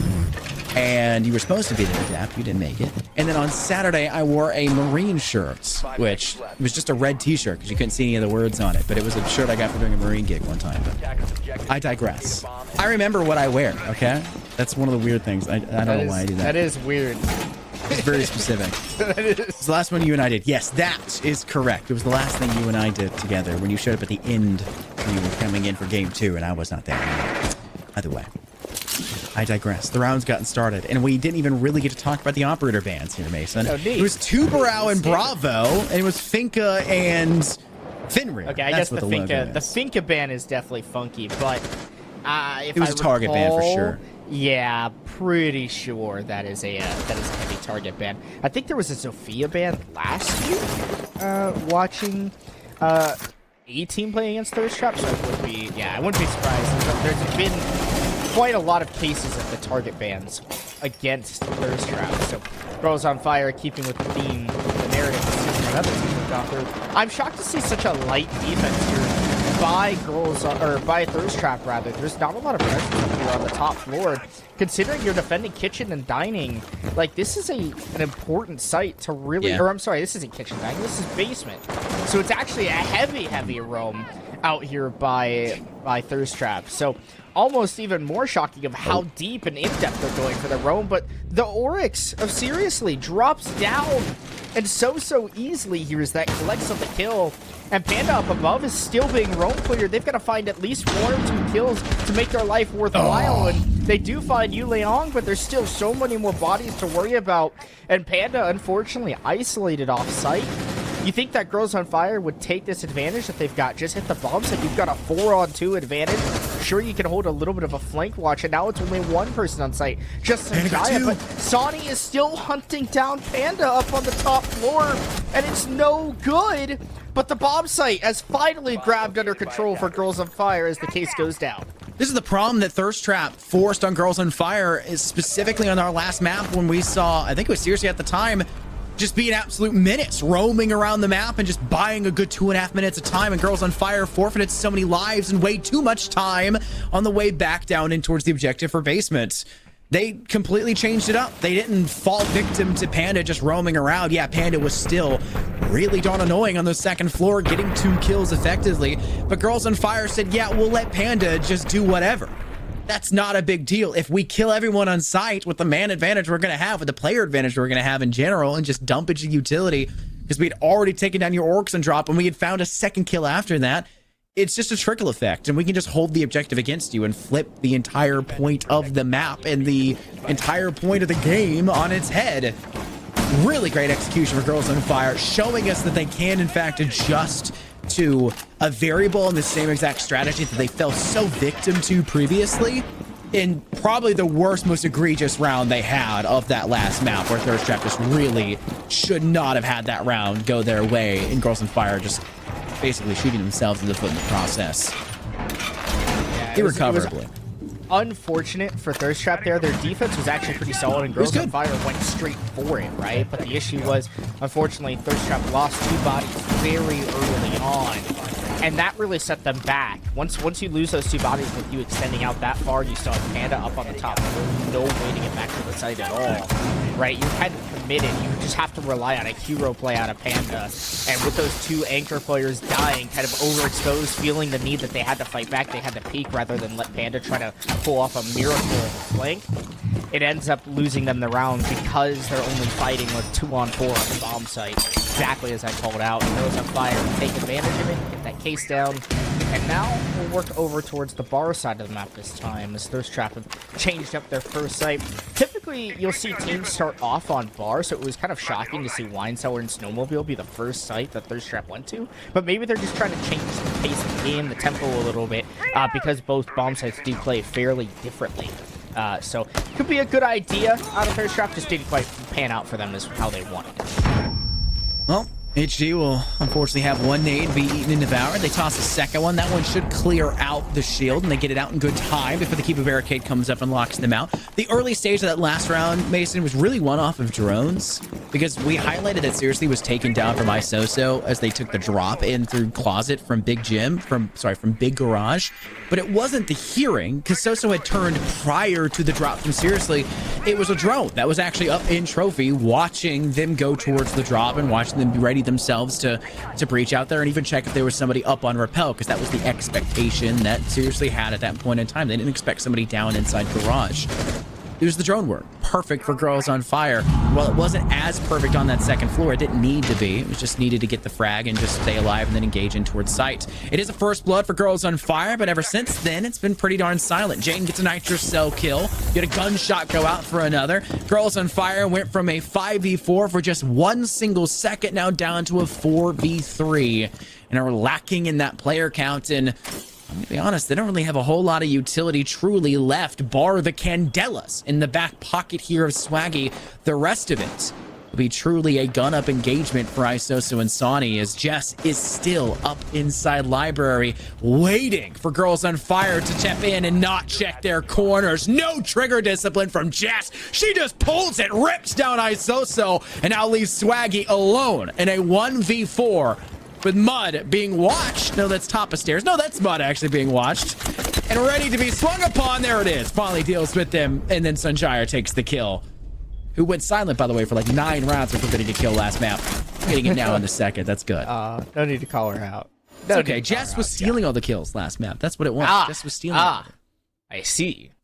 That is my excuse too. When I am not killing people, is everyone else is taking them before I am. Jess got 2 kills now. Shine. User has been dropped. W Sanjaya. W Sanjaya. W Sanjaya. Well, I'll say this: the Girls on Fire attack started off okay, especially because they got that opener right. But those 2 kills that altered back for Thirst Trap, and then it just slowly kind of spiraled from there. That's the entire idea of this bar bomb site, right? You've got to kill a couple of bodies as the defense because it is so difficult to try to execute 2-on-2 or a 3-on-3. Hell, if you're down a body, it's almost impossible to execute on the bar bomb site just because of all of the defensive postures and positions that can be played, especially when you're down a man.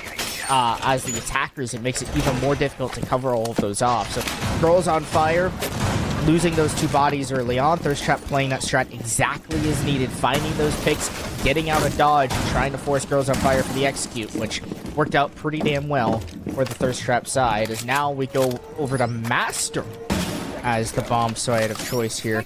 So, avoiding kitchen and dining, kind of a question mark, just in my eyes, only because it is the preferred site. You kind of play kitchen and dining the same as this master bedroom site, but now you give yourself an extra floor of leniency. But maybe it's just a matter of the fact that Thirst Trap are more comfortable up here. They might feel that they've got a better chance up top and being able to be more aggressive, as that is their play style. They like to get dirty. They like to put their faces in different peek holes and walls and stuff like that. So that could also be the strategy here out of Thirst Trap. But it appears to be a bit of a solar-based take. There's no one trying to work on this library side, at least to start off the round here from Girls on Fire based on the spawns. Yeah, which is pretty interesting. A lot of the times you do see that library take, but considering how we've already seen Thirst Trap hold that down fairly well, especially the fact that Jesco committed so much and so solidly inside a library the round prior, maybe Girls on Fire just feel a little bit hesitant in that direction. They should also feel just as hesitant at the other. They'll have one player clear out big window inside master bedroom. They'll continue to hold that on the rappel. No Blackbeard. They do have an Oso, which means HE could go ahead and put down a shield there if that is in fact the operator of choice on the rappel. I still don't think we've added names for some reason heading into map 2. We had such a long break and still did not add names. Going into map 2. It is what it is. We have only Dapper to blame, surely. The Osa barricade first will go on Ego window, and Panda will go ahead and knife that out to make sure nobody can hold that and see straight through it. The shield will still be effective enough for the time being. So we'll get the first frag, though. Nothing denying the shot off towards Sunjaya. We were just highlighting. We're doing so much better at the start of this map.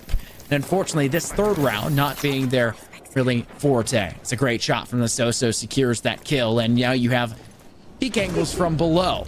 As you have it's Jess this time around actually playing the Solus, hunting for information, but it's Sonny who finds it instead, knocking Jane off the board as well. This is no good position that Thirst Trap find themselves in, but Jess and Seriously both finding a pick back. Swaggy, though, is in sight, getting the case down.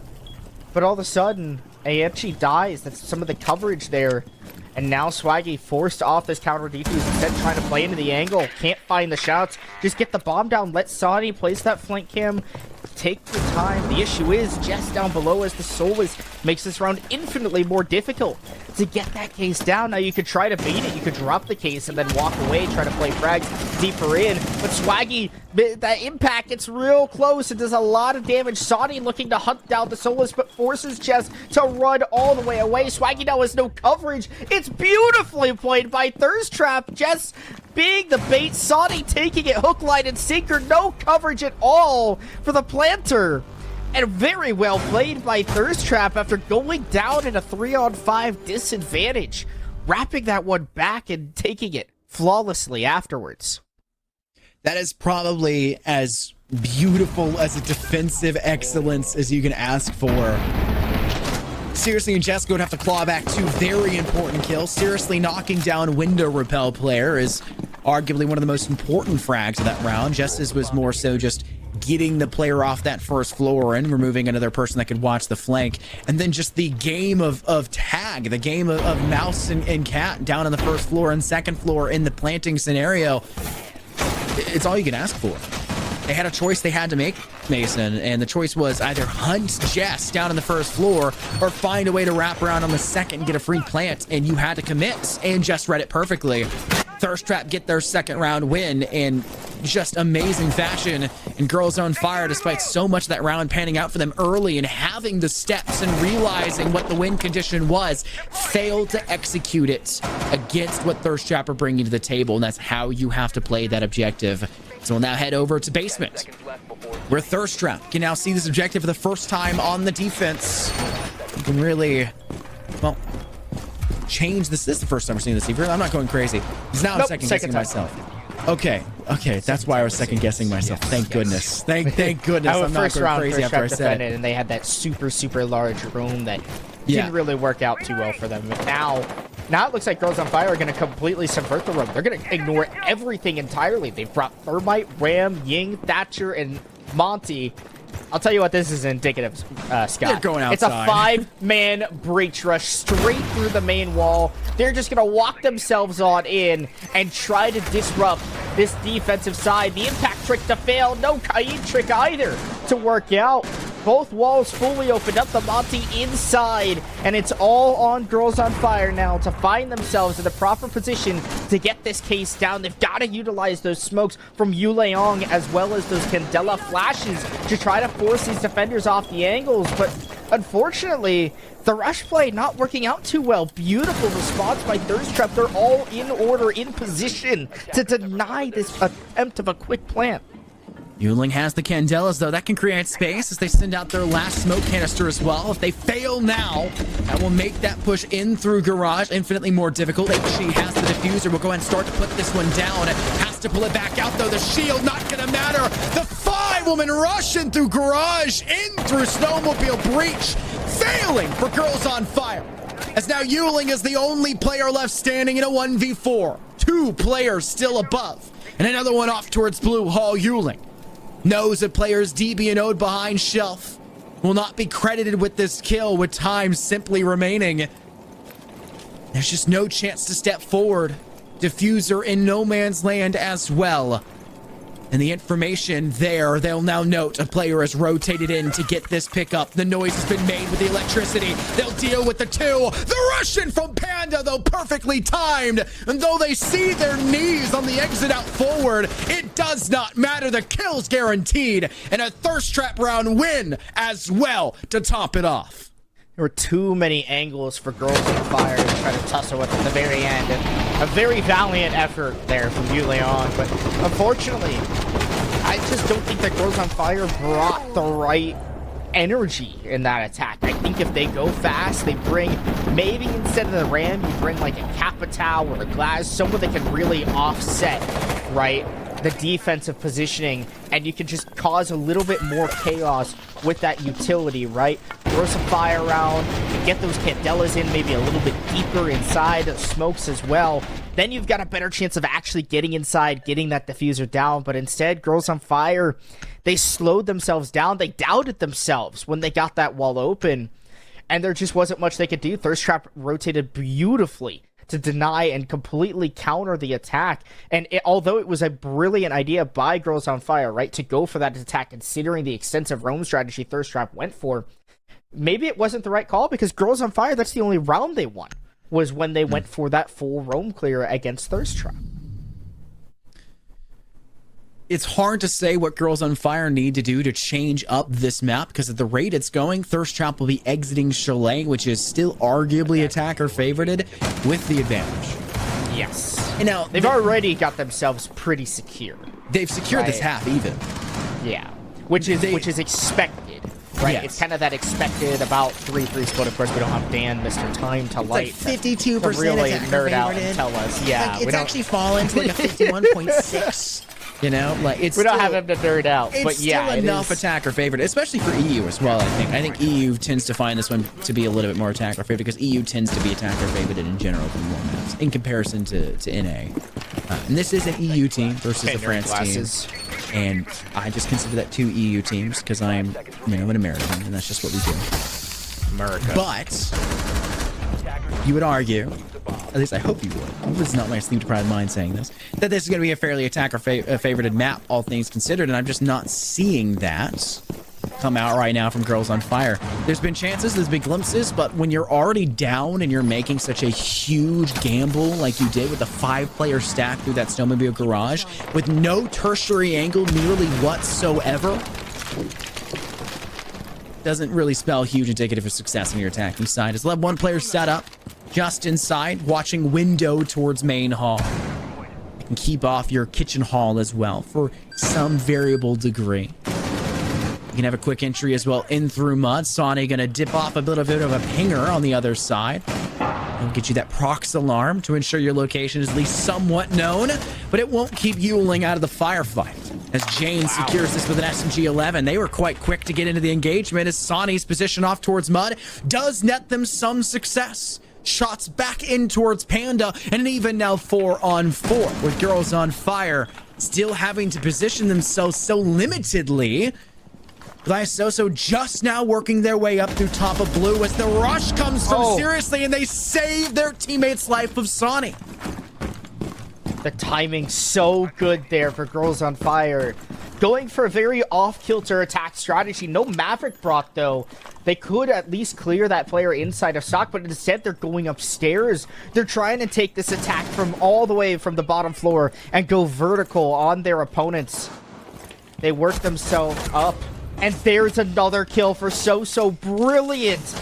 Out of Girls on Fire. Jess hiding inside a dining. She loses her engagement to Hayachi. It's just Jane in a 1 versus 4, certainly capable of pulling it off. But with all the utility and so much time left on the clock, you're sure to think that Girls on Fire have at least secured their second attacking round. Jane taking way too much damage, no ammunition in the magazine. Sure, she's got her shotgun out, but that's not going to do enough damage at range. And So finds her 3rd on the round.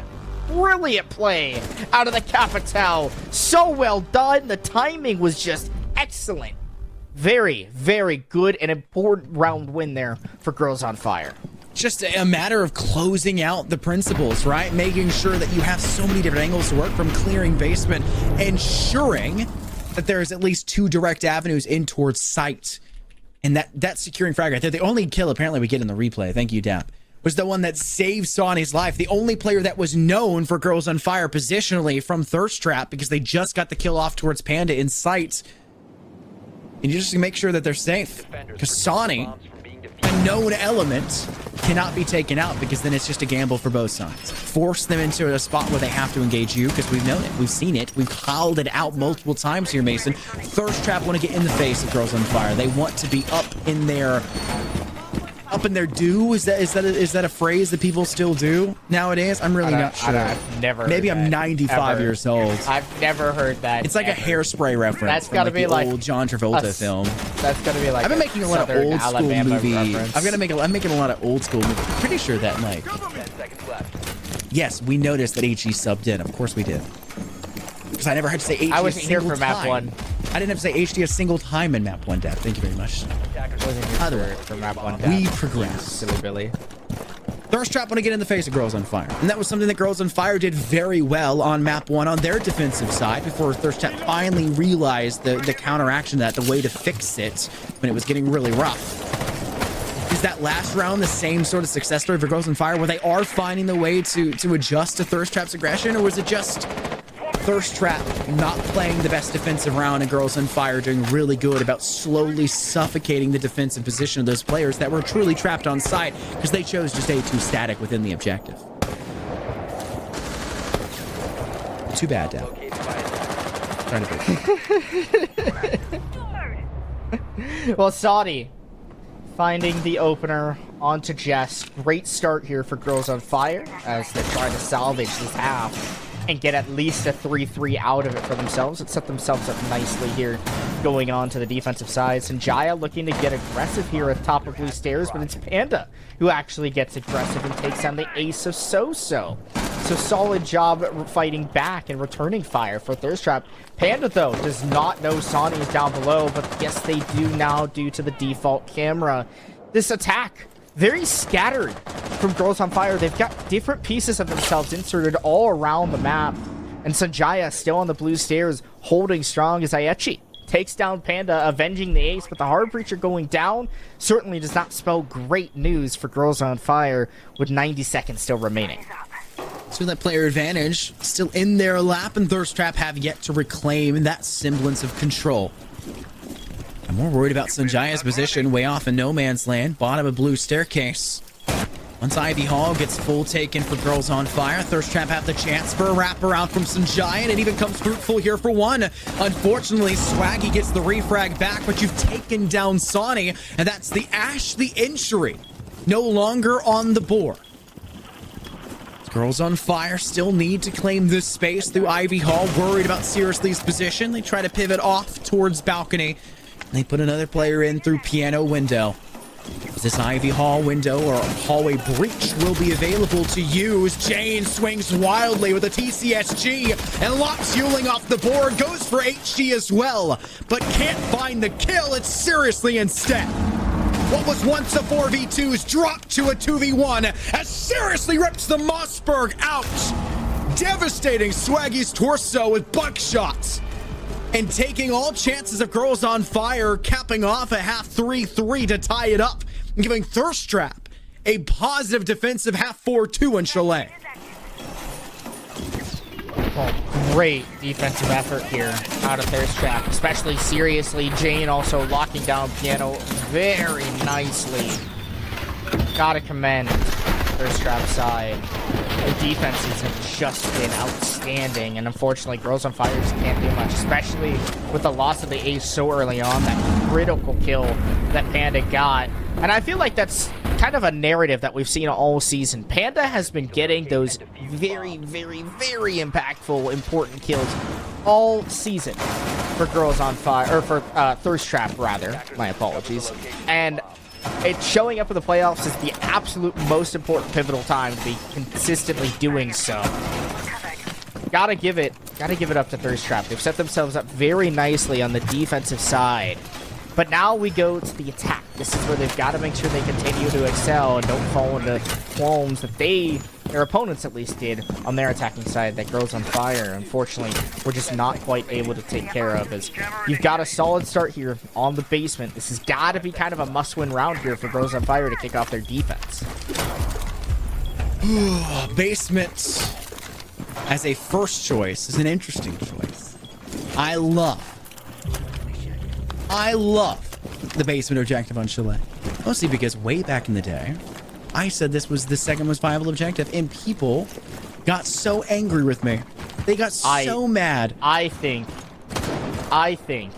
that the basement site sucks personally.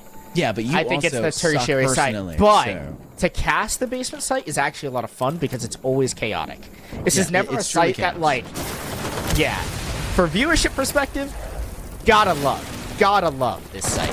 But in reality, it is like just such a difficult site to defend because you have to hold so much. The kitchen hatch is so pivotal. But if you win the gamble, you win. Right? Yeah. Any active defense in the right direction will win you the round. That's the crazy part about basement, is it truly is a gamble. If Girls on Fire pick the right side and defend with the majority of the utility in one direction that Thirst Trap are working towards, because Thirst Trap, let's be honest here, when they commit to a side, they stick to it. I've hardly seen them rotate. They don't like to stray away from the one objective they've chosen with, the one style of attack they're working with. And because of that, if Girls on Fire win the gamble with the 50-50, or technically it's like 25, maybe 33%, give them a 1/3 chance, they win it. They win it. But they actually have to get the gunfights too. Sonny tried to go for a spawn peek, and it was just the time, got the kill first. A refrag onto Jane, and shot from Yuling, securing off Jescoats.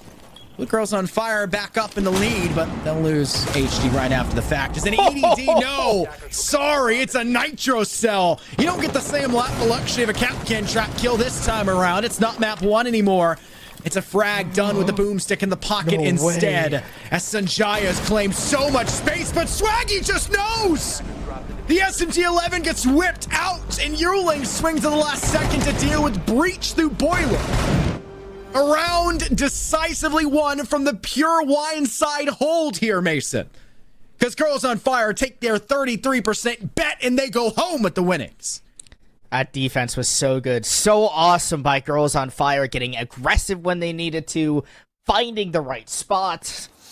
Even the fact that Sanjaya was able to sneak her way into the site, but the catch by Girls on Fire, so good. Having that information, the knowledge, brilliant shot by Yu Liang. And then that C4 kill, Yu Liang watching a kill get stripped away right in front of her own eyes. Gotta commend Girls on Fire. That was a round that they needed, but they've got to keep up this momentum. They got to keep up the consistency now, right? Just one round isn't going to do it. You've got to find at least 4 more on the defense to force overtime, if not 5 to force map number 3 and extend your Project Harmony season just 1 more series longer to meet Admin Abuse Grand Finals next week. Rematch for Thirst Trap. This is Girls on Fire's grudge match. This was the team that dropped them into the lower bracket in playoffs. They get their chance to give them a bit of karmic justice. They failed on map 1. They're doing a fair job of it so far on map 2. Their map pick on a map Thirst Trap took the Grand Finals team into OT and won against. Sure, we still haven't seen necessarily why Girls on Fire brought out this map. Chose to bring this map out of all the options there. Against this team that is so darn good at it, as we've seen, and that is a very unfortunate Kiva barricade. Maybe this round will be the best chance to do so. Round 8 now officially underway. In the second round, we get to see the defense of Girls on Fire, where we saw them hold strong on the basement side, and now get to see them attempt to do the exact same thing elsewhere. Where this second floor hold on this northern side is the end-all be-all for Girls on Fire. Whether or not it's a second floor objective hold or a first floor objective hold, you've got to defend that second floor like your life depends on it. And they go in pretty greedy for a nice frag. And the bandit tricking with the assistance from a Kiva barricade just netted them nothing but destruction and all the hard breach that was brought out here from Thirst Trap. There is no more remaining. Oh my goodness, it's just as good as killing Seriously, and now Seriously might just die in the end. There's nothing to open that wall. It doesn't even matter if you shoot down the wires, Panda. Seriously hitting the ground on blue stairs. I don't know what that was to. Maybe there's someone inside the kitchen or dining. But Panda facing devastation from the angle held by Soso. Brilliantly playing the mirror window that aids them so well here in this position. Thirst Trap messing up in a big way, foregoing the clear down below, and Thirst Trap get capitalized on by Girls on Fire. It's a 5-on-2. There's really not much that Thirst Trap can do. I mean, I would commend Jess and Sanjaya so much if they're able to get a win out of this round.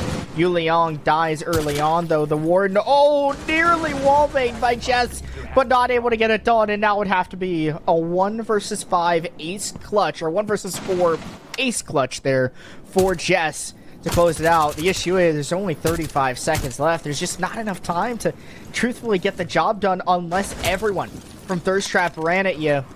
And Jess will drop down, try to make the play elsewhere, realizing that highway or the bathroom window was not going to be the route to go.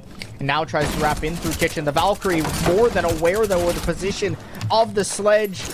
And Jess taking too much damage, forcing the Valkyrie away. At least finds one with a nade, but eventually gets capitalized on by Swaggy in through the right hole. Such another good defense there by Girls on Fire. They want it done here, Scott. They are getting close. That was a really, really good round for Girls on Fire.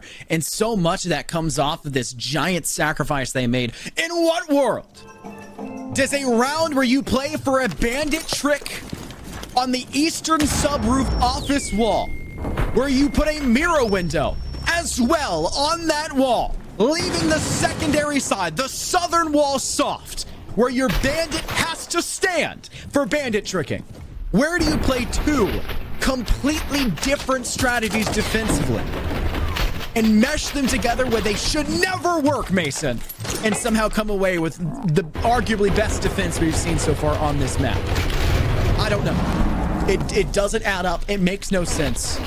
But somehow, someway, Girls on Fire meshed together two completely different strategies and created a monster, a Frankenstein's monster. It's alive, and they won't be able to repeat it for a couple more rounds if they're even given the chance to do so. They'll now choose to go once again. I want to say once again. They attacked previously. They'll choose to go over towards bar and billiards instead, where so much of this emphasis, I think, is going to come at the top of Blue Stairs for that apex position behind the shield they've now placed at the top of Ivy Hall, as well inside a mezzanine just behind Fireplace.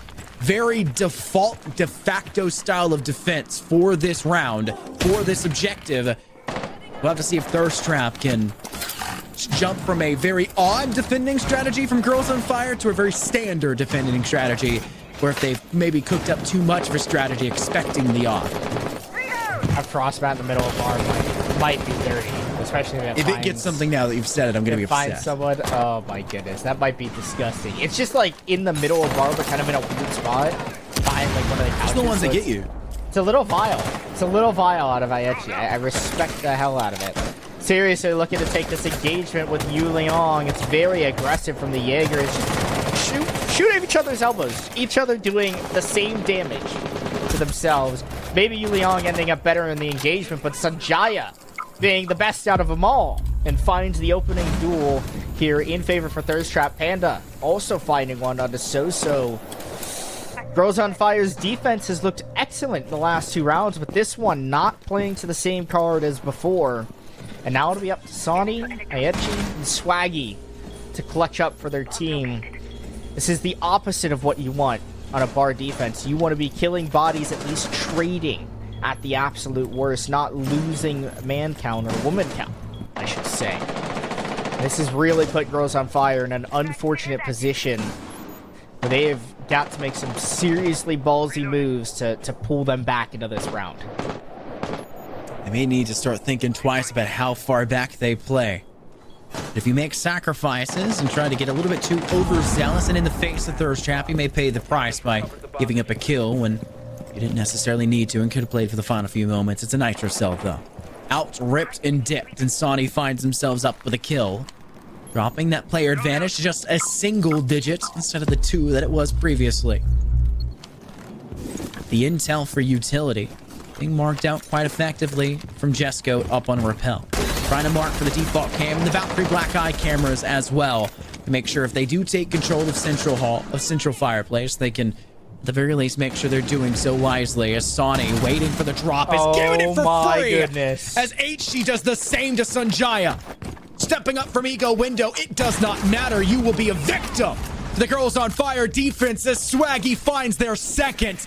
Jess rips through with the 9mm, and it's just Panda now remaining. A 1v3 made 1v0. It's not gonna matter what gets brought forward. HG, 9mm C1.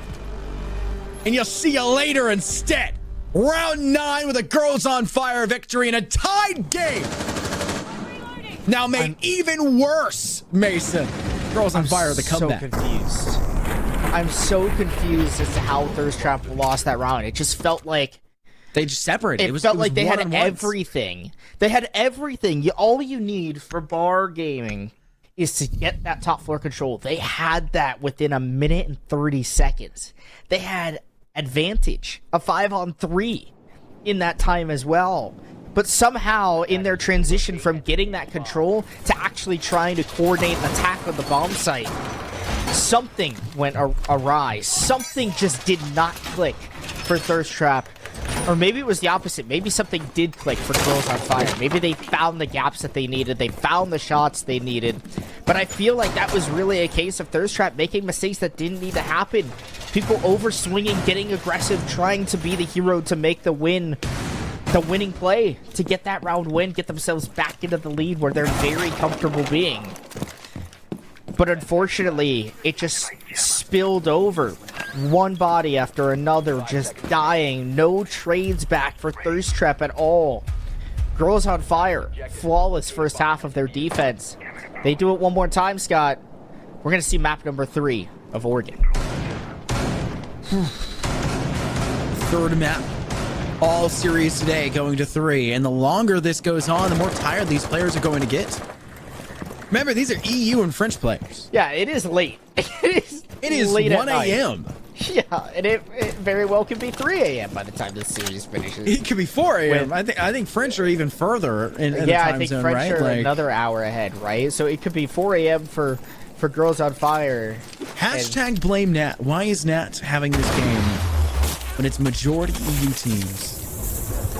So late in the afternoon. Actually, I blame Dap. I take it back. Don't blame Dap. Blame Dap. Yeah, it's Dap's fault. Everything's Dap's fault. That is well, so the bandit rude. trick on the main wall goes good. I don't know how, because you've got Thatcher, you've got Sledge, so you can at least EMP a nade off the drone hole. So it's can't easily bandit trick in that way.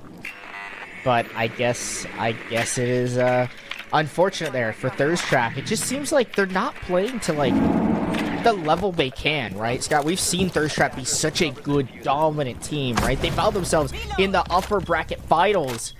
My goodness, Sanjaya gets smoked by Yuliang. Again, another one tap. Jets Pre-aim. last time here. Literally, we saw the same thing happen last time on this site. But back to my point being, Thirst Trap are a very good team. They're smart. They've got experience. They've got very talented players, but they're just not in sync. Something's off from the usual Thirst Trap gameplay. And you've seen that in these last few rounds. They've just not been able to dissect and diagnose their attacks as easily as they typically are able to. Is that all of the heart-breaching utility gone? Both ace summons look like they didn't find their mark. One zapped by an ADS potentially. The other missing its mark and being shot off with a bandit wire. This is disastrous for Thirst Trap if that's the case.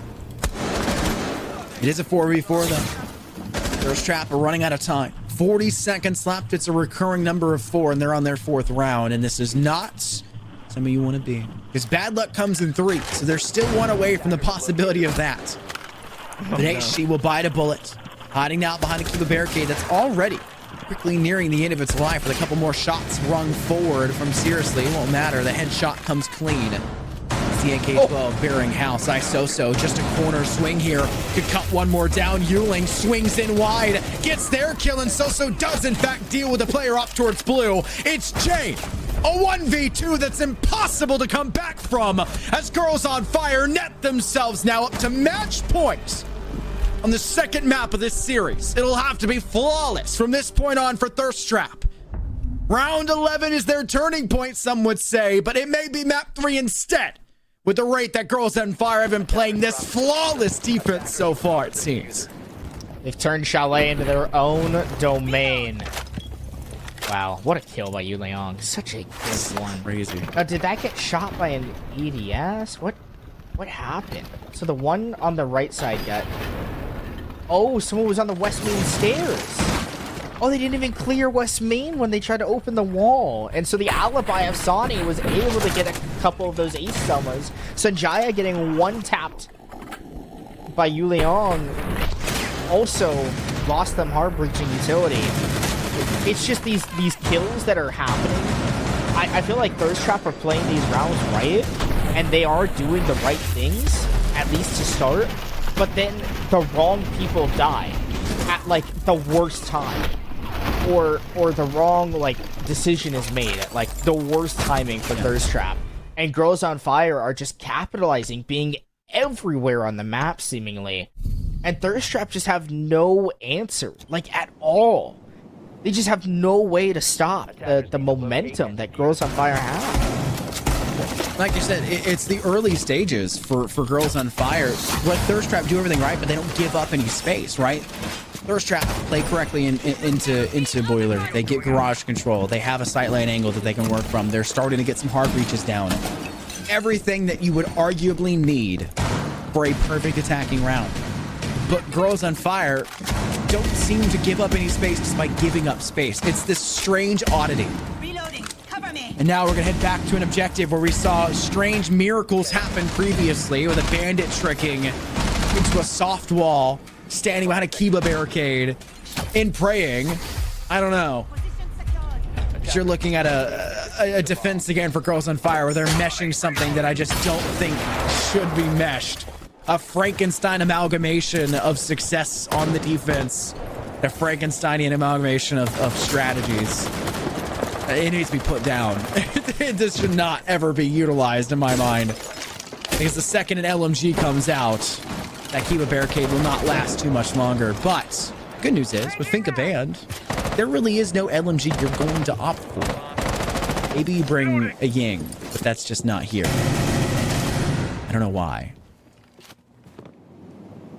Yeah, I feel like the Ying has been fairly Slept on? effective. But I mean, Swaggy running that Warden pretty much every round, or at least the majority of them, that's kind of staying against that Ying being ran by Thirst Trap, right? It's that direct counter an operator brought out. And actually taking a lot of damage early on, and pretty crucial in these opening engagements. It does find the opener, but it's seriously with the sidearm finding the kill on the aggressing Azami. The Azami gets better and better as the round goes on because you've got those Kiva barriers to kind of work around and reset up your defense based on how the attack goes.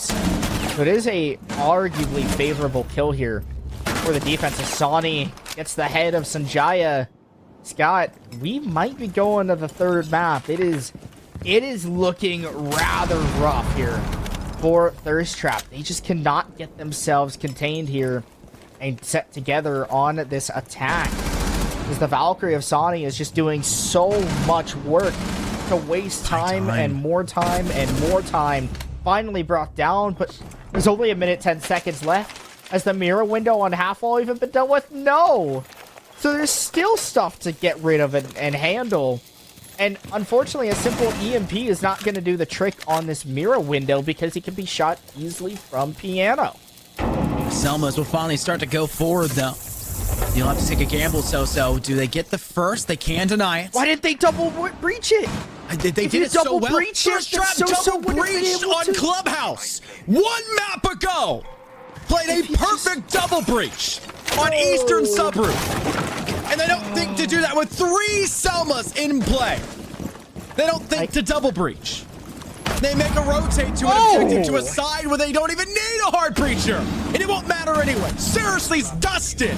Yuling's not done just yet. It's Jane joining the rest of the team in the afterlife as Jess.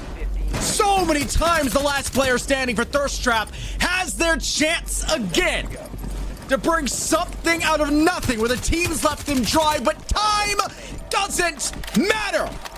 It's Girls on Fire finding a last map. Now swinging to the third, forcing Chalet into their hands from a major 4-2 comeback.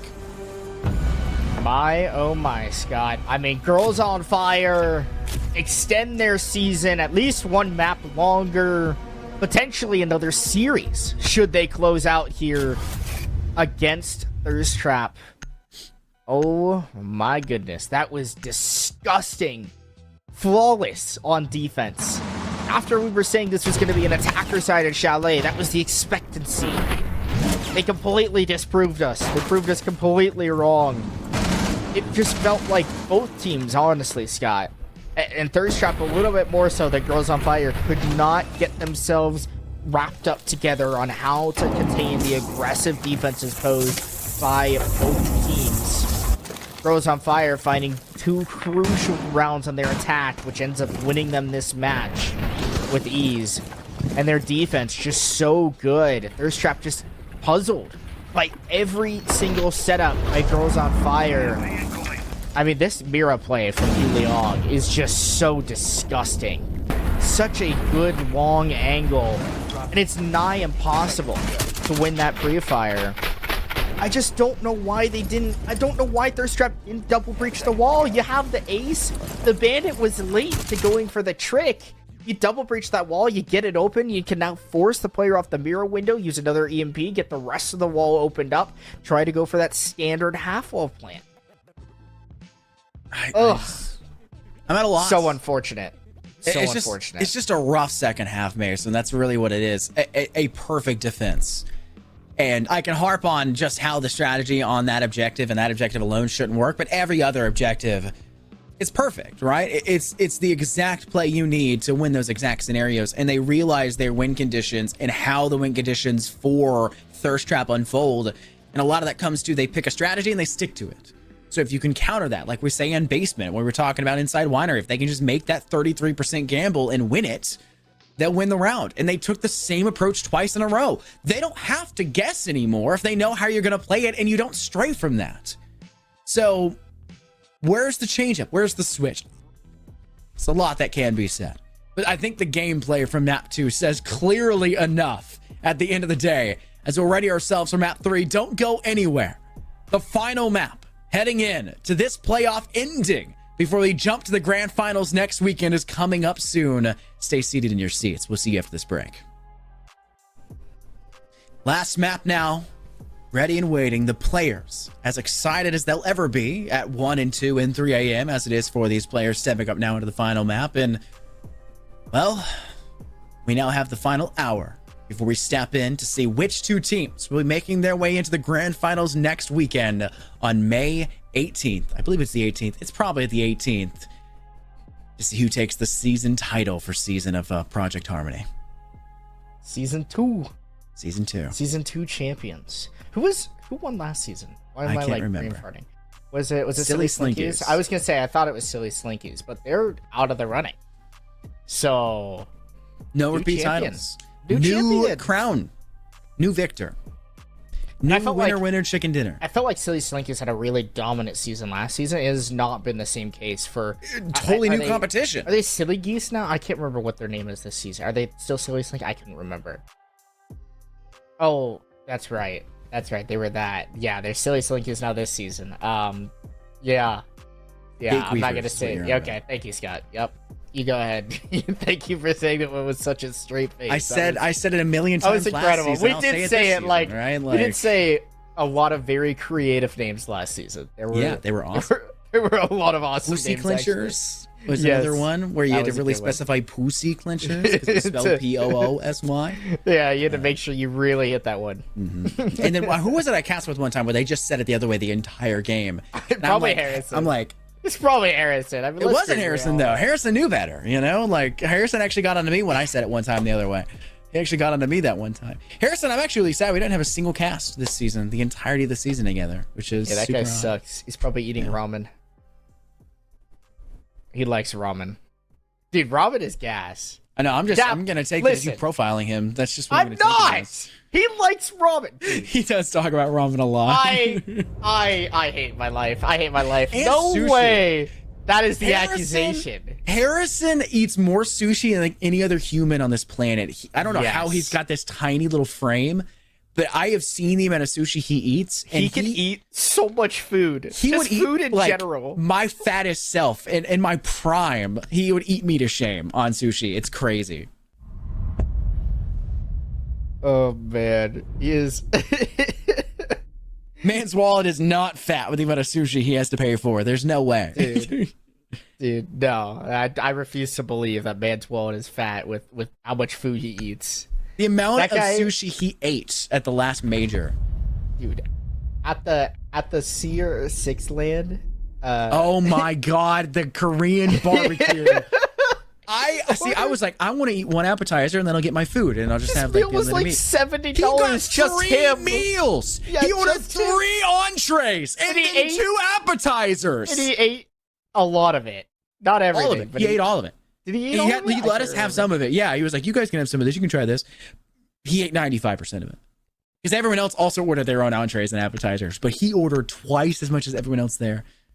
And then Taker was like, oh, your table was so expensive. And I was like, yeah, take everybody and add it up, and it's about the same as what Harrison's was. That is true. His stomach is larger than Mason's forehead. We finally found something larger than Mason's forehead. That's insane. And it's not the sun. Don't be misconceived. That just reflects really easily. Yeah, I actually caused the northern lights to be seen. Sure, there's across the actually US. northern lights tonight and yesterday in the UK. That was Like I my told them. forehead doing it. Yeah, I got sent actually pretty pictures. Dude, did you see all the pictures? There were some good There's some pictures, cool man. pictures. Literally. Especially like in the R6 community. I saw a lot of people like on Twitter putting some crazy. This is sounding like you right now, Mason. Kiss my forehead when you bury me 6 feet Yes, under. the Thank forehead you. is my thing, okay? Yeah, stop taking If there's that. one thing I can clench on, okay? It's the forehead. That's the only thing I have over everybody else, okay? It's not Let me really have over, my thing. It's not even over anybody else because you're like 5'4", so it's not like you're like holding over Okay. everybody. That's insane that you just told me 5'4". I just want this to be known. I am not 5'4". Scott, I'm taller than you. Are you? How tall are you? How tall are you? No. I asked you first. I don't wait. Let's say it at the same time. Okay, on go. 3, 2, 1, go. 5'11". 5'10". I'm like in between. I'm in between. I'm like 5'10", 5'11". I'm like 5'10", 3/4. So like, I'm like 5'10". yeah, that's okay. So we're probably the same height. We're probably the same height. Because I I'm like in round up, between. it sounds more impressive. Dude, that's what I do too. Round up to 6 foot. You know, just I round up to usually 6 foot. do You 6 too. foot, round I up to usually 6'11". do round up, and I said 5'10". I don't know why. It's okay. You were more honest. I'm real. I keep it real. I could have Okay. said 5'10" and 3/4 and just been really weird about it. But... We'll move on. The game's actually started, in case that's been unaware. The veto phase was a Sophia and a Mira, followed up with a Fenrir and a Brava. So no Kludge drone. Interesting bans, to say the least. The Sophia being banned is a big target band, and, well, there's a target in Isoso's head, and Panda found it, firing it through that kid's room rappel window. Now, Rose on Fire are lacking a very important breach that could have been utilized more so towards Tower. I would expect the job is already done if they had rotated off towards Kids Room Rappel instead. But if they didn't, for some odd reason, you're now lacking that map blowtorch. And we get it back, thankfully, by taking off Panda on the refrag as they were hiding down on the bottom of White Stairs. And she's doing a solid job on the roam clear. Jackal for the top floor is not the typical operator to be brought, but honestly, with the way that, like, the play has been from these two teams, just how aggressive they've been on their defenses, it's really not shocking to see the Jackal be brought out. Sanjaya keeping a hot start to this round, just as she did on Chalet, getting a nice kill there onto Yu Leong, so no more Nomad. And instead of doing a passive flank watch, you can do a little bit more of an active flank watch there, as long as the drone is set in the right place by Drones on Fire. Sanjaya finds another head. This time it's Saudi losing their life. And now it's just Aichi and Swaggy. Aichi with at least one kill, but the only kill thus far for Girls on Fire. And really hasn't been able to make much progress there up the White Stairs. So instead we rotate over to big windows, see if she can't catch a defender off guard, but finds no one in that initial spray down. So big hero play is going to have to be made here out of the Girls on Fire attack. But time dwindling, not much control, and only drones at the pocket of the Jackal is going to make this significantly more difficult, and very reliant on the play by the Jackal to make something happen here, because Swaggy's kind of stuck. There's a lot of angles being held against the Ace that you can't really use to walk in with. Yeah, and it's pinged by the proximity alarm. Swaggy will make that rotate. Though dire it may be, Jane holds the White Stairs pixel and ensures that there is no chance for another HC or Swaggy to step forward. She can get that double swing, and that TCS has plenty of ammo in its mag. Round one, Thirst Trap solidly under their control, and that's that second floor, the mainstay objective. Apparently for Thirst Trap's choice here, now no longer available, and so much of that was entirely because, for some reason, Isoso was peaking that within 30 seconds, 45 seconds of the round starting, and giving up that kill. Shouldn't have been a loss of life. Honestly, they had the drop on him. It's just a great flick by Panda. I just think that lost so much potential towards Big Tower. That way too one-dimensional of an approach. You try to spice it up. There's no way to spice besides White Stairs, and HD was no. Really solid defensive job by Thirst Trap, kind of getting themselves back into the swing of things. They definitely needed that.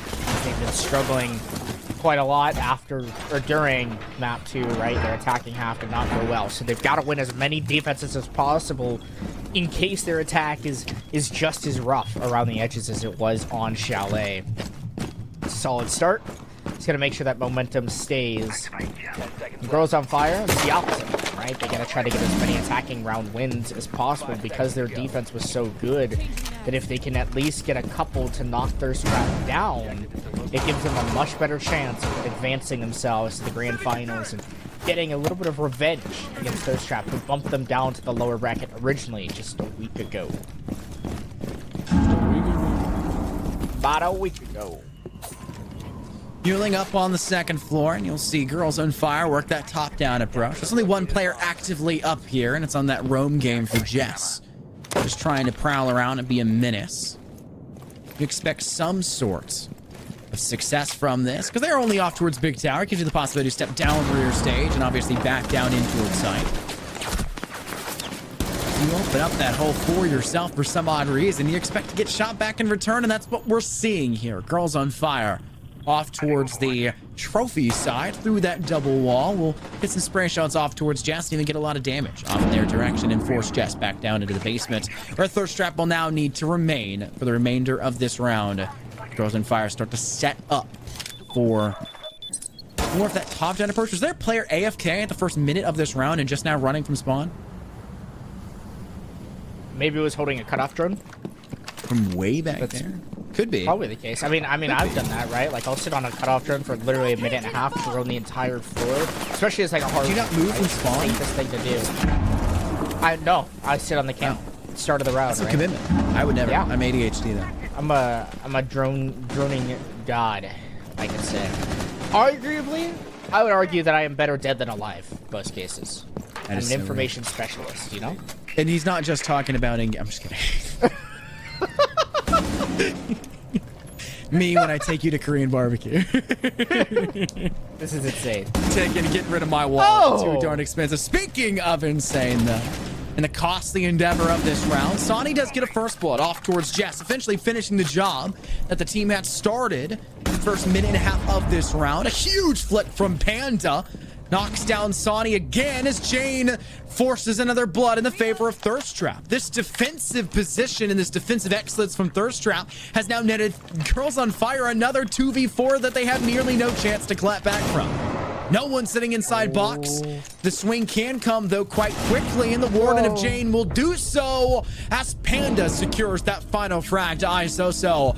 Just defensive excellence, a powerhouse on this basement site, and so far, a powerhouse on Oregon. That's what Thirst Trap are showing themselves to be. It was such a good opening pick too for Sonny, right? Finding Jess, the Wamai rather, goes down.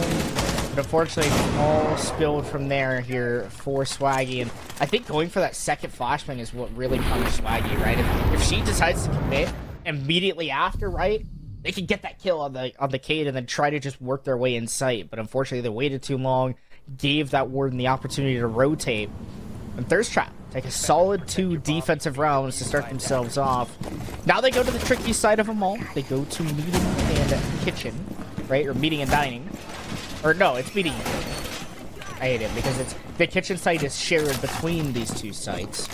It is meeting and kitchen that they go to. The preferred, typically, most teams will go here, but some teams do have the strategy in their back pocket where they like to go dining, hold into showers, and top small tower a little bit more.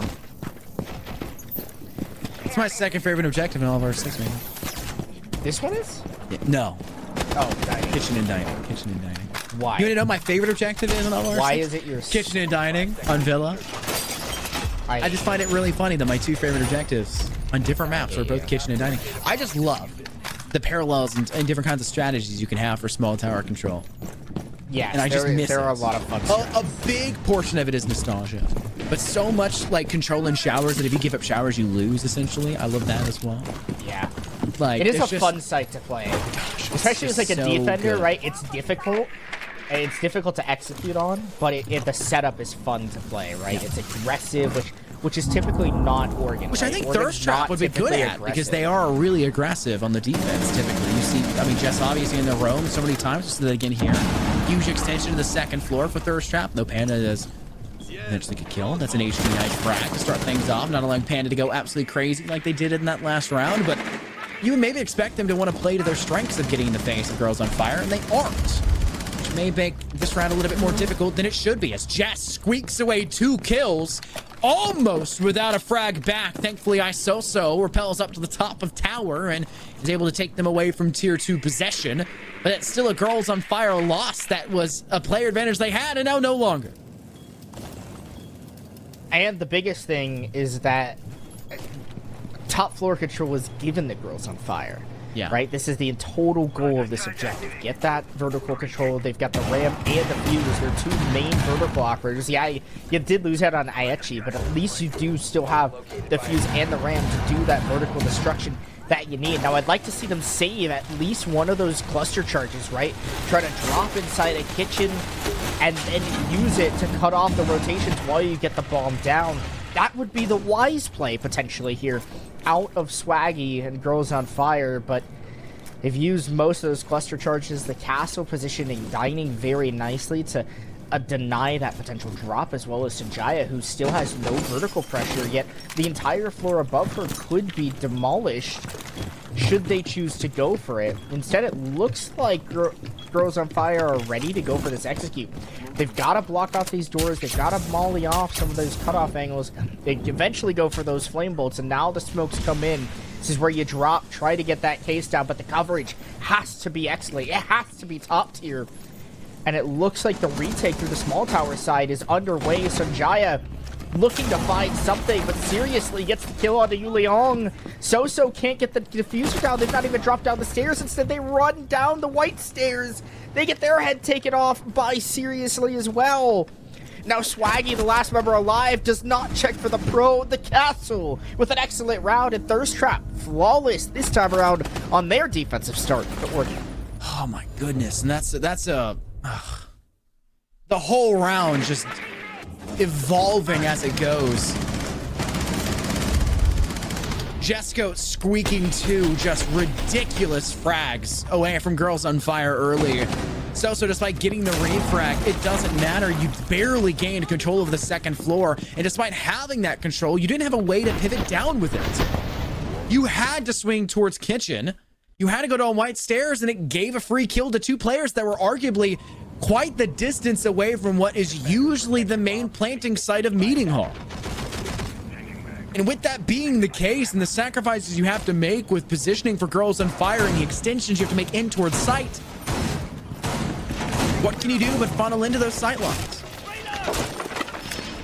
You gotta pray that this 4th round will be different. So far, Thirst Trap has your number. 3-0 starts defensively when you just ended the last map with a 5-round spree to close it out in your favor. You may give them the exact same thing, but on Oregon of all maps. And this is the map where good teams go to die. The best teams go to die, because every team knows Oregon. That's why it's called Borgen, Scott. It's the Mirage of CS. It's the Ascent of Valorant. There's no parallel for any other video game, but it's the standard map for every video game, right? It's what everyone knows. Anyone can play it. And Thirst Trap right now are playing it better than you. And that's something they're going to have to fix. They head now into round 4. 30 seconds in already, Mason, and some great extensions by Thirst Trap, honestly. I mean, this is a very good spot for Panda to maybe sneak away a kill if a player tries to step in through white stairs like they did in round 1 when they had this objective last. Actually working in through the downstairs, up bottom freezer. Yuliang takes down Sanjaya. I've been correct on the pronunciation. Gotta make sure to get that. So Yuliang takes down Sanjaya. Solid opening pick there. Definitely needed for Girls on Fire. Aechi seems to have the lead on the Valkyrie, but looks away at the wrong time. Still wins the engagement, though. Brilliant by the Jackal. Repeating exactly what Aechi did before on this site. So, solid job. Great opening picks, but it's about closing out the round. Something that Girls on Fire and Thirst Trap both, truthfully, throughout the series have not been great at so far. Gotta see if there's some way that they could make a change, make that adjustment. My scaredness, though, for this team, my worry, 3 nitro cells in the pockets of the Thirst Trap defenders, but one of them has just hit the floor and eventually will no longer be in use as James dies. And now it's a 5-on-2 advantage for Girls on Fire. 70 seconds left. That's so much time for Thirst Trap still to play with. The drones are coming through fruitfully, and the Nitro Cells just aren't. It's a plant now for Swaggy. They'll hop off. They want the kill. They'll find it. Yuling closing out a flawless round for Girls on Fire, who we were harping so heavily on, Mason. Where are they? Where could they be? Thirst Trap are dominating you on Oregon, and they turn it around in flawless fashion on arguably, for some teams, the hardest objective to attack on. Some teams are just really darn good on the second floor defense. Their basement lags a little behind. Is that the case for Thirst Trap? I don't know. But considering they just got flawless on that second floor, I think they're going to want to head down to the basement. This is not one of those stances I'd say repeat the objective. You can go back after you win basement. Just guarantee that basement victory as best you can and then wrap back around and change up the strategy. Not the time to be bullheaded. But that was a perfect sightline distraction tool for Seriously to pull away. The Nitro Cell attempted to be ripped out. Just a really great round for Girls on Fire. Brilliant. Out of Girls on Fire. That's the attack they needed. Please get themselves on the board. The Trap now not wanting to stick around on that top floor much longer. You go down to the basement. Scott? Better opportunity here, I think, to get that 4th round win, at least securing that 4-2 split that's expected here on Oregon. It is, unlike Chalet, typically a little bit more defender favored. Seriously looking for this Nitro Cell again, but there's a drone on this position by the Mute. It seems like you can see the feet under the barricade, so maybe a really good free fire would take out Seriously, but an even better Nitro Cell will take out your opponent. Yulian falls right in for the bait, dies early, and the floor is no longer going to be available here for their team. It makes this round significantly more difficult to deal with that elbow extended position. Jane's going to be quite ready just outside of Harry Potter.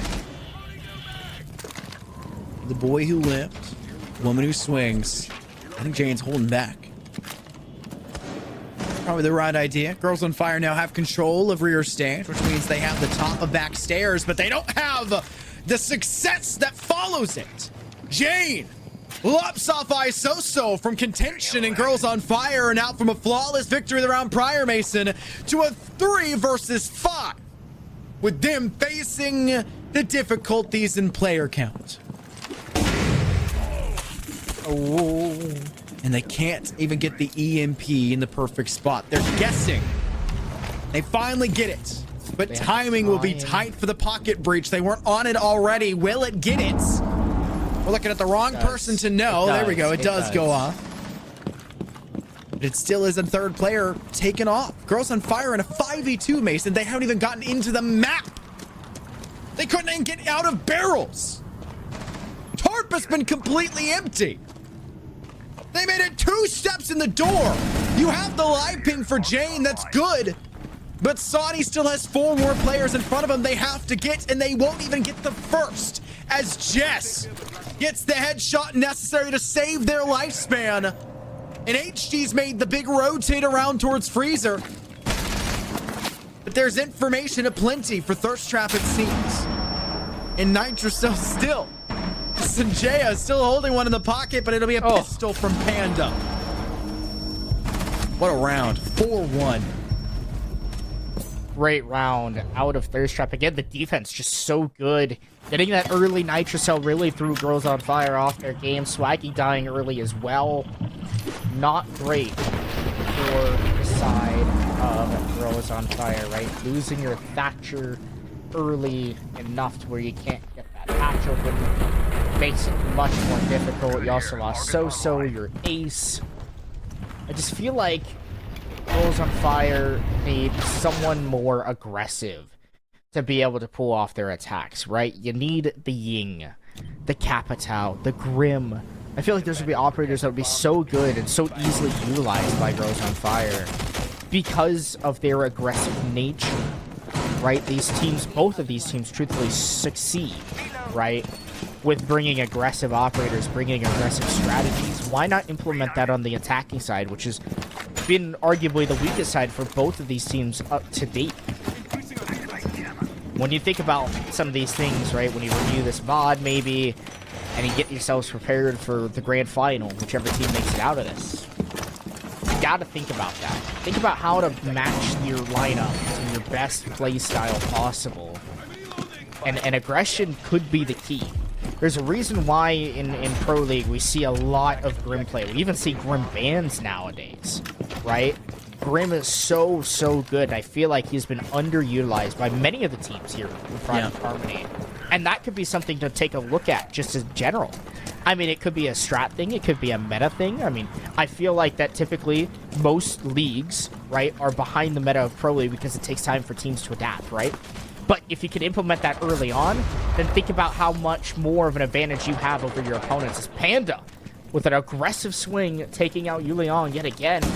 Girls on Fire just cannot get themselves on the board. They just keep dying early. No one is getting kills. There's currently only one player that's even near positive, and they're not even. Only even is Aechi.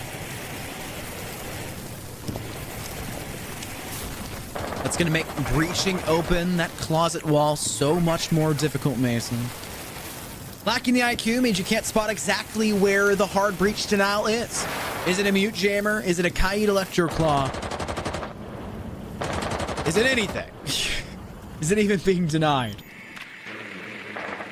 Now you won't have as much information as you could, which means breaking it from below to even harder. Yuling, what you would expect would be on the first floor, clearing out playroom. From below, getting the information with the scanner. But it's not. And Jess, apparently getting a lot of inspiration from the LATAM side of things. On the Caviera, their teammate at Panda will not have any sort of luxury, though, for the remainder of this round. They got their one shotgun kill, and that will be it. Finally taken off the board and avenged from Girls on Fire. Sanjay has had a pretty interesting peek hole from bottom drop of Attic and can single out Isoso. But do they know a second is not too far behind them? The pinger will tell them all they need to know, but they'll swing before they get tapped by it. And Sanjaya will pay the price for trying to string it once again in their favor.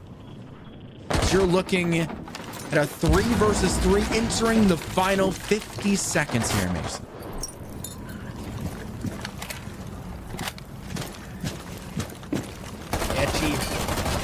Trying to make work here. Front door opens it up finally. Maybe a little bit late. A lot of teams like to open that up, right? Because it applies a little bit of that phantom pressure and denies that flank potentiality, especially when you've got Jess rocking the Caveira. But Swaggy walks in, finds a couple of excellent kills, and now it's the Cav versus the Finka. And a duel off here. I think it was not available last map. That was determined here by Girls on Fire. Then Caveira is an operator where you just don't see ever. No time left on the board for Aechi, so they just dive on in. They're looking for the kill. No case in hand. Jess finding Aechi, who looks the wrong way. Easy as that. It's a 5-1 split for Thirst Trap. They play an excellent defensive half, and now Girls on Fire have a lot of work to do to pull themselves back here. If you got a big deficit, it's doable. It's Oregon defense. And if anything is to say that a team could potentially take advantage, it could be Girls on Fire, especially after how Chalet worked out for Thirst Trap, right? They really struggled with their attacks on Chalet. If there's any sign that that continues here into Oregon, Girls on Fire are absolutely still in this match. Will it be any different? I think that's the bigger question, because they have to get another round, right? Like, and they have to start the round is what I should say. They have to. Because if they can't get momentum under their belts, I think the mental is already going to be drained. It's one of those states where in Valorant you have a little bit more leeway. There's more rounds and a half, right? There's 12 rounds to work with. We say 3 is the minimum you need to stay in it. Is that 1 for R6? Is that 2 for R6? It's really 1.5, which means Girls on Fire would have needed a round there that they may or may not have lost or won, but at least was quite close. And I can barely consider that last round close. Giving up a huge first blood like that, barely getting control of Attic, Meandering in through sight with time running low. I don't know if I can give Girls on Fire that 1.5 rounds. The one round they took was flawless. I'll give them some extra points for that. Maybe that'll tally into 1.5. But the only other edge we can give was their completely flawless defensive approach on the previous map of Chalet at the end of it. But this is Oregon, baby. And everyone knows Oregon. But apparently, they don't know Sonic. That's a P90. Down goes Jane. That's a hard breacher off the board. Yeah, that's Selma. That's huge. Big. That's one whole side, Mason, that they can no longer extend from. The Maverick will still have to go from tower, but now they'll have to make the decision. Do we waste the blowtorch ammo, the fuel off on one side, or do we have to go back towards Closet and work for Master? What's the big plan? I think it still has to be big window now. I think that's where you change to. It has to be big window and tower. I mean, the Maverick the Maverick's the only thing you can use, right, to open these walls.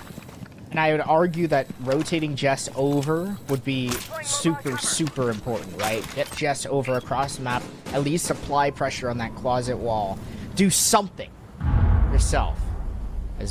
Okay, we're back, maybe? I don't know what's happening. Scott, are you seeing the same thing I'm seeing? Oh, now I'm seeing things. Were you a little framey? We very much so are. Yeah. Okay, I was like, I hope that's not just just solar me. flares finally coming in, or whatever it was? The electromagnetic waves. Yeah. Girls on Fire, 2 for 2 in their engagements thus far, and looking to potentially find another one. So there's a player close in attic. It's seriously. There's really not much that Thirst Trap can do because they lost that ace so early on. It's the same case as Chalet, Scott. The right plays, the right strategy, but the wrong people dying. And again, it happens, and again, it bites Thirst Trap in the tail. They're going to lose this first round. It might be flawless. It is. Beautiful. Only 2 rounds that Girls on Fire have won have been flawless victories. And HG is pulling out a 7-month-old strategy of knife peeking. If not older. It's probably older. It's probably 11 months old now. My goodness. What a round, though, for Girls on Fire, taking down Jane early. Sick throw there, Panda, by the way. We did all see that. That's actually what the replay is about. It's not actually about this great Sonny peek from Zulu. Losing Jane early and having Sanjaya be the next player down meant that even though you have hard breach, you don't have EMPs, which means you can't clear out utility very well, which means you can't drone very well if there's mute jammers down. Whatever the utility is, there's no mute jammers around, but you get the gist. Whatever utility is on the board, you're gonna have to deal with it. Very flat. And I'm sorry to break it to you, Thirst Trap were failing to do so. The gunfights were too clean from Girls on Fire. Earlier was Sonny who went crazy in that round. Or it was a really good hold up inside of attic that they were willing to give space up, knowing that they could only let the hard breach come from that angle so they could sit more safe on site. A really good understanding of where control can be gained and where control has been lost. They can't breach over towards Master Closet. Sit inside games. They can't breach inside of attic. Sit inside attic. Sit inside kids' room. They had to pick a gamble. They chose, and they had to sit in their bed and lay it. You make your bed, you must sleep within it, Mason. Attackers have recovered their diffuser. Please tell me you make your bed. Never. Because no one ever sees your room. Never. You can't see my bed. That's why. There's no need to make the bed. Yeah, that's okay. Wait a second. Wait a second. Dude, I totally missed it. You know, Scott, fair play. Yep, I know. Fair play. Oh, Rotero trying to flush out a clash? Oh, it's actually so mega unlucky mind. because the drone got muted as it tried to open up that E-box door, which almost might have been worse actually for Thirst Trap, because then the clash might have had a little bit more leniency to be able to get out on that wall, right? But the clash play by Aechi is perfect because it counters the Monty perfectly. Because you just continue to do little bits of chip damage down to Panda, right? And eventually, someone could just throw an impact. Even Aechi could just get around a corner, throw an impact at the Montaigne, and really cause hell for her opponents. The Monty trying to walk in. The smoke pops off. Where is the help for Ayachi? Panda gets bullied, down and dead. And this is just another masterclass of a defense by Girls on Fire, picking the perfect operators to counter their opponents. And this struggle bus that Thirst Trap are on, they still have not won an attack since map number 1. They made a game plan. A game plan, and they stuck with it. This is exactly what you need to have. Prediction, counterplay, and adjustments. And Girls on Fire predicting out of their minds. They're playing exactly what they need to.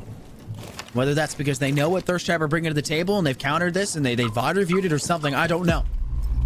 But they have their number right now and they're continuing to use that quite well.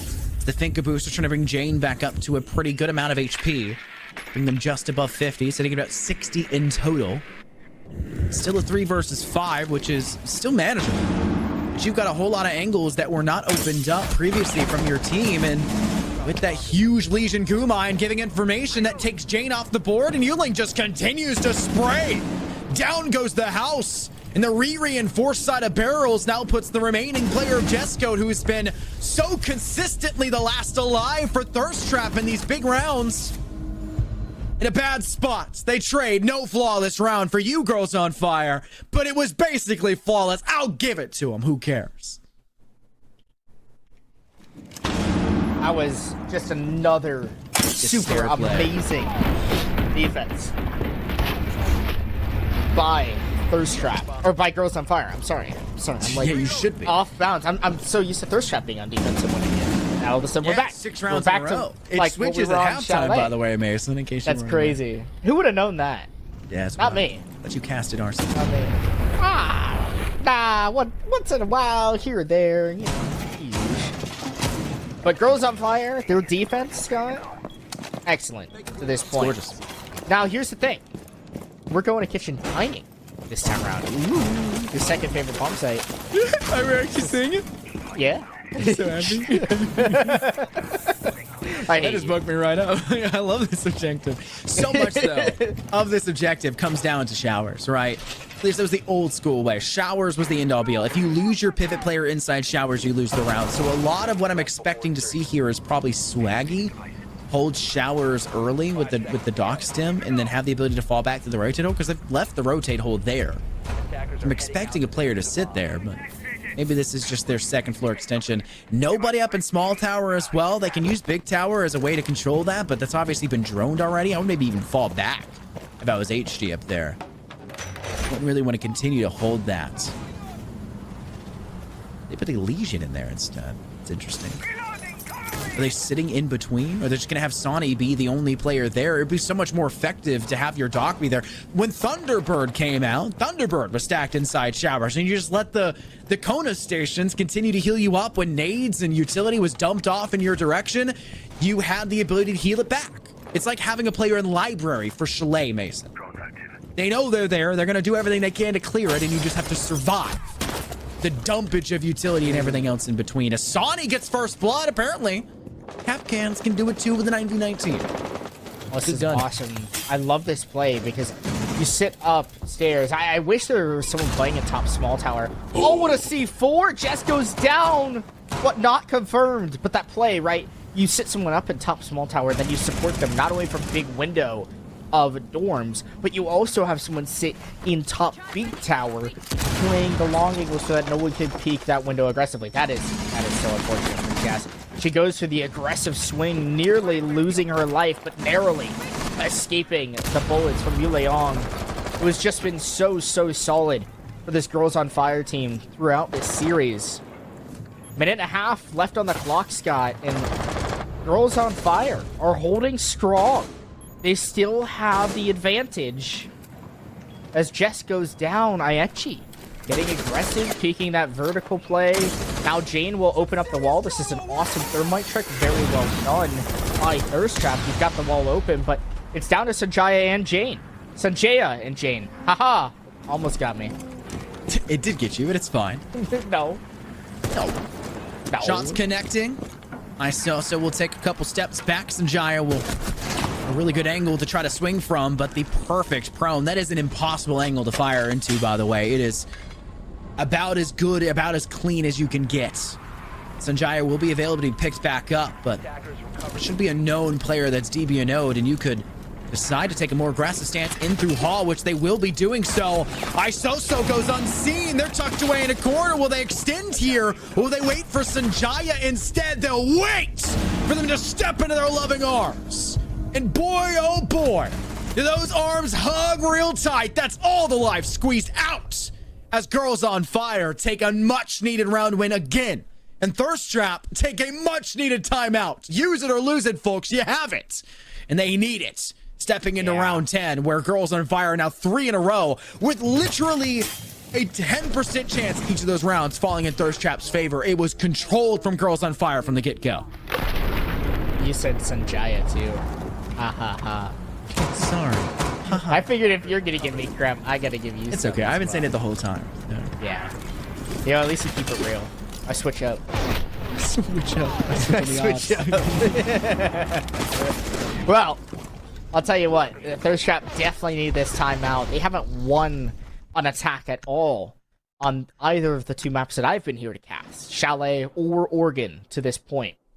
They've had plenty of opportunity to do so. They've been close. They've had opportunity. But the aggression from Girls on Fire is just something that Thirst Trap can't quite match. They've got to bring something that can contain Girls on Fire a little bit more. And I honestly, Scott, I don't even know if I know the answer, but I feel like Thirst Trap keep doing kind of the same strategy over and over and over and over again, right? They're comfortable in what they're doing. The issue is their comfortableness isn't working for them. And instead, it's actually making it more predictable for Girls on Fire to be aggressive and play into it. And I feel like Thirst Trap just have to switch something up, right? Just bring a different operator. Try to change an attacking strategy. Maybe a rush would be in play to help, right? Something's got to change so that something in Girls on Fire is changed, and then you go back to your normal strategy, right? You've got to play this game that Girls on Fire did on their attacks of Chalet, right? Go one way for your attack and then go somewhere else, right? Be unpredictable. And so far, I feel like that's why we've seen Girls on Fire be able to find at least an attack round or two in their rounds, right? They've not been the best attacking team either, but they at least switch it up enough to where it catches you kind of off guard if you're the defending team. I say it a lot. It's a mind game, and half of the battle of each round comes down to the strategy. And if you've, as a captain or as a lead or as a strategist, a coach, whatever it is, fail to correct your mistakes, fail to find the perfect counter to what the other team is bringing, you're going to shoot yourself in the foot before it starts. And I said the great thing about Thirst Trap was that they play the same strategy. They commit to it. They don't try to, do-si-do and go elsewhere and change it halfway through and be like, well, this is failed. Let's go something else. They commit. And that commitment is both really good and in certain scenarios really bad. It just kind of depends on the objective in the round. And I think for Thirst Trap, it's actually been really bad in the attacking side. Defensively, you're supposed to stick still. You're supposed to stay where you are, static. You're supposed to defend how you defend. A little fluid, but not that fluid, right? Stay like a rock on that island. Thirst Trap on the attack, they're way too solid. They need to ebb and flow. They need to have the adjustments be made, and I just don't think we're seeing that. So having the timeout to talk things through could be perfect, and that, my friends, is not perfect.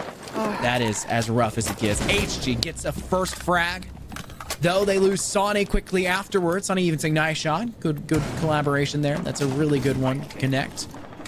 That is still lack of success on the southeast side, as even Yulang is watching this master closet exit, or the entry in from that balcony, like a hawk with a pixel angle that's hard to deny, as Swaggy just plays the game of a century with the bandit breaching, and you now have no chance. Oh, no. The time. You get the first. Whoa. They at least deny it from being fully opened up. Now, if there's someone with impacts, which Leon does have, you can impact trick the rest of that wall, make sure it stays closed, and not let those summons be as effective as they've typically been. Jess has also left that tower style push and instead is playing down by garage. Aichi looking to work their way down main stairs potentially. there's still a lot of control that Girls on Fire have that Thirst Trap just have not been able to deal with. And they're in so many off-kilter positions as So-So catches seriously at the bottom of White Stairs that Thirst Trap yet again are falling into the same issues they've been falling on time and time again, Scott. They just cannot work together and get the push going. It seems like Girls on Fire are just in the right places at the right time, and the wrong people are dying in the wrong places. And it's just so consistent. Finally, Jess finds one, but there's 10 seconds, Scott. There's no time left. You've got to walk through goo mines. Where's you Jess? have to hurry, Jesse. You're not going fast enough. There's no time left. Those goo mines in your foot will slow you down even further. And unfortunately, it's another round loss for Thirst Trap, getting Girls on Fire even. And now with threats to take the lead, and if not the series, if Thirst Trap can't get their attacks together. I've said it a lot throughout the season, actually. It's one of the few things I can always remember I do, because I try not to harp on individuals too much, but Jess is almost always the last player left standing for Thirst Trap. And that's not necessarily a bad thing, but it is when it comes down to it's the final 10 seconds and you're nowhere near the site. It is when you're on the other side of the map and your entire team's peeking isolated 1v1s and there's no tertiary angle being held when there should have been a tertiary angle to be held, right? Like, it seems like the strategy falls apart. It just feels like right now for Thirst Trap, the biggest issue for their attacks is that not everyone is doing something productive to the attack at once. Yeah. Right? That's the hardest thing, honestly, about attacking in this game, I feel like, right?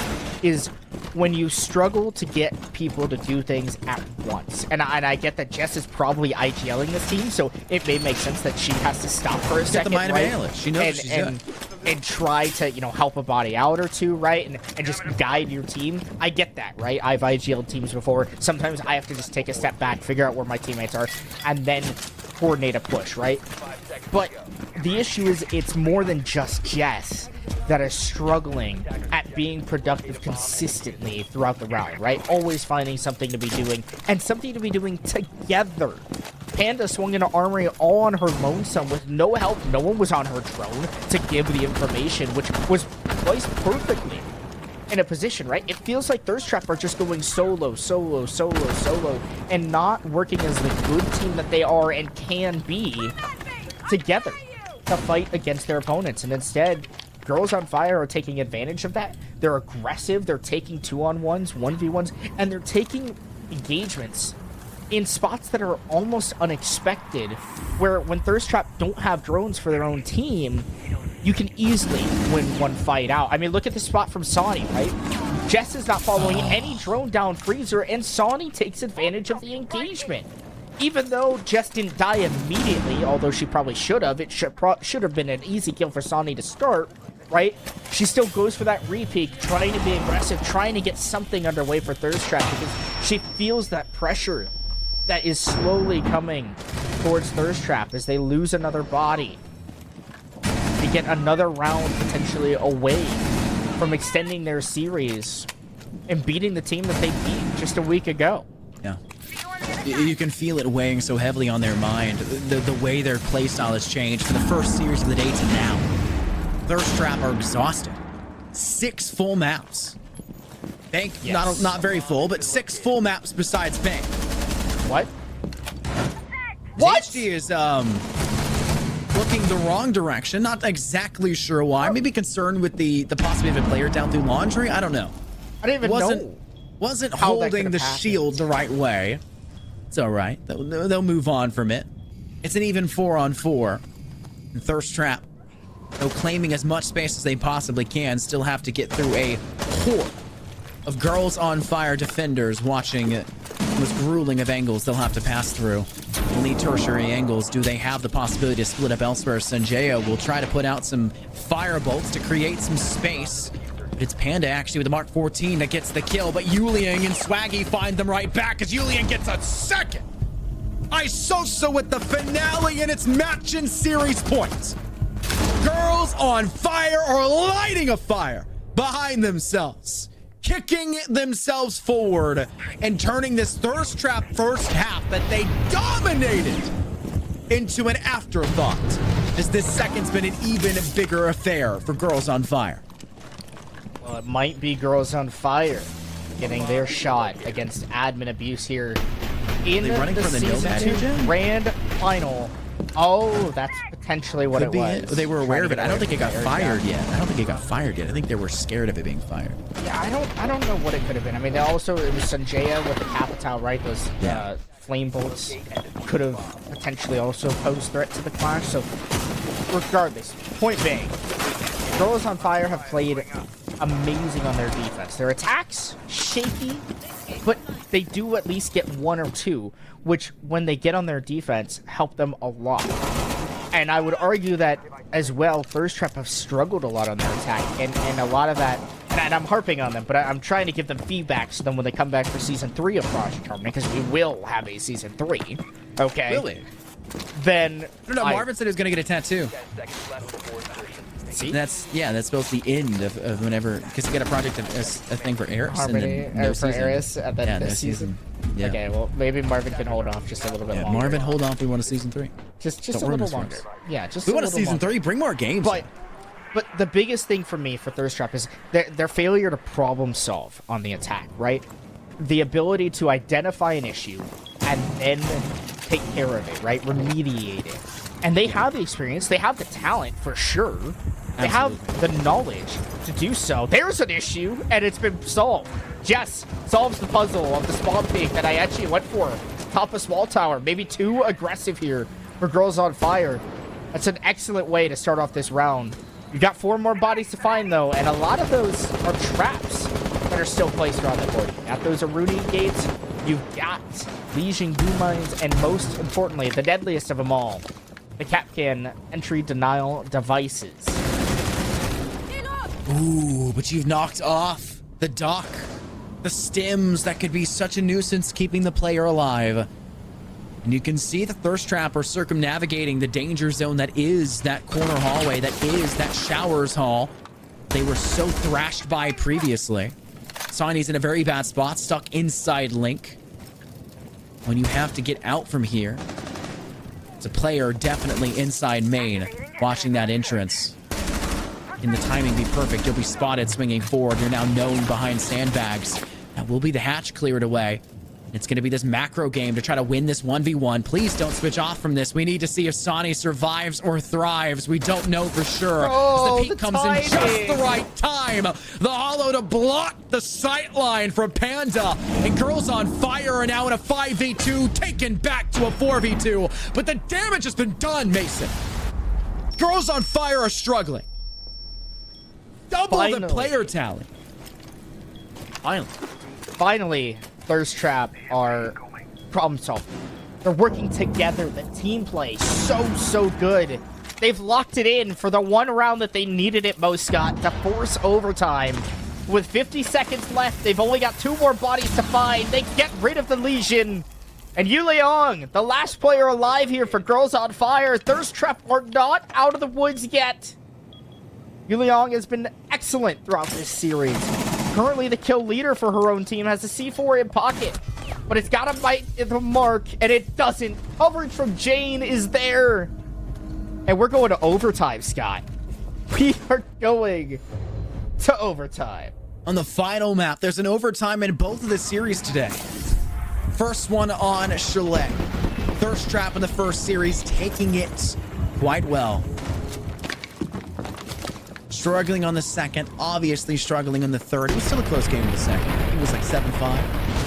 7-1, not so good, but they've had to go through so much. They've got to be exhausted. Think about how tired they are. I mean, to be exhausted. And this Thirst is Trap? teams, Mason. Thirst Trap is going to be exhausted because they're playing 6 maps effectively straight, right? And then Girls on Fire are going to be tired because it's just late at night. Thirst Trap are doubling down. They've got 2 bad apples that they're fighting against. It's late, and they've been playing all night. It is rough for both of these teams. It is tough. But here's the thing, Scott. Girls on Fire get defense. And with the way that this game has been, with the way this series has played out, especially on Chalet, and especially here on Oregon, it has been more than defender-sided. And Girls on Fire have that advantage now. They can hold on tight they can feel the near grasp of victory. It's gonna have to be a miracle play out of Thirst Trap. They're gonna have to find some way to win an attack if they want to go to grand finals and have a chance back against admin abuse in a best of 5 next weekend. Oh, May 18th is the day when everything goes down, Mason. And they have to make it there. And right now, the thing that stands between Thirst Trap and making it there for the revenge match of the first series of the day is probably going to be 2 defender rounds. One of these defender rounds at least. The Girls on Fire are given. And Basement being up first with how darn difficult of an affair they've had. Would be the worst case scenario. But keep in mind, Thirst Trap no longer bringing the Monty. That clash counter that HG has won't be as effective in parallel against that shield wielder. Still was quite good previously off towards Freezer when we saw it a couple rounds prior, but it wasn't the best thing in the world. We did see them eventually fall. And that's why you bring a player like Sonny. First frag up. Even though it's OT, doesn't stop Girls on Fire from keeping the highlight reel running. That's a huge start for Sonny to secure a Thirst Trap. When they can get First Blood, seem like they've got good chances, like just last round when Jess took down HG up inside Big Tower. Now the opposite story unfolds, and Thirst Trap now down that Twitch, down the util denial kit of that Twitch drone. Have to find a new way to clear out any of those thorns of that util from their side safely. Those razor blooms can be deadly, and we've seen teams fall into them many times before. Hatch to get opened up real soon here on that main side. It's a full main freezer clear here.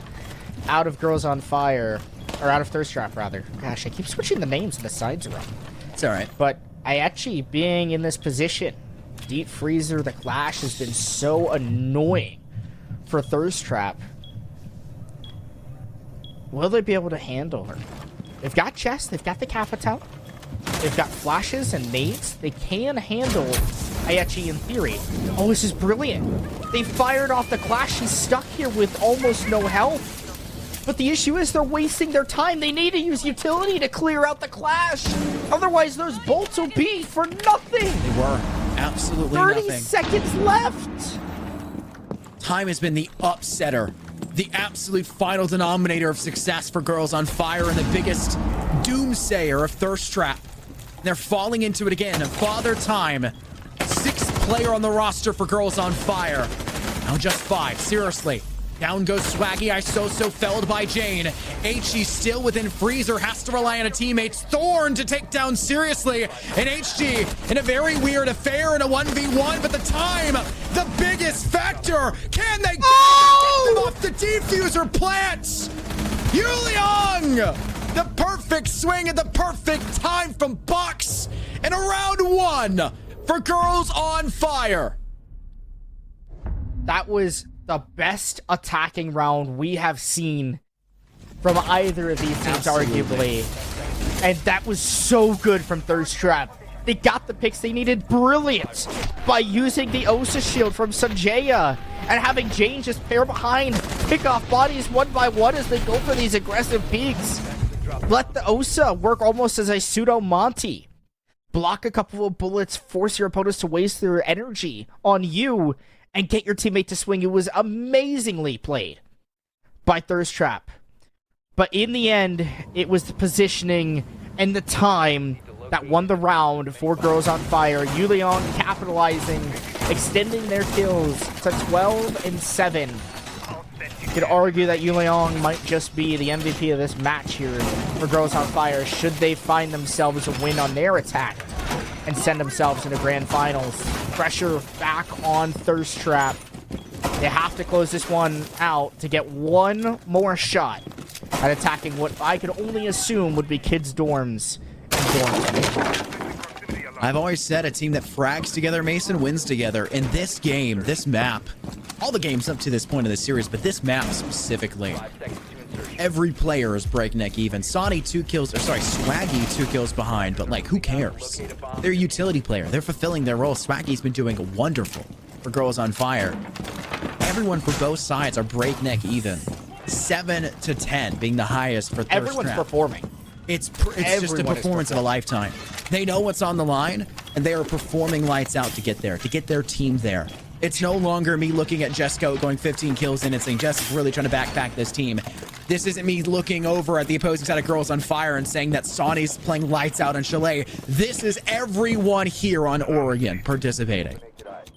Dude, I mean, the best thing about this, truthfully, is like you have players that will feel guilty about not playing well, right? Not performing, not being there for their team, right? If they have a really bad match in the end of the series. All of these players giving their all here on the last map of what could be either of these teams' last series here in Season 2 of Project Harmony. They're trying to extend just one more week, guarantee at least 3, if not 4, potentially 5 more maps for themselves. And it is closer than ever. Both teams evenly matched neck and neck, neither really being able to pull ahead in too much of an aggressive fashion. It's been a fun series to watch, Scott. It's been an absolute pleasure. It's been a blast. And it is nearing the end with 90 seconds left to find out if Girls on Fire can get closer and potentially finish out their attack, unlike Thirst Trap last round on round 13. Keep in mind, Girls on Fire are already at the gates of Laundry with 80 seconds left. 90 seconds left, really. They were there at a minute 30.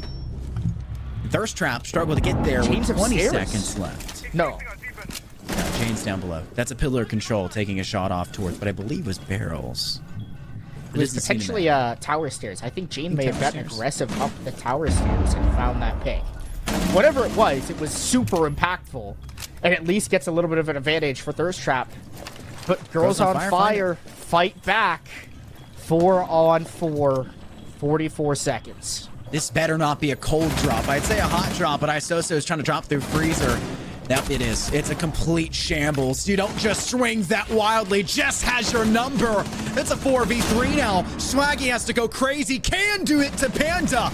And that's Laundry Control now given back the other way. Jess with the T5, still not done. Flash up over the top. Can you blind Jess in time? You can't. And Jess continues to hold the fort.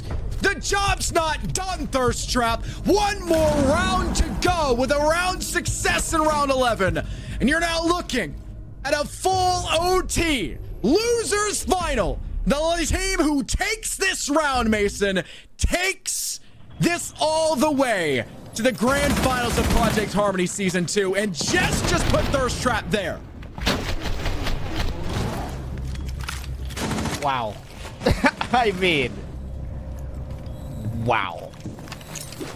38 rounds will be played to finish off this series. The 38th round to begin in just a few short seconds. Dude, it has been an amazing series. Just locking down Freezer. Such a great job by the Legion. Could have been the hero, potentially round-saving play for her own team. And now the pressure is on Thirst Trap. They got themselves through one, but now they have to win this attack. It's a must-win. There's no other opportunities. There's no infinite overtime, Scott. If there was, we might be here literally all night because of how close these teams are. I'm so glad there's not infinite overtime. I'm not gonna lie. I am so happy there's no infinite overtime. But if there was a team that's kind of bummed about that potentially, it might be Thirst Trap because they do have a bit of a disadvantage. It's true. Heading into defense here again. Girls on Fire worked so hard here, but Thirst Trap, we can admit it, they worked harder. They played a whole series before this. They were already tired coming into this. And yeah, it wasn't a best of 5 series, but it was a full best of 3 with even an OT game. And they may have taken a nap in the final map, but they haven't been sleeping whatsoever so far in this second series. They've been full-steaded participants. They are absolutely well-deserving if they can take this round, especially if they can do it on the attack. They've got the going's gotten tough, Mason, and they've got to get a whole lot tougher to meet and match that. This Girls on Fire defensively are a powerhouse, winning the same amount that Thirst Trap had done on their side. And you can see that setup now working for them again The Kiva barricade will be broken inside of Games Room, but a second one now thrown in after the fact to re-steady that position. And Swaggy still holding within here and just waiting things out. It's Sonic. Who else to get the first frag of this round? And Panda, your sledge, no longer an option. Scott, it is unfortunate for Thirst Trap. They lose another body. It's so finding the kill on the seriously. And it's the same problem that Thirst Trap have had throughout the last 2 maps of this series.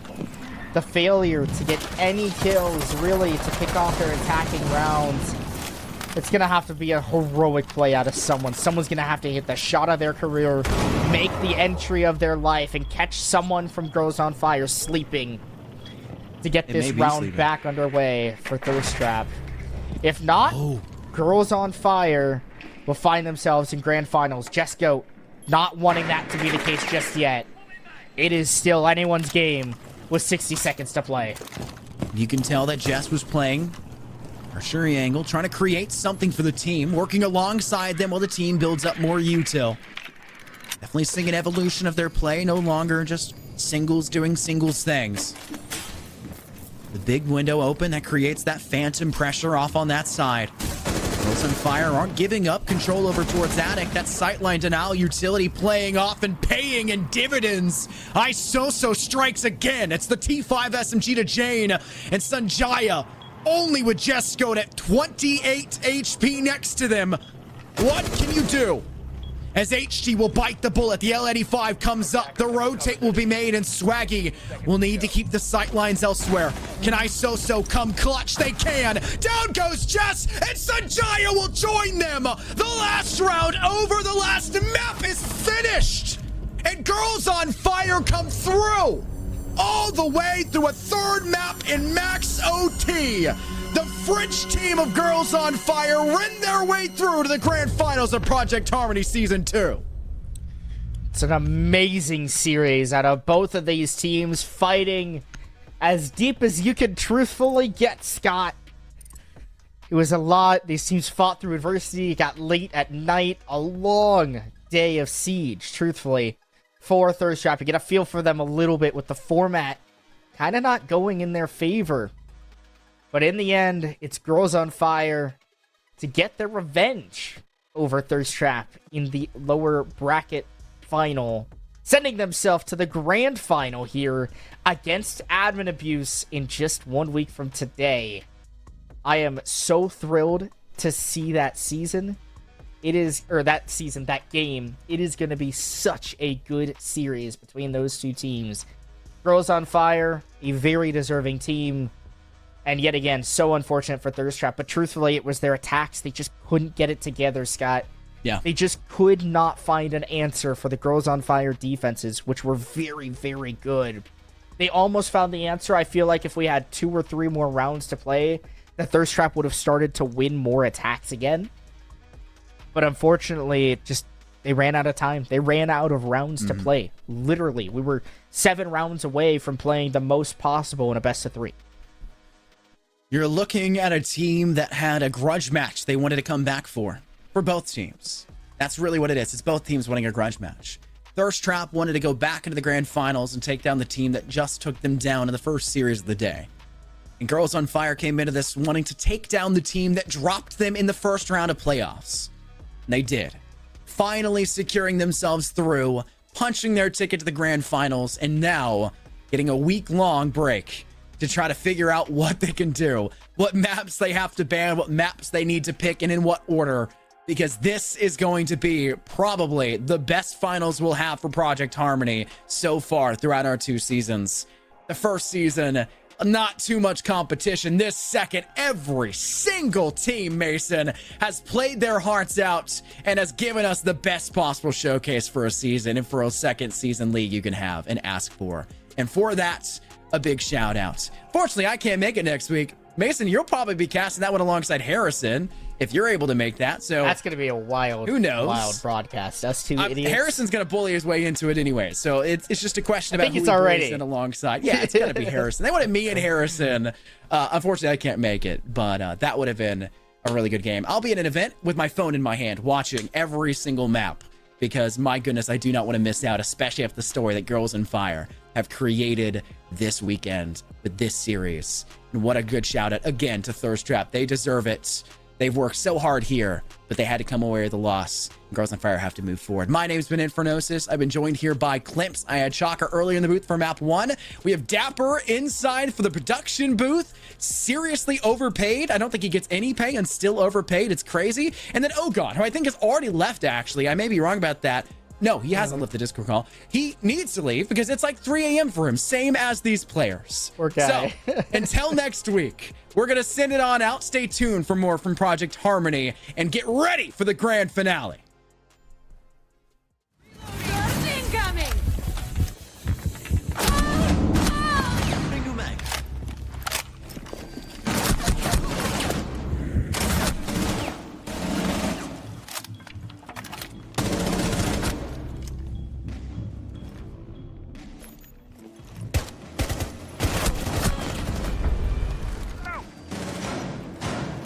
Catching projectiles.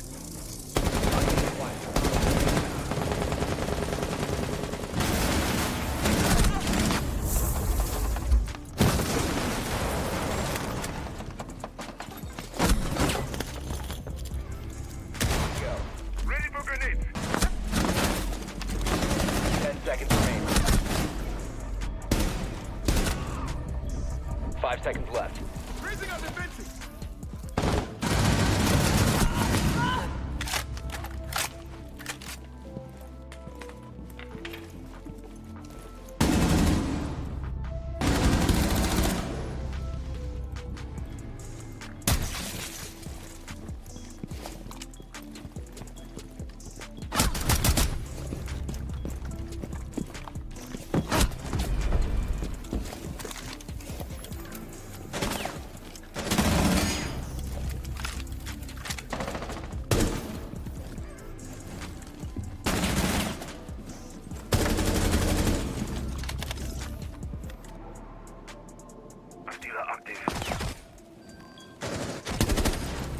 Adrenaline surge incoming. Changing max.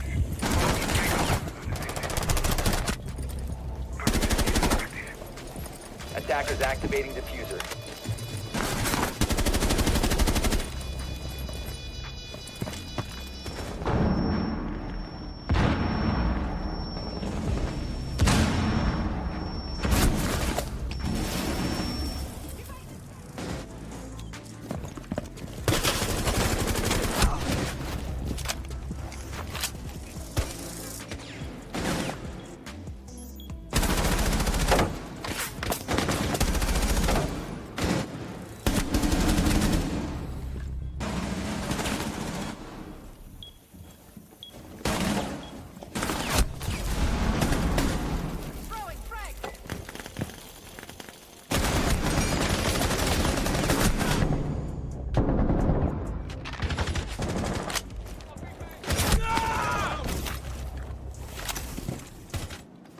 Disabling electronics.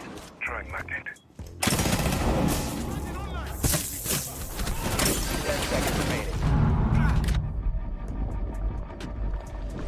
5 seconds to go. Attackers are activating the bomb diffuser.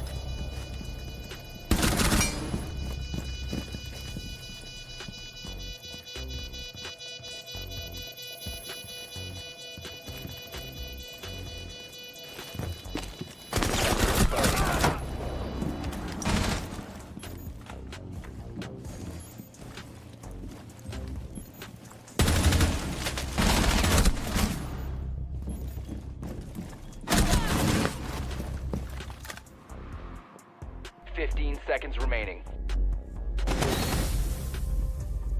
10 seconds remaining. Attackers activating diffuser.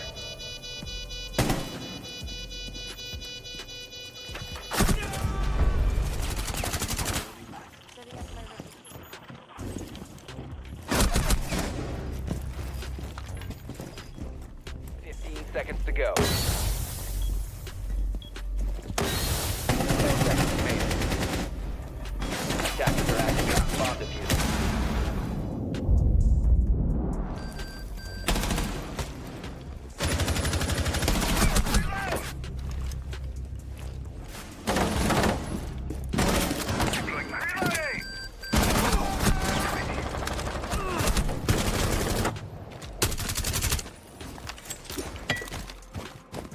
A bomb has been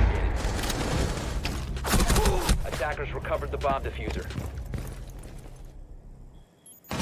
Attackers have dropped the bomb diffuser. Shotgun online.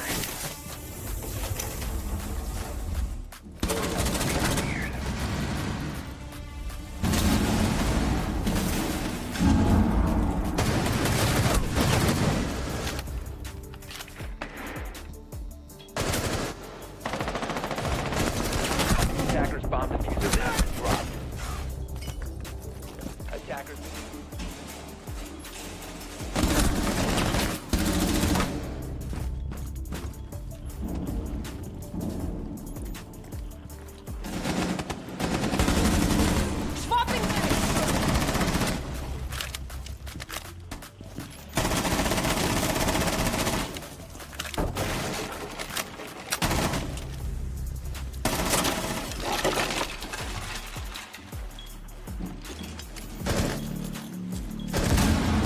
Attackers dropped the diffuser.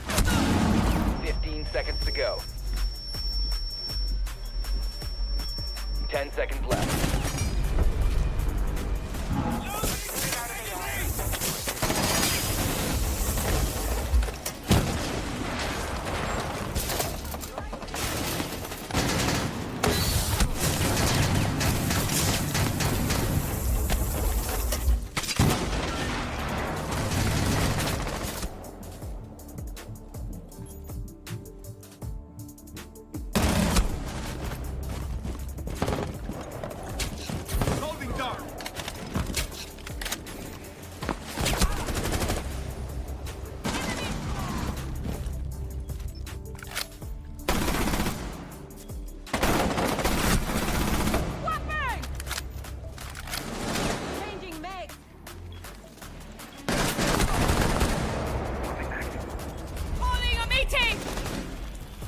Attackers dropped the diffuser.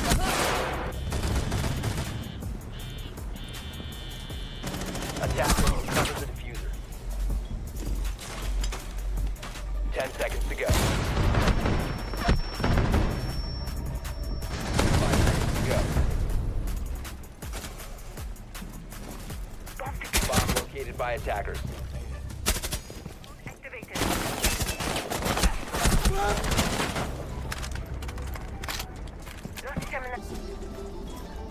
15 seconds left. 10 seconds to go.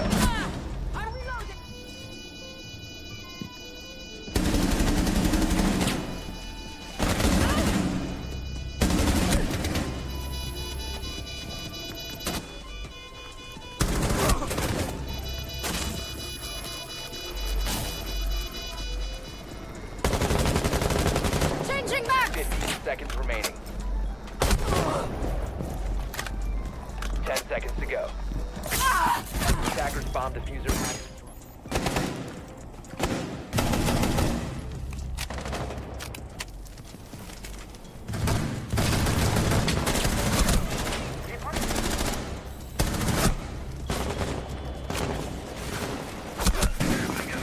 Reloading.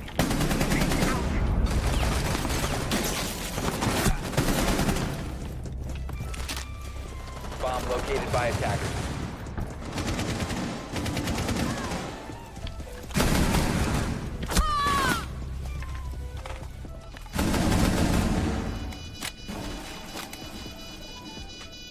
Lights out. Drone is ready.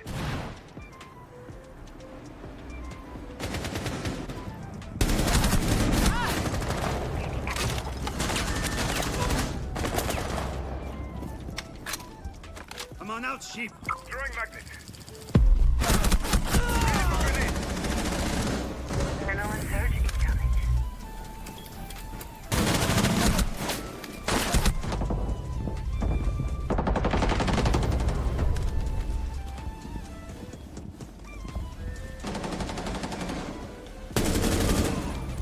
Let's see the light.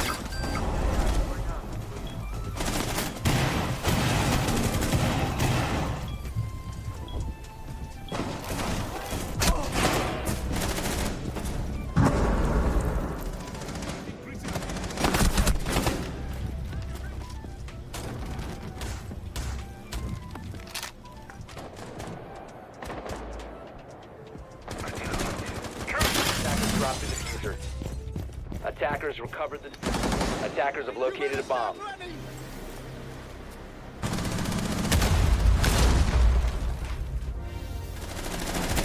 Swapping mags.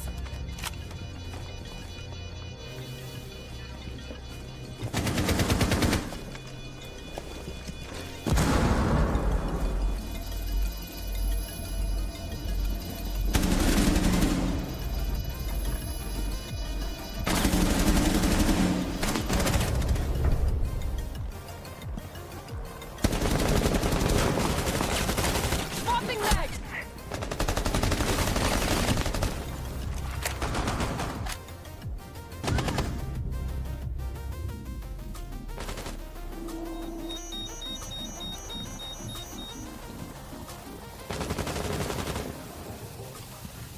Attackers dropped the diffuser.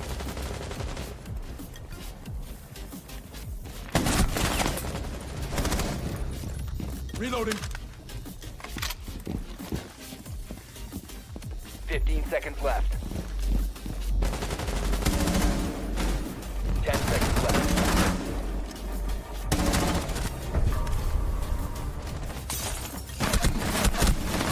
Swapping mags.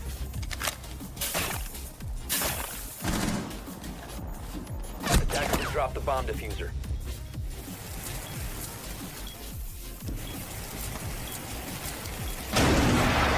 Taking the bad guys.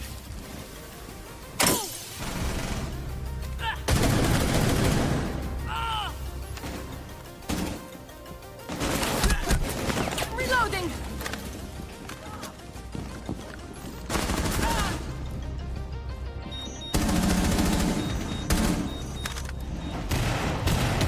To go.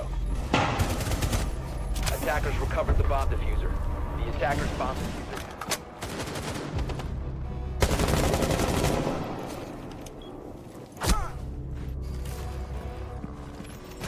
Throwing frag grenade.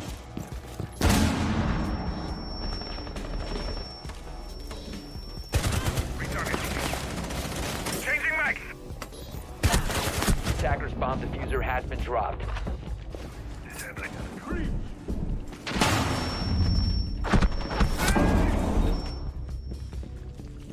Attackers located the bomb.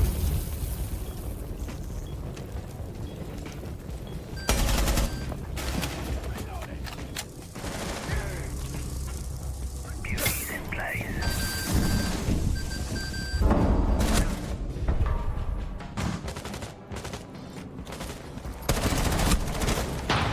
Rescue looking out.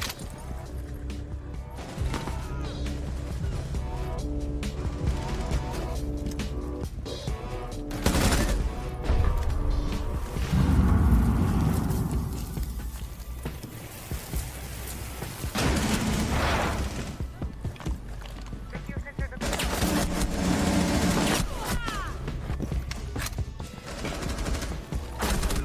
Bomb diffuser has been dropped.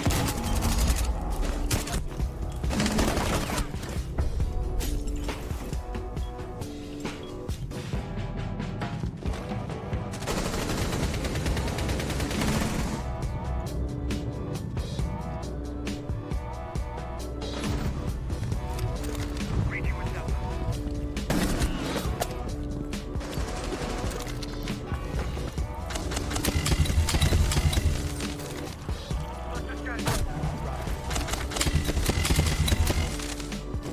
Detonating cluster charge.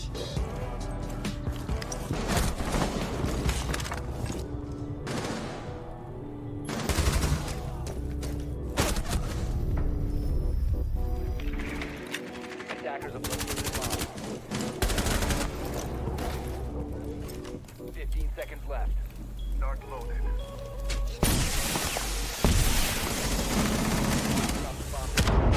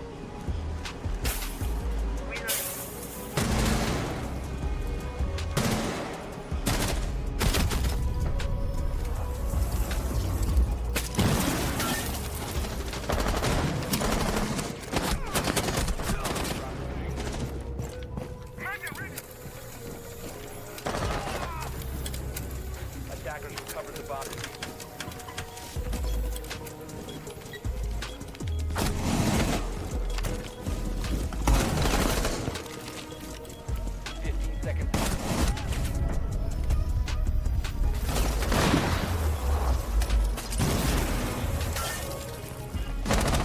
Located a bomb.